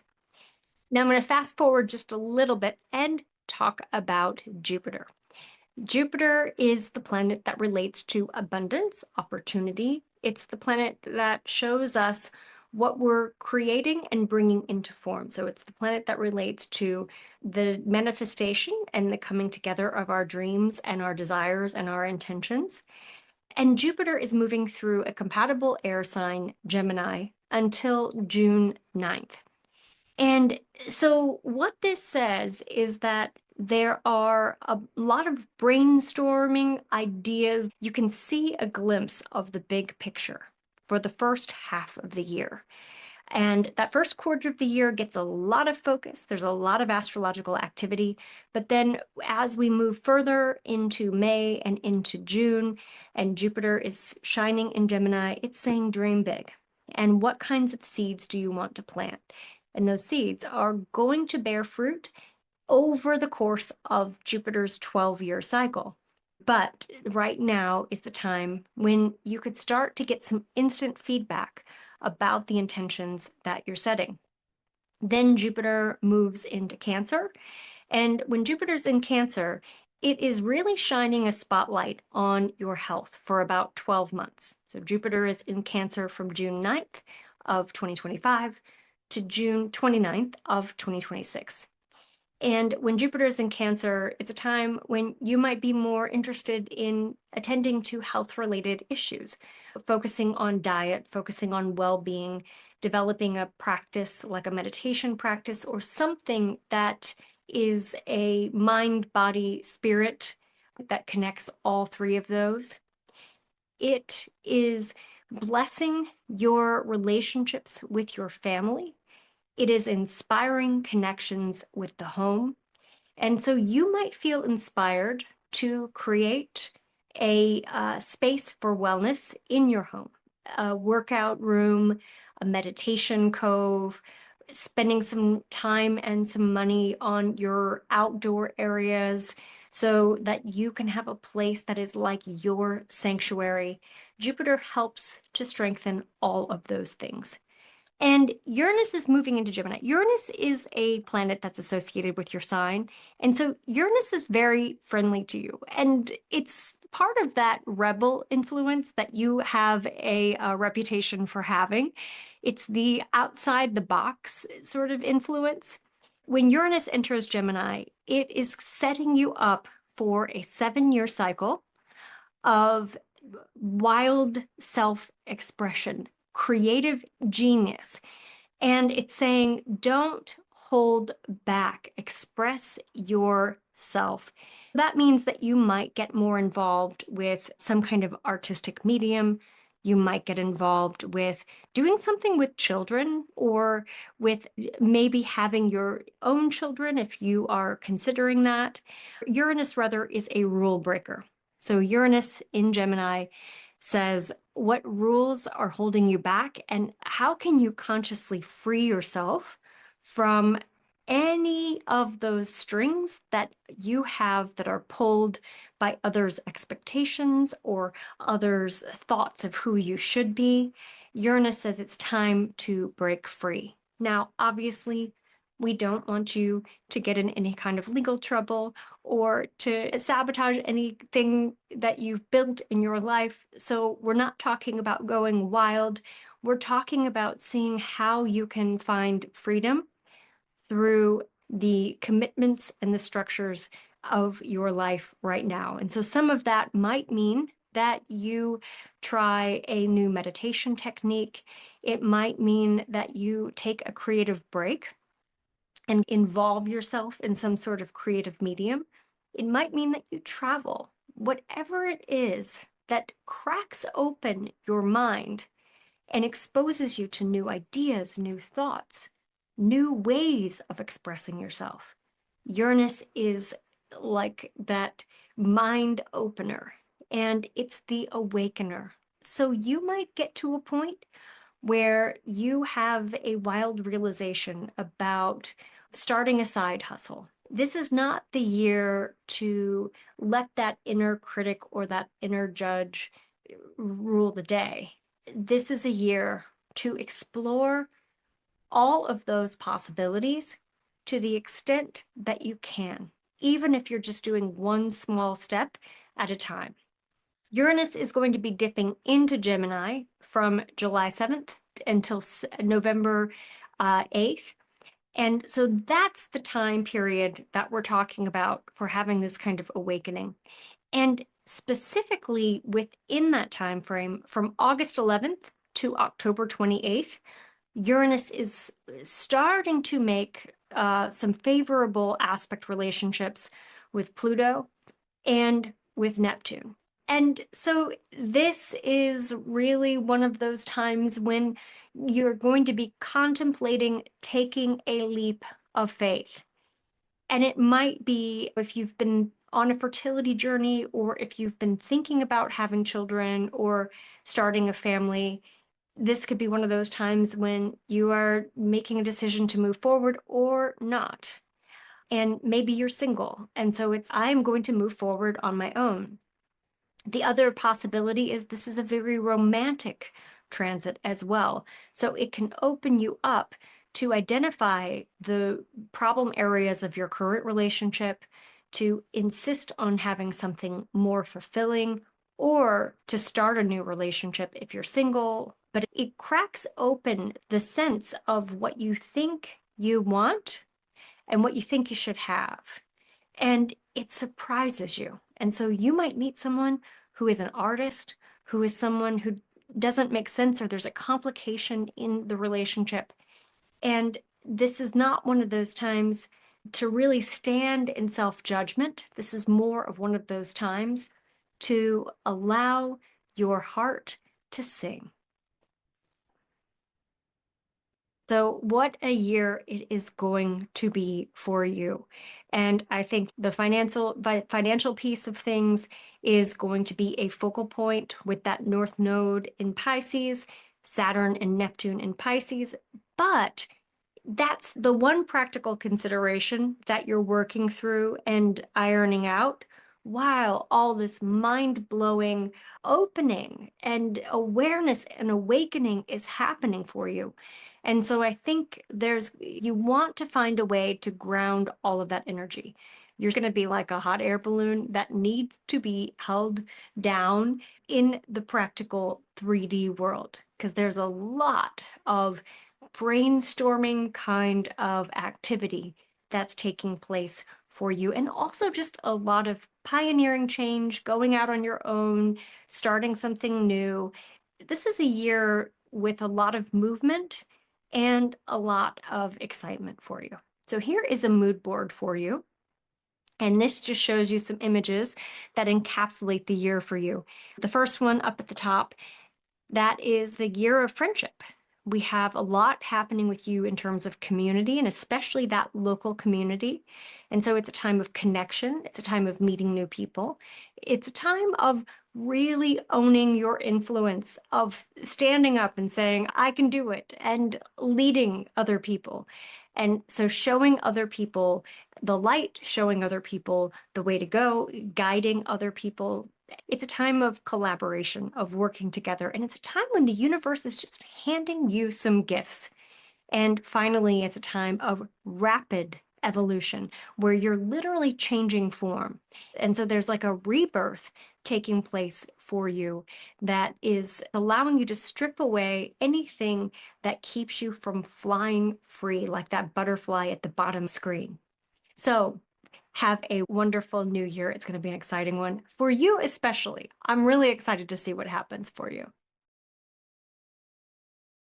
Happy 2025, Pisces. And just as I was getting ready to record your astrology overview, my cat jumped up on my lap just to give you an extra metaphor for your year.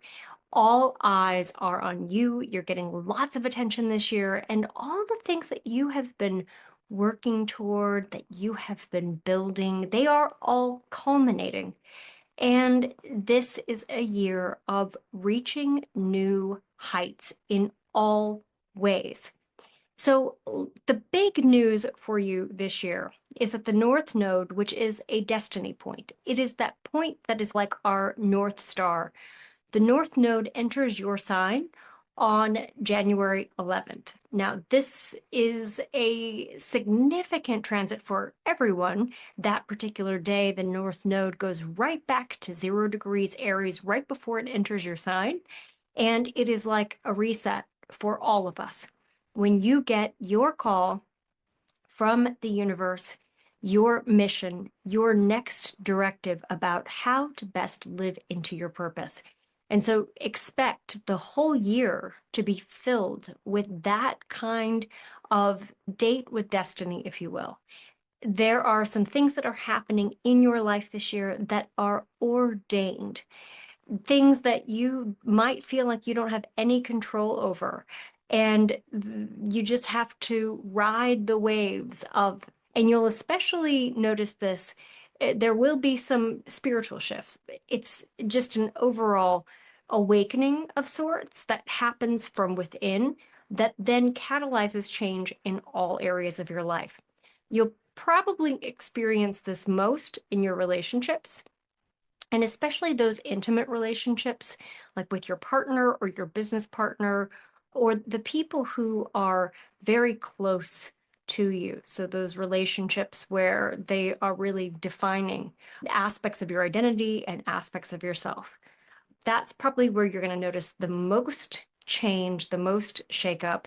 And then also just in terms of how you are seen and how you are perceived in the world. So this might involve things like changing your look, or going for a new style, or getting some kind of tattoo or something to mark a milestone in your life.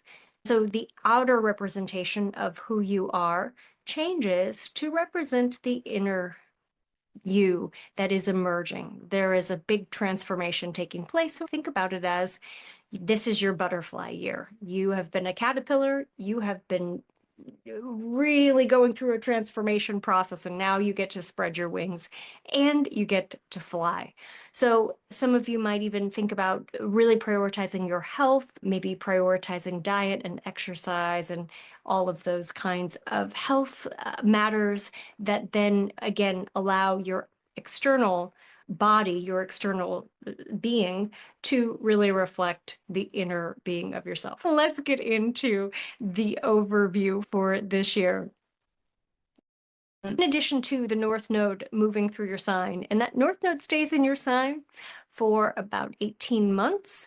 And so it's a long period of time. And those eclipses that are happening in March and then again in September are going to be activating that axis line between you and your opposite sign of Virgo. So anytime we have eclipses in our sign, we are going to experience those larger changes in our lives. The things that feel like, wow, this was a big year. It's a very big year for you. So in addition to, we'll talk about each of those eclipses and I'll show you some charts that I think will be interesting and compelling for you. But in addition to the North Node being in Pisces and those eclipses being on your sun's axis line, the outer planets Neptune and Saturn are also going to be moving back and forth in and out of your sign, dipping into Aries from March 30th to October 22nd for Neptune, and from May 24th to September 1st for Saturn. Those are larger, overarching shifts that we are going to see just taking place in culture and the way that our consciousness as a society is evolving and is awakening. But for you in particular, Neptune has been really pressing you for years. Neptune first entered Pisces in 2012, and it has awakened all of your spiritual gifts. It has really allowed you to develop empathy and compassion, to connect. It has really opened you up to have these spiritual catharses. And it's tapped into your creativity as well. So you might have noticed that since 2012, you've been more and more into astrology, into developing your own intuition or psychic mediumship gifts, working with dreams or having more vivid dreams, being interested in psychology. There has been this total emergence of your non-linear self and an access point to the invisible realm. And the invisible realm meaning the astral plane, meaning the psychic mediumship, meaning dreams, meaning anything that is sensed and that is extra sensory. You have been able to be more open to now more than ever. And at the same time, Neptune, because it defies logic and it is the planet of non-attachment and non-physical reality, sometimes when we're in a Neptune cycle or when Neptune's moving through our signs, this can be a time when we are just feeling like, oh, who am I? What am I? There can be a lot of confusion. Can I trust the people that are in my life? And so now that Neptune is getting ready to leave your sign, you're going to see things a lot more clearly, especially from that period between March 30th and October 22nd. Neptune relates to our own being, our soul. And so when Neptune is in your sign, you're healing any kind of karma, any kind of soul imprint that is painful or that is working with trauma, working with ancestral karma. This has been a period of deep healing, and we don't go through deep healing experiences without going through the depth of feeling and feeling everything. And so that's the journey that you've been on.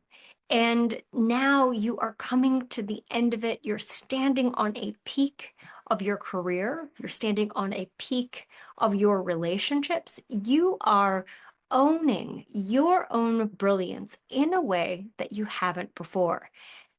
And this is the year where you can be the lighthouse for others, drawing people to you to guide them, to enlighten them, sharing your story and your journey with them. This is a year of discovering how resonant your voice is, how far it can carry.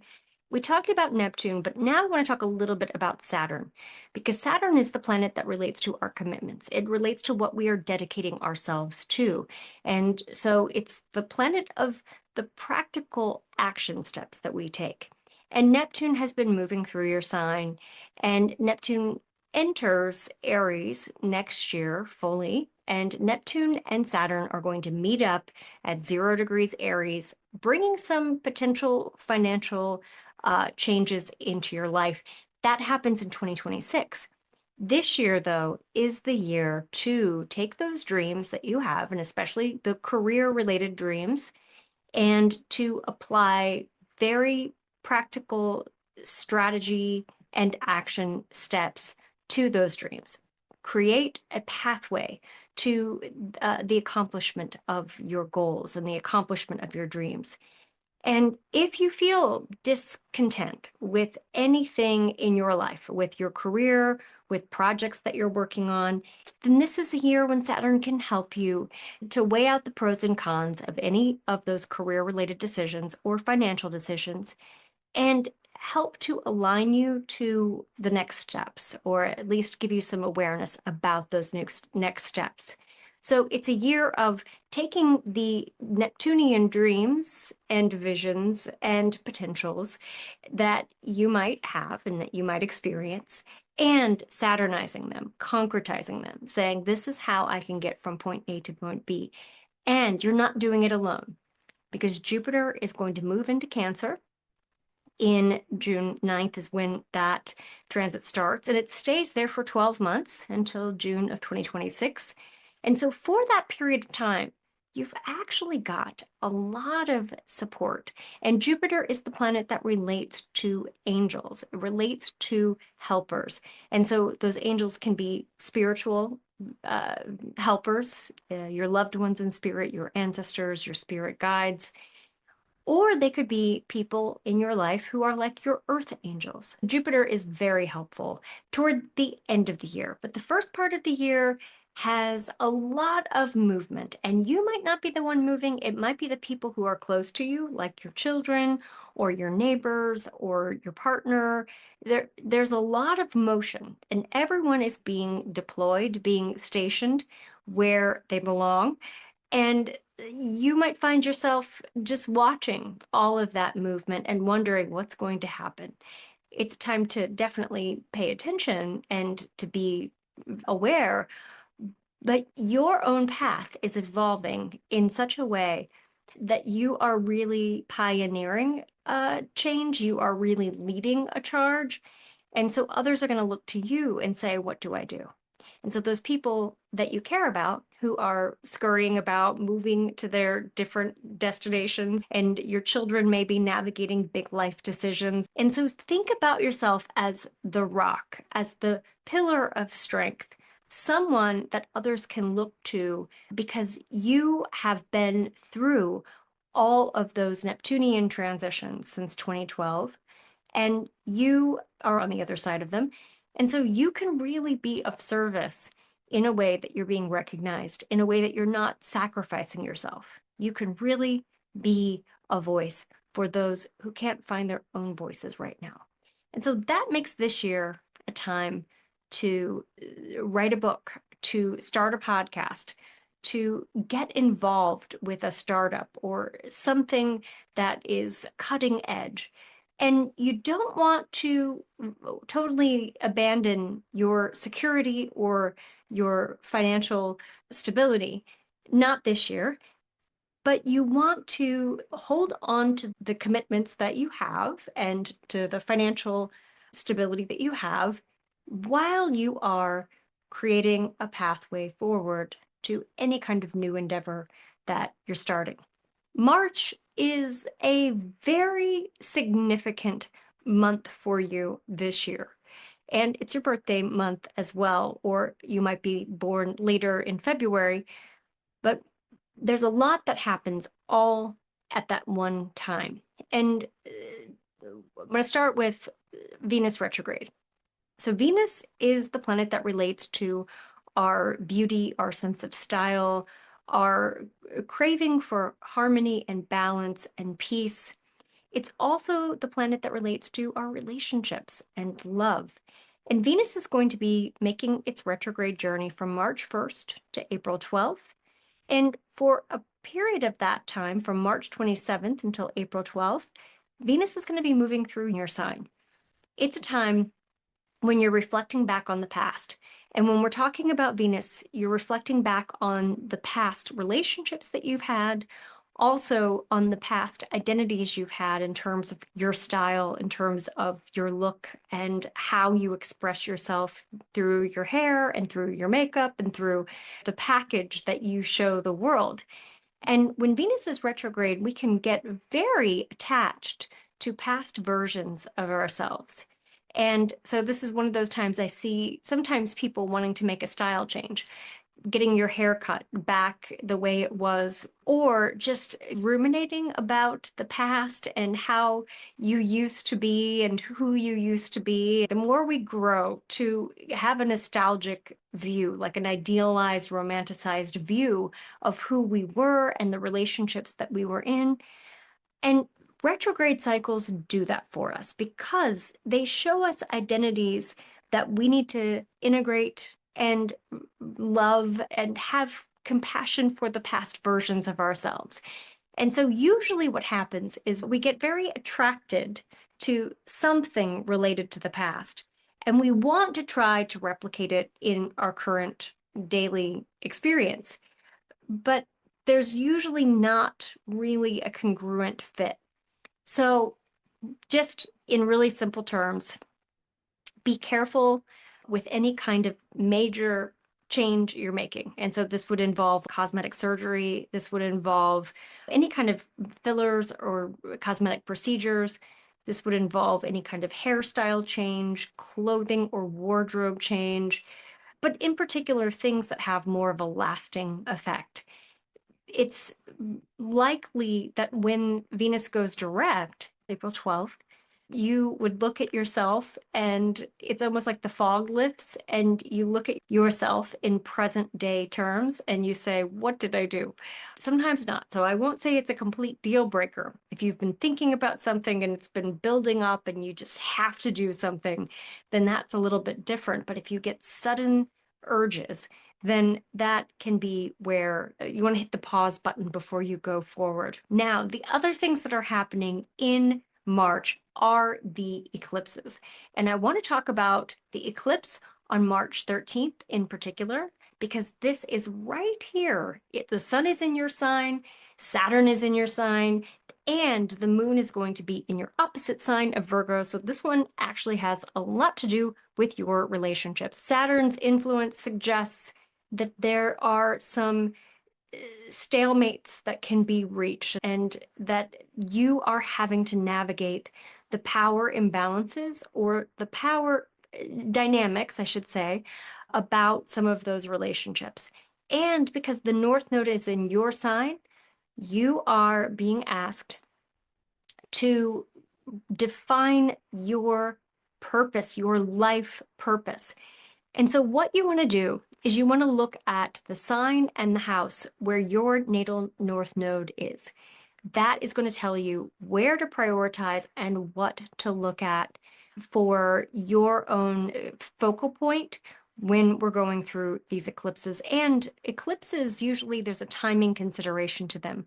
So the eclipse happens, and then between 4 and 6 months after the eclipse, that's usually when you see the effects of the eclipse. The eclipses catalyze change, catalyzing change in all areas of your life. And lunar eclipses usually spark some kind of shift in consciousness. And so you reach a breaking point, like a boiling point, and that gives you the motivation to make a change. So if you get frustrated, or if you get angry, or if you get joyful, or if you start to see a dream that you want to bring into fruition, that inner shift translates into a lot of almost like a snowball effect of change.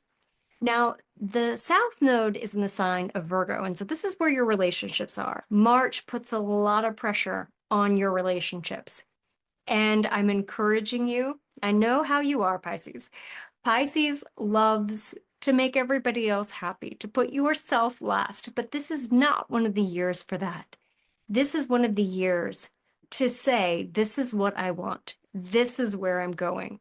Do microdoses of defining your wants and stating your desires all throughout the year. So that way things don't build up to a pressure point where you're forced to make a major leap or a major move. Mercury is retrograde from March 14th to April 7th. And so Venus and Mercury are going to overlap a little bit. And so this can really bring up some communication issues in your relationship or with friends or with other people in your life. But I think this retrograde cycle in particular is more about your own self-reflection, more than it is about external conflicts. Now let's talk about those eclipses in September. So eclipses are 6 months apart, and usually we are seeing the effects of the first series of eclipses in the year. We're seeing the storylines that started at that time. We're seeing the effects of them fully manifesting and playing out in the second series of eclipses. And so pay attention to what happens to you in March, because there's going to be a repeat performance in September. And these September eclipses are especially powerful, lightning bolt kind of moments for you in relationships. This axis line between the Virgo Pisces signs, your axis line is the axis line for you of self and other. Prioritize your health during these eclipse cycles. This year in general is really important for us with the North Node in Pisces, with Neptune in Pisces and Saturn in Pisces. The first half of the year and the last couple of months of the year are really sensitive for us and our physical bodies. And so you might be aware of all of a sudden having health sensitivities, being sensitive to alcohol, or being sensitive to environmental toxins, or to gluten, or having some strange food allergies, or being exposed to mold, or things like that. And so give yourself extra TLC this year so that any of these outside influences, anything that you're dealing with your health, you've got an extra buffer there for you, like in terms of time. Don't pack your schedule so full that you don't have time for yourself. If you can prioritize your self-care and really make sure that you are taking care of your body, then you get to stay that light for other people, that lighthouse guiding others' ways. And you also get to feel more alive. And that's what you want to feel this year, and especially the second half of the year when Jupiter is in Cancer. So that starts on June 9th, and it goes all the way until June of 2026. That's really when you want to have full access to your manifestation power, to your optimism, to your sense of faith and belief in the generosity of the universe. You want to have access to your full resources at that time, because when Jupiter's in a compatible sign, we can open up to opportunities. And so you want to start the year with just being very dedicated to specific intentions that you can define early in the year and live into. And then anything else in your life, any invitation that comes in, any person who wants to come and visit you, anything has to fit within that narrowly defined set of intentions, that set of goals. It would be really easy for you to allow yourself to be distracted or to get distracted by other people's interesting dramas or interesting stories or interesting lives. But you've got a lot to do this year and next year as Neptune makes its way out of your sign, as Saturn makes its way out of your sign. You've got a lot of seeds to plant this year, because anything you plant this year is going to grow exponentially next year. I want to show you this chart for the eclipse on September 21st, because this is a fascinating chart. And what you see here is you see the sun and the moon both at 29 degrees of Virgo. This is your opposite sign, and the 29th degree of any sign is a sign of endings. It's a sign of closing chapters and saying goodbye. And there is an opposition here with Saturn and Neptune, and you have a kite aspect pattern, which is a lot of energy and momentum for moving forward. Your kite this year, your energy is ready to soar. You are ready to fly. And the thing about the kite is that it really needs a focus. And so keep your eye on the destination that you want to reach. Aim for it.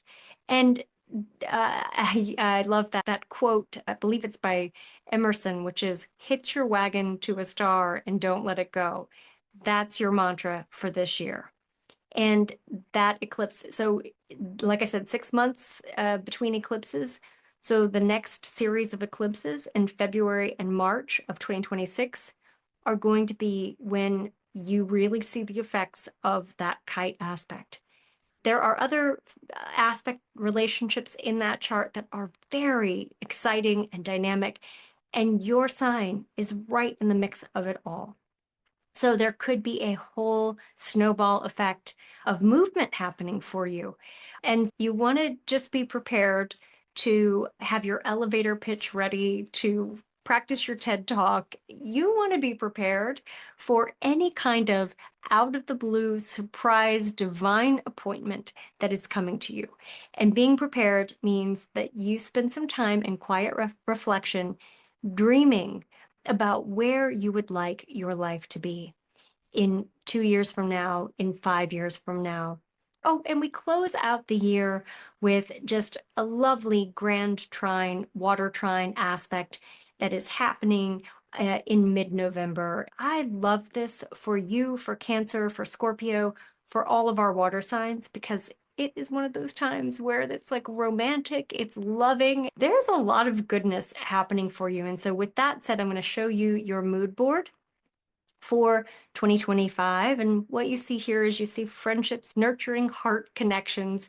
You see that lighthouse image. I've been using that analogy for you and with you this whole time. Marriage, commitment, babies, fertility. There's a lot of commitment that is happening for you, taking the relationship to the next level. Or if you're single, really making a commitment to be in a relationship, or feeling like you are directing your fate, you are shaping it. Then also that very bottom picture, this is a new beginning year. There's like a lot of chapters are closing, yes, but there are new beginnings opening, and you are on an open road, which means that you can really go far with creating the life you desire.